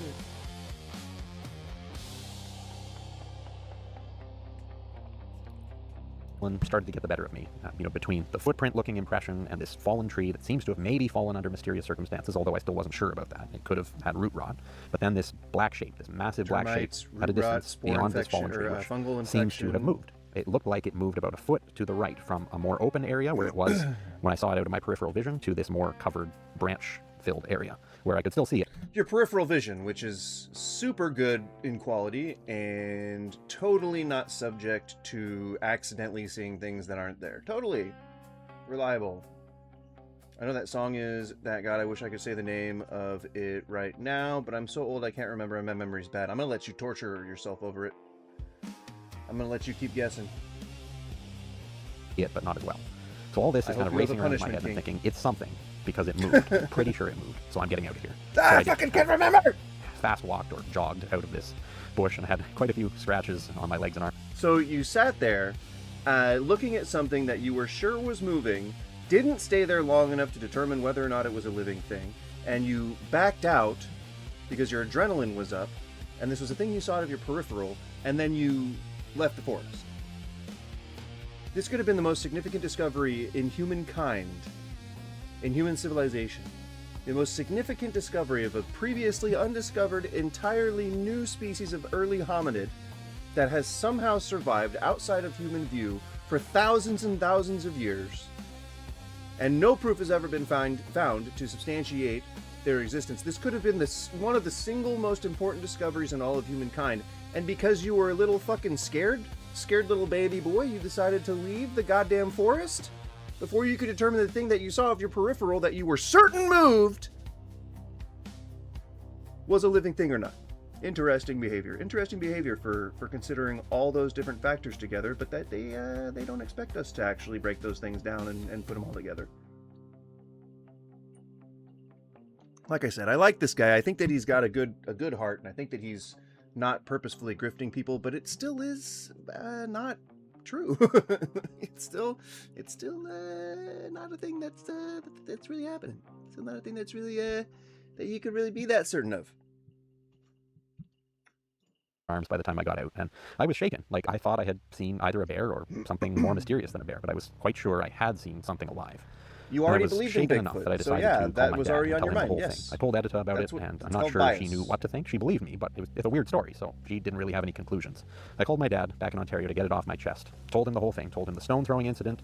Told him about the 2 weird noises I'd heard exploring the woods at night the night before, and then I told him about this sighting I had just had in the same spot in the forest, this weird black shape in the fallen tree. And he kind of surprised me because I thought he was going to say, well, you better not go back there, you know, keep your head on your shoulders. But what he actually said was, are you going to go back? I think you should go back. And that took me aback for a moment because it's not the reaction I was expecting. But he thought a few things. First of all, he thought I should go back and take another look at that tree for the same reasons that I thought I should look at the tree. You know, poke it, examine it, look at the bottom. Was it rotten? Was it buggy? Did it, you know, get ripped up by some wind? And were there other trees around fuck it you, from like Patrick. a strong gust of wind or something? I want pet bears. All of those Yeah, I were want a reasonable pet explanations bear. for I how mean, you trees can't could keep a fall bear down as in the a woods like pet. that. You shouldn't. And he also thought that But I that would should be take cool. another look for this black shape that I saw. And that If really they could be surprised me domesticated because, and they well, I could, figured like, he you know, would advise me to be a thrive little more in cautious. His reaction domestication. actually kind of gave me some more courage and more curiosity. So the next day, I did go Yes, back I figured you for were the kidding. final time. But the next day was the day before we had to drive back to Sydney Airport and catch our plane back to Ontario. So I knew it was now or never, and again, I didn't want to have regrets about possibly seeing a Sasquatch, which again, I'd always been interested in, but then not following up on. Fuck, man! So I wait till a similar time of day. Just early ruled out all other possibilities, and it's got to be a Sam Squanch.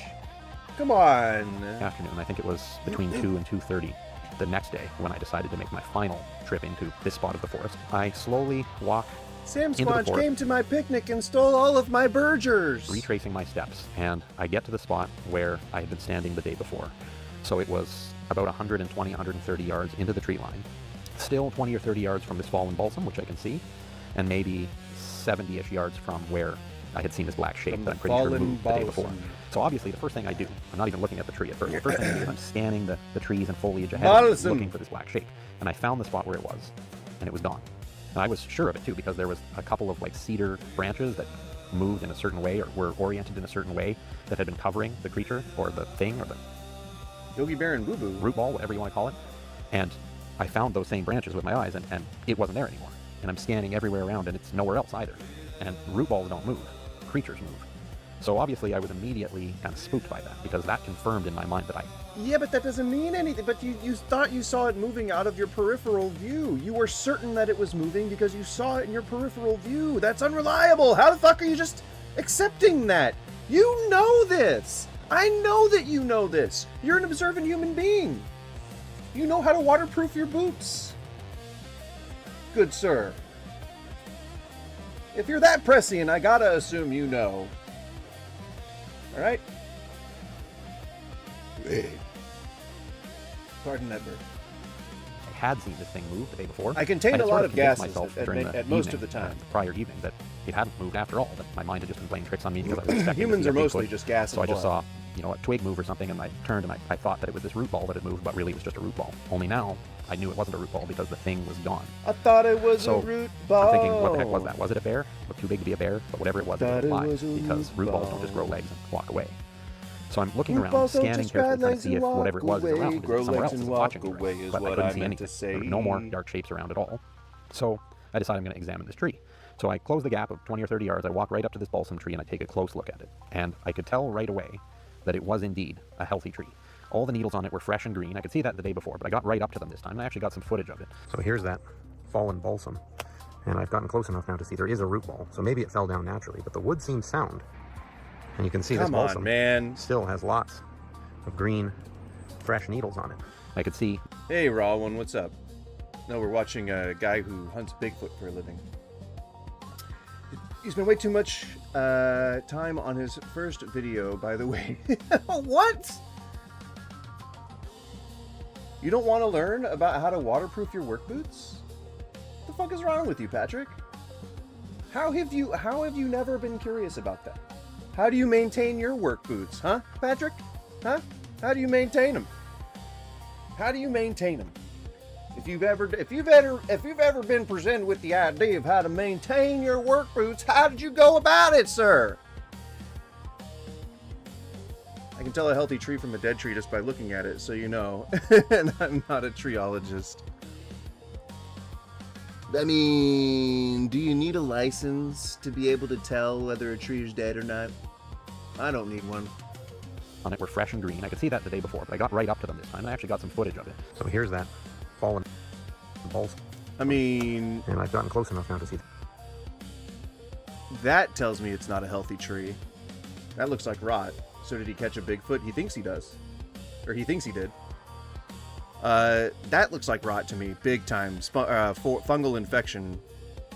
And it's surrounded by other fallen trees, which means, like, trees, when they fall, they don't just fall clear of other trees. They fall potentially into other trees, potentially damaging them, potentially to an extent where the wound might get infected by fungus spores or termites or things like that. Potentially, you mean I mean to say in all likelihood, it just fell over by natural causes. There is a root ball, so maybe it fell down naturally, but the wood seems sound. But the wood seems sound? Do you hear yourself? You can see this balsam still has lots of green, fresh needles on it. Yeah, I mean, you know how long needles can stay on a tree? Like, if a tree is healthy when it falls, that means there's still a lot of water contained in there, which can keep a leaf system alive for quite some time. Like, we're talking weeks to months, depending on how much it rains, depending on how much moisture's in the air. Vancouver Island gets so much, it gets like 8 months of moisture out of the year. I mean, that's an exaggeration. I'm sure it rains a lot. It rains a lot. And there's so much moisture in the air because it's like up in the mountains and shit. And there's coastal winds coming in. Like, it's just full of moisture. And those leaves are staying nice and green and vibrant for a while. For a long while. All right. I don't mean to emphasize the H and while very much, that drastically, but I'm trying to make a point here. All right, I'm trying to make a point. I could see that there was nothing wrong with that tree, other than the fact that it had been pushed over. I walked around. Yeah, the bottom I was gonna say it's on the ground of it, and it hadn't been snapped off at the trunk. It had been pushed over right from the roots, and the roots of it were actually exposed. And I poked. So a weak root system, possibly due to an infection to the tree. Root systems recede for all different kinds of reasons. And I know what root rot looks like, and this was not root rot. The wood of the roots of this balsam fir were solid. And I'm just going to believe you then. Sound. Here are the roots of that balsam. Look like they've just been broken off, or maybe gave way. There's no rot that I can. I would never be able to tell whether or not that looks like root rot. See. And there's a lot of bigger trees around it, still firmly rooted in place. There was no sign of moisture, rot, or bug damage. There's a lot of bigger trees around it. With healthy moss on their trunks. Meaning things can use the nutrients that are in the fallen tree to stay alive and thrive and stay green. Like leaves that are still attached when it falls. Still firmly rooted in place. There was no sign of moisture, rot, or bug damage anywhere in the trunk. This was a sound, healthy tree that had been pushed over. So, of course, I was forming... Nothing else could have happened except that something pushed it over. Okay. Goddamn, Patrick! I didn't know that you and this guy were so tight.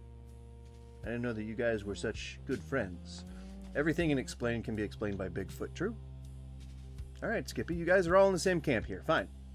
You guys are teaming up against me with this guy. You all believe that there's no way that anything other than Bigfoot could have created this. Alright, I'll get that. I understand. I understand your stances. The preliminary conclusion that tree twisting noise I'd heard the day before. Yeah, a root ball is definitely a very good home for Bigfoot, I think. Yesterday at this point, it's was this tree being pushed over by something. So another suggestion my dad had when I spoke to him on the phone was check the tree trunk for scratch marks, because if bears push over trees, which they sometimes do, especially if it's a smaller tree, they'll leave scratch marks. Now this wasn't a particularly small tree, it was probably this big around at the bottom. It seemed a little big for a black bear to push over a healthy tree that size, but it was pushed over, so I took a close look at everywhere on the trunk. Do you see, again, how this is all just kind of confirmation bias? Like you're making up your mind about something, and then you're looking for things that then confirm that thing. So you're not you're not saying we don't know what it is. You're saying, I know this was Bigfoot, and now I'm going to find proof that convinces me even further that this was Bigfoot. You ever had a portable CD player or Walkman cassette player? Yeah, dude. How do you think people listen to music on the go before cell phones were a thing? I had to. It was essential for living. Yes, I did. I did indeed. I have long nails sometimes. For scratching tree trunks? I also did have an MP3 player before iPods came out. I had like what was it? It was only able to have like 6 songs on it. It was really bad. It wasn't a very good mobile listening device. Tape players were cool. I remember back in the day, you know, CD players, you could skip them. Like friends could like tap your pocket or something, and then it would cause your CD to skip. And then also holding CDs horizontal wasn't very good for them before they had that functionality like by default. And that didn't happen for a while. I could see, and there wasn't a single scratch mark, which in my mind ruled It out got a better. bit, most likely. And then I saw something else. But not before internet music was a thing, and then people like were burning CDs and stuff, and those usually had vertical functionality. Something I hadn't seen the day because they had computers that had that by default. before, because it had been covered by the foliage of this fallen balsam. It was a second fallen tree. This one was a birch, and it was lying parallel to the balsam, almost directly under it, obscured by the branches of the balsam. But the birch was even bigger than the balsam. At the bottom of its trunk, the birch was probably this big around or so. And also right next to it is this substantial poplar, which also looks like it was broken off, but you can see that wood is all sound. That looks like fungal infection to me. It's darkened on the edges, which to me says rot or desiccation. And look how dry it is compared to the moisture of the environment that you're in. That means its nutrients are being sapped, probably by a fungus. There's no rot in there. It's just solid wood that was just ripped off somehow. And the trunk broke in this case too. It wasn't the roots that gave way. This is right next to the balsam. And it too looked like it had been a formerly healthy tree. I walked up to the top end of... Yeah, I mean, another tree falling into it could also do that to it. So, I mean, I don't understand why it's big. It was a similar height to the balsam, 30 feet or so, if it had been standing. And it had leaves on the branches too. They weren't green, they were brown and shriveled, but it was still covered in these brown shriveled leaves, like it had been knocked down and just laid there and the leaves had shriveled up on the branches. I think that second splintered off tree was actually a birch, not a poplar. It's hard to tell because of the moss, but it looks like it was a healthy tree when it broke off too, because there's some shriveled leaves on just about every branch. It just looked like a giant pair of hands. It was a birch. Had taken this birch and snapped it in two. And But that's not even a thing that we're claiming that Bigfoot can do. We're not, like, the people that claim that Bigfoot exists, they're not saying that he's, like, supernaturally powerful. Like, why are we giving him these special powers now? What's the sound of one tree clapping in the wood?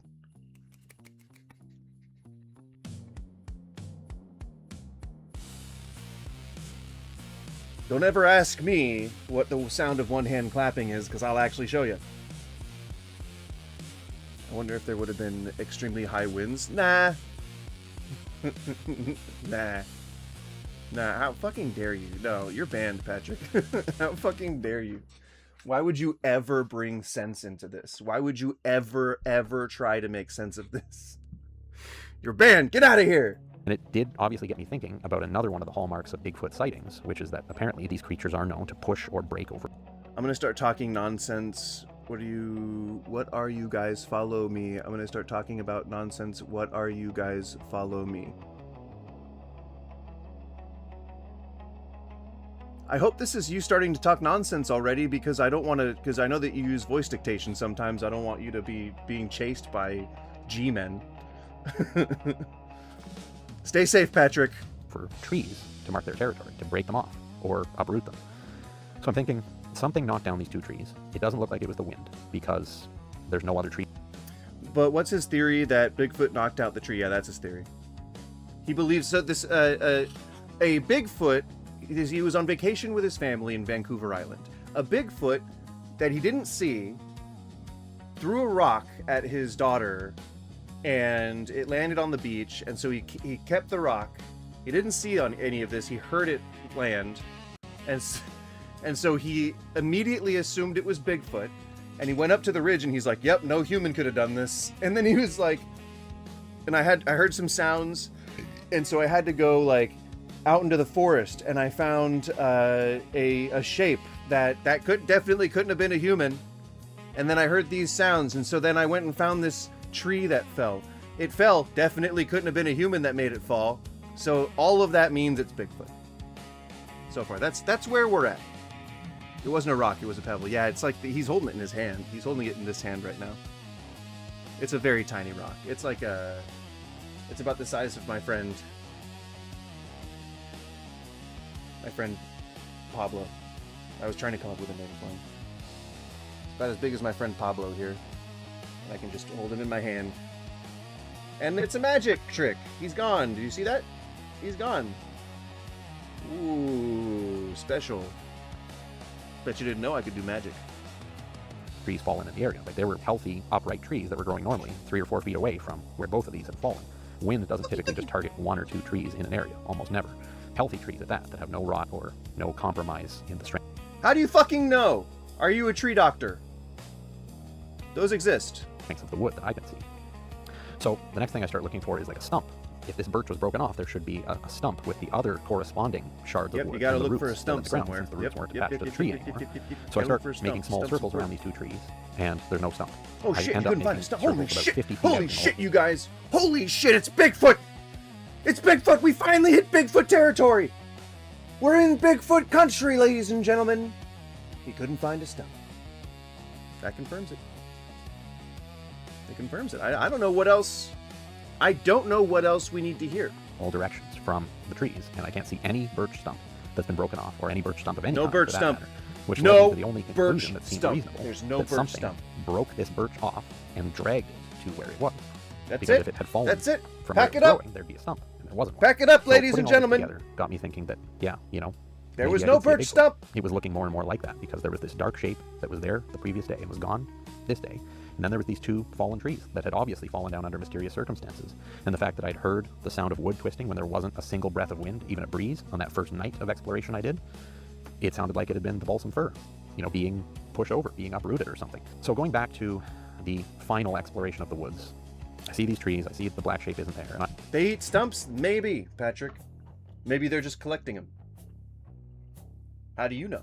How do you know? How do you know how Bigfoot works, man? How can you begin to report how Bigfoot works? This man knows. How dare you?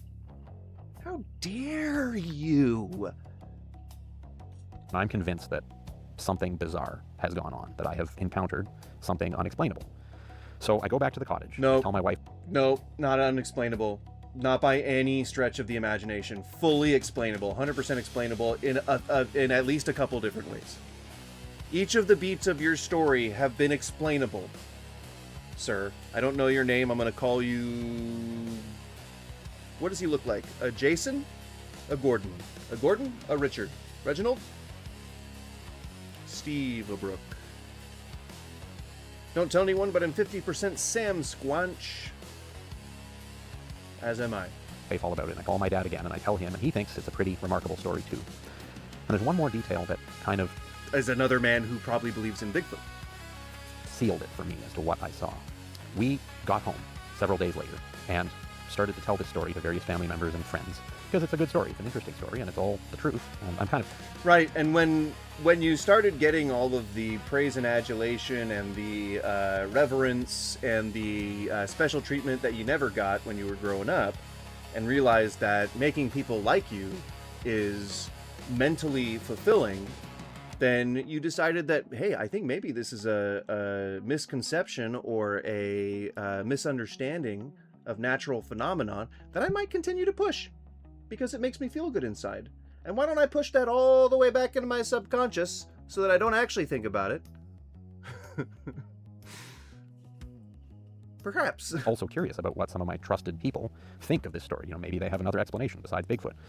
And at one point, I'm telling some close friends the story, and I'm actually showing them the footage on my phone of the black shape, the 17 seconds or so of footage that I took. And I zoom in on the phone screen on the black shape, and my wife is watching over my shoulder, and suddenly she notices something and points something out What is that it? I hadn't noticed before in this Go footage, on. and that I certainly didn't notice at the time while I was actually there in person looking at the black shape. Go on. She pointed out that there was a little bit of movement kind of on the bottom left area of this black shape.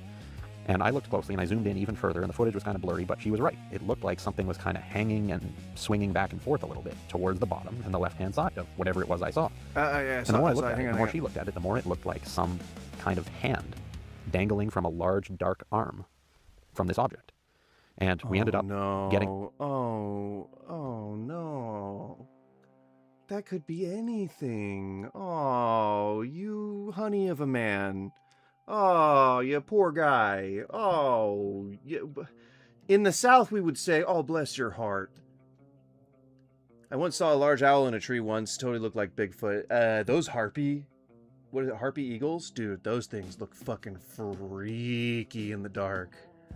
I saw, like, there was a picture I saw of one that's, like, National Geographic or some shit, of a harpy eagle, like, on a branch in the dark. It looks like fucking Mothman. Oh, that shit's scary. That footage on my parents' big screen TV when we were over at their place for supper one night shortly after this and showing them, and they thought... It can get very easy to fall victim to pareidolia when you're looking at something and scrutinizing it as tightly and narrowly as he's doing and his family's doing with this footage. So it's hard to put aside the well-known fact that our perception can be unreliable at times, especially when it comes to something like this. It's just like it's right there. Maybe they have the ability to alter our perception so that we can't necessarily perceive of them. Maybe that's something that they have. I don't know. The same thing, that this movement that we were seeing, that I hadn't seen in person because I was too far away, was an appendage of a living creature. And there was also one moment where something kind of peeked through the bushes towards the upper side of the black shape that may have been a face. Kind of looked like a face. No, that was pareidolia. That's exactly what I'm talking about. I don't know for sure, but I do know one thing. This black shape moved, and there were trees that were knocked down under mysterious circumstances, and there was a stone thrown at my daughter and I on a beach close to this forest under very mysterious circumstances.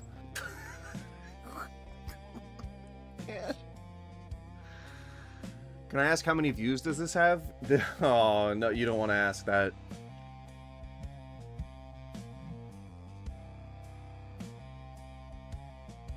Just take a guess. Take a guess.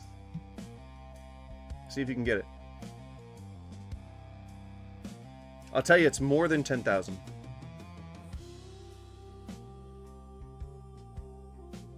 Sir, it's WoW and bowl time. Yeah, for you. People love to see patterns in general and then form a causation. Yeah. But that's like our mind. We like to make sense of the things that we're seeing. And so our brain can often like fill in the gaps in a way that confuses us. That's not correct. Might be correct. Who knows? Who knows? Maybe because our perception is unreliable. Who knows? Maybe they're wandering through the shadows. It's got 108k likes, or views, 108k views, but it's been over a year, so it's had lots of time to marinate in the algorithm.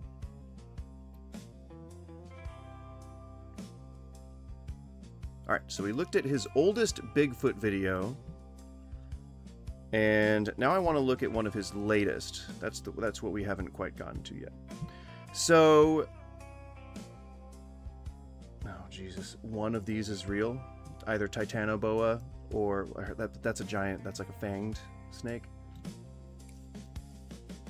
Yeah, it makes you wonder. You know, makes you wonder. It makes you wonder. I'm gonna stop in my tracks because I was gonna start dooming about my own content. I don't want to do that. Makes you wonder. Oh shit! Bigfoot's hidden energy source got 3 scientists killed. Oh damn, you guys. Shit. I need to find out. I'm building a DeLorean in Forza and branding it with What does a John Tier towering time-traveling lore for the library. That's hilarious. Elusive Sasquatch have in common with a murdered MIT scientist, a poisoned inventor, and a brilliant aerospace researcher. And no, I promise, this isn't the opening line of a joke. In 1998, a man who invented a revolutionary water-powered engine. Why would that be a joke? That would be such a morbid joke. God damn. died screaming in a parking lot that he'd been poisoned. In 2004, an MIT scientist on the verge of releasing suppressed clean energy Did you like that AI? an MIT scientist or an air-powered engine died screaming in a parking lot that he... Did you like that? Do you like that?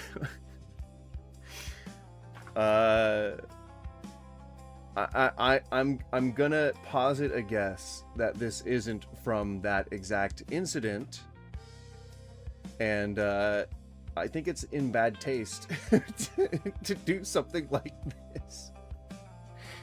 Oh, I don't doubt that you're joking, Pat, or I don't doubt that you're not joking, Patrick. I hope that you are able to post some pictures of some fallen over trees so that we can see that this guy's account was not over Sam Squanch. All right, we got to be reassured. We got to be brought down back to reality a little bit. It's important. It's important to be grounded.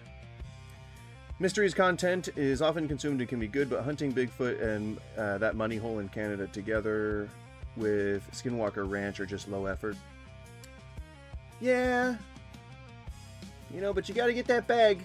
If you're a Bigfoot hunter, you got to get that bag, right? It was a bit better when Discovery was airing Loch Ness documentaries. You didn't like the mermaid documentary, the mermaid expose on History Channel? Been poisoned. In 2004, an MIT scientist on the verge of releasing suppressed clean energy data was beaten to death outside his childhood home. Damn! In 2022, by the CIA? Holy shit. The government did not want sustainable energy. A visionary physicist on the absolute brink of an earth-shattering anti-gravity discovery died under very suspicious circumstances. So what are these silenced... I think that one was a mental break, if I remember correctly. Mermaids are really from Atlantis, like Aquaman. All right. So, like, but they have fishtails for lower halves, though? Like, is that that's a real thing from Atlantis? Like, would they have like evolved that way, or what happened? How'd that happen? How they do that? How they do that? Pioneers have to do with Sasquatch? Well, a whole lot more than you might think. You might ask how a being as massive as Sasquatch stays hidden in our ever-advancing technological world. In a time with drones and... I have fried chicken that I can make sandwiches out of. Oh, you better believe I'm gonna be eating good tonight. Woohoo! Kill cams on millions of trees. How is this possible? The stories are mixed between Poseidon lore and Minotaur lore. But I don't know the two. I don't know the two different. I don't know the differences. What is the Minotaur? What are the lores? You might ask what Bigfoot uses for energy. How does it sustain itself in winter? And why do we never find traces of their remains? Well, today we're asking a completely different question. No. The question is Bigfoot real? The question is, does Bigfoot exist? The question is, why have we never been able to determine its existence beyond all of these first-hand, second-hand sightings? How have we had all of these accounts of this thing happening across generations, across hundreds and hundreds of years, across, civilizations rising and falling? How have we been telling stories of beast men, ape men, things like that? And it's just nothing is there, and we just cannot verify it. That's a good mystery. That's a good not conspiracy, but that's a good thing to question, as opposed to how does Bigfoot sustain itself? How does Bigfoot stay hidden? I mean, wow. What if Sasquatch isn't hiding at all? There's all kinds of stories of woodland creatures everywhere, including Europe. That's what I'm talking about. Like, the folklore exists. Like, there's a phenomenon that exists across the wealth of human consciousness, the consciousness cloud, if you will, that stokes these supernatural beliefs. And that, to me, is a more interesting mystery. Where does consciousness come from? Where does that manifest in the collective consciousness? How does the collective consciousness exist? How does it manifest? What's it made of? Those are cool questions. Not how the fuck does Bigfoot teleport? What's his secret energy source? What if it simply exists on a frequency that we aren't allowed to... Frequency. Why the fuck is it always about frequency? You don't understand what that means. Access. Now, just a quick pause before we get into the insane physics of all this. I was... Insane physics? I mean, sure. Yeah, pretty insane. They would be pretty insane if we were going to start applying physics to this. Recently looking through my YouTube analytics, and I realized that over 63% of you who regularly watch aren't subscribed. If you're enjoying these deep dives... And then he goes into the same fucking meta shit? What? Some try to link Bigfoot to Neanderthals and giant skeleton stories found in the U.S., part of USA folklore. Yeah, it's usually attributed to an offshoot of the hominid species. And you want to support what we do here. It would mean the absolute world to me and the Cabin in the Woods team if you would hit that subscribe button and notification bell. It really does help to keep the channel and the research alive. Thanks very much. Part 1. See, and this is again, since we're taking a meta look at this channel, again, I feel like this gives this guy more credibility. It gives him more leeway to be deluded and us look at this and be like, wow, he's deluded, and not think that he's doing this maliciously, because he's not talking about a product that he's selling when he's doing the typical plug for his channel. He did the meta thing. He did the thing where he's like, oh, you know, I just noticed that 60% of you aren't subscribed. Like that's a thing that a lot of creators do. It's just kind of like boilerplate for a video sometimes. It trends up and down. But he's not saying that he's like offering a newsletter. He's not selling courses. He's not selling branded eDNA kits, you know, at exorbitant prices. He's just saying like, hey, you know, if you guys like the content, subscribe. Helps out the channel. Like that's so cool. It makes me feel better for the hope of mankind when, yes, we can be looking at things in a way that might make people think that we're crazy, or that's like, you know, not scientifically sound, but the approach isn't with malice, and it's not with scamming people in mind, and that's kind of cool. Not something that you see regularly these days anymore. The trail of silenced science. If we're going to understand how a massive, deeply elusive Sasquatch simply vanishes into thin air, we've got to start asking different and sometimes uncomfortable questions. It's time to stop looking exclusively at standard biology and widen the net. It's time to start looking at physics, specifically the kind of physics that seems to get people silenced.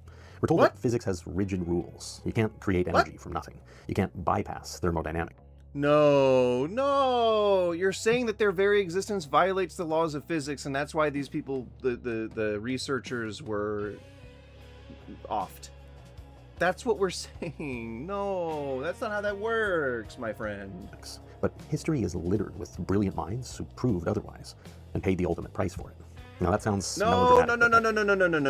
No. Wait, whoa. You got to give at least one example. I'm sorry. Who uprooted the entire field of science and then was assassinated for it? Like, I mean, maybe in like Bible days, but that is not a modern thing. I mean, I guess maybe if you believe the conspiracy theories. Bigfoot got that free energy. Yeah, he's got quantum entanglement abilities, and he can like teleport and shit. That's how he avoided being videotaped. I promise it's not an exaggeration, as you're about to see. Let's look at Stanley Meyer. To his neighbors in Ohio, Meyer was a tinkerer, a dreamer, but in the 1980s and 90s, he became a local legend. He claimed that he'd invented a water fuel cell. This wasn't just a battery, it was a device that used acoustic resonance to fracture water into hydrogen and oxygen, using incredibly low energy. He was literally splitting water with sound and frequency, and he wasn't hiding in the basement while he did it. I don't know enough about the project to know whether or not whatever he's saying is true. Nikola Tesla, we don't know if he was assassinated. Either. He was out driving a retrofitted dune buggy. There are people that we know were assassinated, giving interviews to local news stations, especially for their work, patents, and drawing the intense attention of both Wall Street and the Pentagon. Wasn't Alan Parsons one of those? Was it Alan Parsons? I don't think he was assassinated. Didn't he die in a fire? Didn't this guy? No, this guy got poisoned. He was a man who genuinely believed he was about to free the world from fossil fuels died forever. In fire. He was loud and he was proud, and he was getting results. Then came March the 20th, 1998. While dining at a Cracker Barrel with two potential foreign investors, Meyer took a sip of cranberry juice, and then suddenly ran out into the parking lot, fell to his knees, and allegedly uttered his final words. Quote, "They poisoned me." Cranberry juice is like, I think, used to hide cyanide or arsenic or something. I forget what it is, but one of those is supposed to like not have a taste in cranberry juice. Isn't that weird? The official coroner's report stated he died of a cerebral aneurysm, but the physical... There you go. I mean, unless you like, I know that government officials would probably have claws that extend as far to like the coroner's office, but enough lines in a chain would there'd be a leak somewhere. So if this guy had died under mysterious circumstances and the government was trying to cover it up, eventually there'd be a leak that people are not reliable. People follow their own agendas sometimes, and they have their own ideals and values and shit that cause them to go against whatever the established power structure is that they're a part of, and there would just be a leak somewhere. Prototypes for his revolutionary engine and his detailed irreplaceable blueprints. Well, I mean, I don't doubt it. I think that if they were good at hiding something like that, they would have covered every base. They vanished, leaving his family devastated and his legacy in pieces. Meyer was a pioneer because he looked at this massive, frustrating, broken system, and he decided to find a transparent solution that actually worked. Some strangely libertarian talk right there. And that reality of broken systems is something we deal with every single day. Not just in fringe physics either, but in our own lives. I want to share a quick story with you guys. A few years ago, a fellow investigator, I'm not going to give his name for privacy reasons, but a guy I know was doing field work deep in the bush when he picked... That always lends credibility to it. I can't say his name for protective purposes, security purposes, so just going to make sure to tell this story in as sensational a way as possible. Picked up this severe tick bite. Within a couple of weeks, he had these terrifying neurological symptoms: tremors, crushing fatigue, serious brain fog that never seemed to go away. He tried to navigate the standard medical system to get the help he needed, spent hours on hold, bounced from... You're just detailing, and this is like probably a ZocDoc, some ZocDoc, because that's trending for ad reads. I guarantee you this is like some kind of sponsorship deal, some bullshit. One clinic to another, only to be told that the soonest he could see a specialist who actually took his insurance was 9 weeks away. The system wasn't designed to heal him urgently. I know this is an advertisement. It was designed to put him in a queue. It was basically a brick wall of bureaucracy, and I just couldn't believe it when I heard this story. And while he waited, his health completely deteriorated. Permanent effects to this ordeal. Systematic gatekeeping like that, guys, that's exactly why Cabin in the Woods exists, why our work here is so important. Oh, okay, good. Okay. Whew, I was afraid there. It was sounding kind of concerning that he was about to tell a sob story and then advertise for something like ZocDoc. We aim to bypass gatekeepers, basically. And it's also why I'm incredibly selective about who we partner with here on the channel. No, he is doing an advertisement. Family to support, and funding these deep dive investigations takes real heavy resources. Sponsorships are basically what keep the lights on for... No! But I made a promise to you guys a while back to only partner with companies and products and tools that I genuinely... Shut up! Tools that tear down... Why are you taking an hour to explain why you're partnering with somebody? Just do what all the other fucking people do and read a goddamn ad copy. Brick walls and give power back to you. That's exactly why I personally use ZocDoc. He did it! He did the thing I was afraid he was gonna do! He did the thing! I just said it was so great that he's not gonna do this. Oh my god. I gave him the benefit of the doubt. Don't fucking trust middlemen. Don't trust middlemen. Do not give money to a service that puts you in contact with somebody that you could just get in contact with yourself. Don't buy these services. Don't buy a service that is just a middleman. Don't fucking do that. Intermediaries can go fuck themselves. Sales positions can go fuck themselves. And why I'm proud they're sponsoring today's episode. Believe it or not, guys, I used to be a competitive and to God damn, dude. And things in life. You tell yourself you've dealt with worse. You tell yourself can it's you fucking manageable, believe? Just the power. I found particular. You can filter by actual people who. Holy fucking shit, dude. Hang on, I'm gonna count how long this ad read was. Was 9 weeks away. He tried to navigate the surgical symptoms. Got this severe. I'm not gonna give his name in our own lives. I'm not gonna give the name of the guy who I literally just made up for this story for privacy reasons, because I'm unimaginative and because I use AI to create my fucking merchandise. I can't be bothered to actually make up a name. Oh, he's losing so many points so quickly. No. No, I thought we were good. I thought, what the fuck?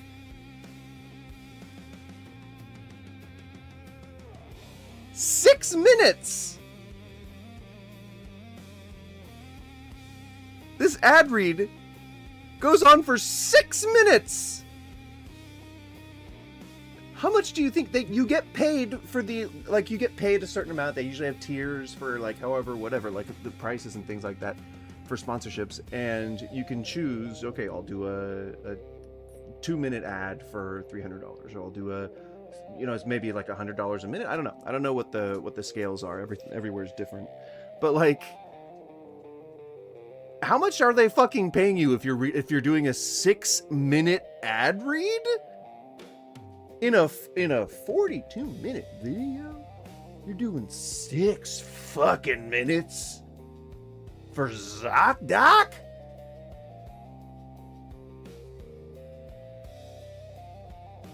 You had to have gotten paid like $1,000, 600 maybe, on the low end. God damn, dude. God dang! I'll do a 6-minute ad read, and I ain't gonna dress it up like it's something that I actually use. Go fuck yourself. Video, and for finding a better way forward with our health. All right, let's look at Yeah, our it's next this company. silent scientist. It's this fucking company. Dr. Eugene Malov. My Stop. background is that When did ZocDoc become a company? Become a company. 2007. How long has your channel been going? What's your oldest video, huh? What's your oldest video, you son of a... 3 years ago. Okay, fine. Okay. So you could have been using ZocDoc, but I fucking doubt it. That of an engineer. 6 years later, the scientific community lost Eugene Malov. Malov wasn't a fringe theorist working out of a garage somewhere. with 2 degrees in aeronautical and astronautical engineering from MIT. He's making fun of Alan Parsons and L. Ron Hubbard. He's making fun of them summoning a demon in their garage. Don't you dare. Don't you let the mainstream media fool you. Alan Parsons and L. Ron Hubbard did summon the Moon Child. I think was what it was supposed to be called. The Moon Child. If that's not what it's called, then they summoned a Moon Child, alright? And a science doctorate Don't in doubt environmental them. health sciences, air pollution, control engineering, and aerosol physics from Harvard University. And he was the chief science writer for the MIT News Office. He was a father, a deeply principled journalist, and the founder of Infinite Energy magazine. Malov became a highly visible, very vocal proponent of cold fusion. He actually resigned from his prestigious job at MIT Fallout technology. Fuck yeah. in protest, claiming the institution had deliberately altered data to discredit cold fusion. He made frequent media appearances and dedicated his life to exposing what he saw as the scientific establishment's systemic suppression of clean energy research. He was preparing to publish a massive, heavily researched report to finally blow the lid off this suppressed data. He'd been working on it for years, but he never got the chance. Yeah. I don't see that as being... What the fuck does this have to do with Bigfoot? I guess is my question. I don't see this being outside the realm of belief that a person would be assassinated because they were developing clean energy. Yeah, government doesn't like to be having money taken out of its coffers. Okay, sure. That I can wrap my head around. But how does this fucking relate to Bigfoot? Is it because it says Bigfoot's hidden energy source? He wants to talk to us about the physics of it, and then he's talking about cold fusion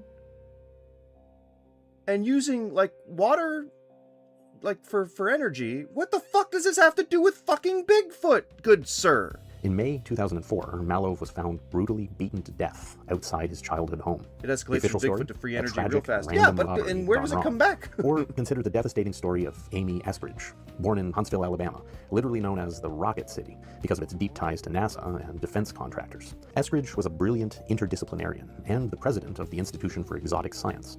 She wasn't just a theorist either, she was a deeply passionate visionary, actively working on This, I guess, kind of discounts all of the other work that's currently being done for sustainable energy. I guess maybe the efforts were repressed in order to do that. I don't. I feel like it comes back to an invitation to invest in a secret free energy engine. Maybe to power Bigfoot. You know, maybe he needs to be powered up, and then we'll be able to see him again. Who knows? Anti-gravity technologies and exploring the physical realities of zero-point energy. She had a profound vision for humanity's place in the cosmos and was reportedly preparing to present... These conspiracy theorists always go back to zero-point energy for some reason. That's how we built the pyramids. Don't know if you guys knew that. That's how the aliens helped us build the pyramids. Foundational new work regarding advanced propulsion to the world. But instead, in June 2022, the 34-year-old scientist suddenly died. While the official narrative ruled her death a suicide, whispers within the aerospace and intelligence communities paint a far more sinister picture. Claims have surfaced, including explosive allegations from a retired intelligence officer, that she was actively targeted with directed energy weapons by a private aerospace contractor. She became yet another pioneer of exotic physics, silenced before her work could fundamentally change our understanding. But we don't know for sure. I think this is the woman who claimed that she was being attacked by direct energy weapons. So I don't know if that's, like, verifiable. Of reality. A poisoned inventor from Ohio, a murdered physicist from MIT, a brilliant aerospace researcher in Huntsville. But none of these losses mean that that research stopped. We're still like all that work. It's not just gone. Like you had the specs literally like right on the screen for the water engine. Like it's not, none of that. It wasn't all just lost to time. Like they just some elements of the research may have disappeared in whatever rifling through, you know, like government officials might have done because of whatever like compartmentalized information they might have needed back. Sure. But it's not like nothing comprehensive, like they're developing clean energy and therefore they are assassinated so that the government can hide any elements of clean energy coming out. There's still research and testing and studies being done on clean energy as we speak. Since the ability to study it and develop methods to replicate it have been established, we've been studying it. Are you getting microwaved by the government? I don't think that she was being, sadly. I think because people in positions like that have a lot of pressure on them and stress is very high and quality of life is often very low. Life can be often pretty solitary for people who are doing that high level of work. Even if you're like married and have kids, you spend probably no time at home. And so it's easy for mental breaks to happen. I'm surprised it doesn't happen to more doctors, to be honest. Well, you get paid enough to, you know, have a bit of a higher quality of life, so that might be what the dealio is to that. She became... So yeah, I definitely don't want to watch all 45 minutes of this, but I think we got a good cross-section of this guy's channel established and reacted to, and I have wanted to do that for a while now, and I've got a long list of people that I'm just putting into long-form videos, so I wasn't able to really, like, you know, put him in there because I don't really mind what he does, because he's not, like, just a straight-up grifter. He does put an advertisement, a 6-minute advertisement in his videos, which I don't know if I can support. Damn, dude. Let's check out. I'm gonna see if one of his other videos has such a long ad read. Here, this is for I'm about to ZocDoc show you again. the shocking truth with all of you very soon here on the channel, so make sure you subscribe and turn on notifications so you don't miss it. I made lifelong friends on this trip and gained some really deep and meaningful work. It's not something I take lightly in a trip to the US. So if you're American or traveling to America, investigator was doing field work deep in It was a fantastic trip, and some other excellent research. Hey guys, I recently went looking for Sasquatch with Survivorman, Les Stroud, and some other excellent researchers. Okay, so 6 minutes 45. It was a fantastic trip, and I'm honestly so excited to share it with all of you very soon here on the channel. So that's a different hat. That hat looks more velvety. Make sure you subscribe and turn on notifications so you don't miss it. And make So it's lifelong wrapped up in friends on his this trip. call to action, which is actually pretty ethical. Like that's pretty cool. I like that is the way that he's choosing to bring it up. That's pretty cool. And those lava tube entrances began to see these reclassifications. Areas that were once open for mining and exploration. Oh shit! The Oh shit! Okay. This brings us to July 1924. A place. So that was, what was that? That was 6 minutes 45 to 9 minutes. Wow. Okay, half the time. Hell yeah, dude. Hell fucking yeah, man. Hell fucking yeah. Good job, my dude. Good job. You did good. See, damn, this guy's making me like him. So that's what I'm talking about. This is why he doesn't get an expose because he doesn't need to be exposed. He's doing actual work. Like yes, he might just be as much of a wackadoo as the other guys, but the pipeline is very, very, very clear on this guy. Like just in general, he had an event that happened to him that he calls unexplainable. He grew up believing in Bigfoot. Clearly, his dad believes in Bigfoot. So he's got 2 generations of conditioning in him that lead him to believe in Bigfoot when something unexplained happens that points to, as he sees it, Bigfoot. Totally understandable. And he goes on to YouTube, starting out doing tutorial videos on how to maintain your work boots. He's not doing the grift. He uses AI, yes, he uses AI a little bit for his thumbnails and for his merchandise. That's slop. I don't support that. But he's not like pushing his merch all the time. I don't see him talking constantly about people buying his, clothing items. If anything, maybe he's just ashamed that like he doesn't have the talent or ability to create these things, and he just does that because he needs to sell something, to support the channel. And then he just asks for people subscribing, and that's it. Like he's not pushing something. When he does an ad read and he does it for 6 minutes, I freak out about it and I say that that's really stupid. But then the next video that we watch where he does it, it's only 3 minutes long. It's what you love to see, That's a good quality human being so far. Like we haven't determined that he's a piece of shit. We found no conclusive proof. And usually these guys have red flags staring you right in the face. And this guy doesn't appear to have been doing that. I think that's cool. How do you justify the existence of Photoshop and CGI? How do you justify the existence of it? Why does it matter what tools he used? It doesn't matter to me. But I know that AI slop is not typically looked well upon.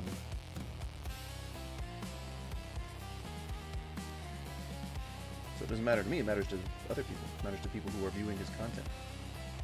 And typically, the people who look at this kind of stuff look at these people as like grifters or scammers or wackadoos or whatever. And I'm just saying that doesn't appear to be doing any of that. And usually the use of AI slop is pretty indicative of their intent to cut corners or be lazy or not pay artists. So we're just using the signifiers that typically point out a certain type of person.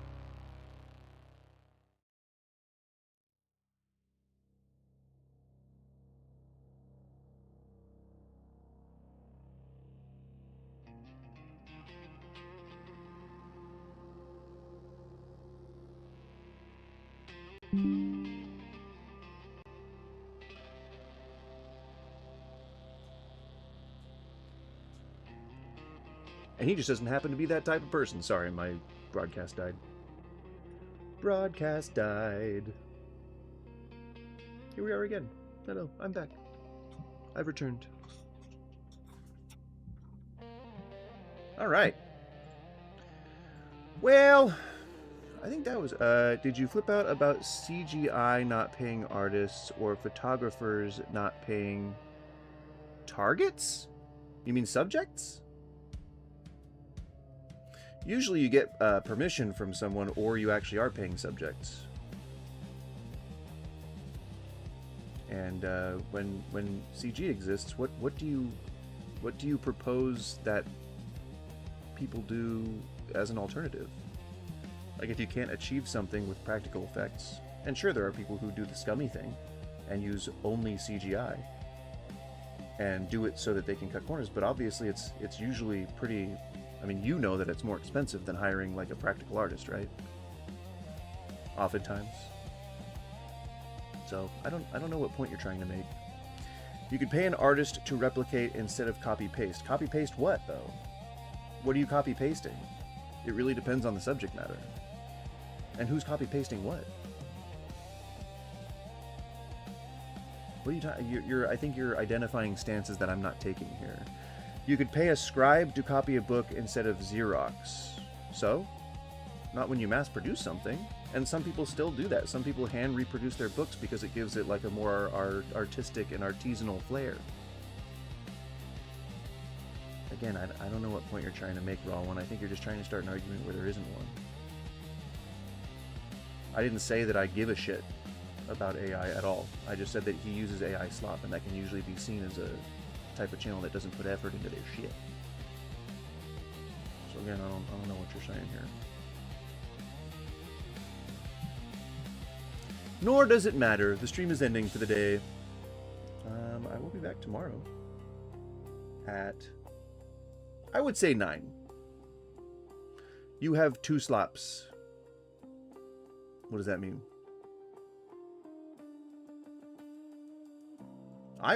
Saying that I've used AI? I definitely have used AI. I don't shy away from that. I'm not sure, again, I'm not sure what point it is that you're trying to make.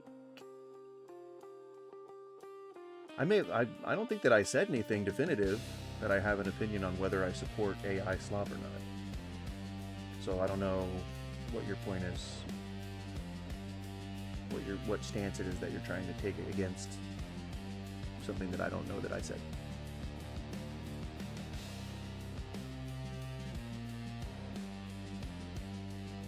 Anywho, have a good one, guys. I'm gonna go eat some fried chicken sandwiches. Oh yes, that's fucking right.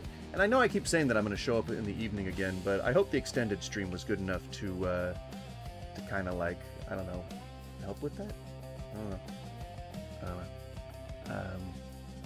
I'm sure Skippy probably has stuff to say about AI, and I'm sure Cynical probably has stuff to say about AI. So you guys go ahead and talk about. Well, no, the stream's ending, so I guess you guys can't talk about it, but maybe tomorrow. All right, have a good one. Thank you so much.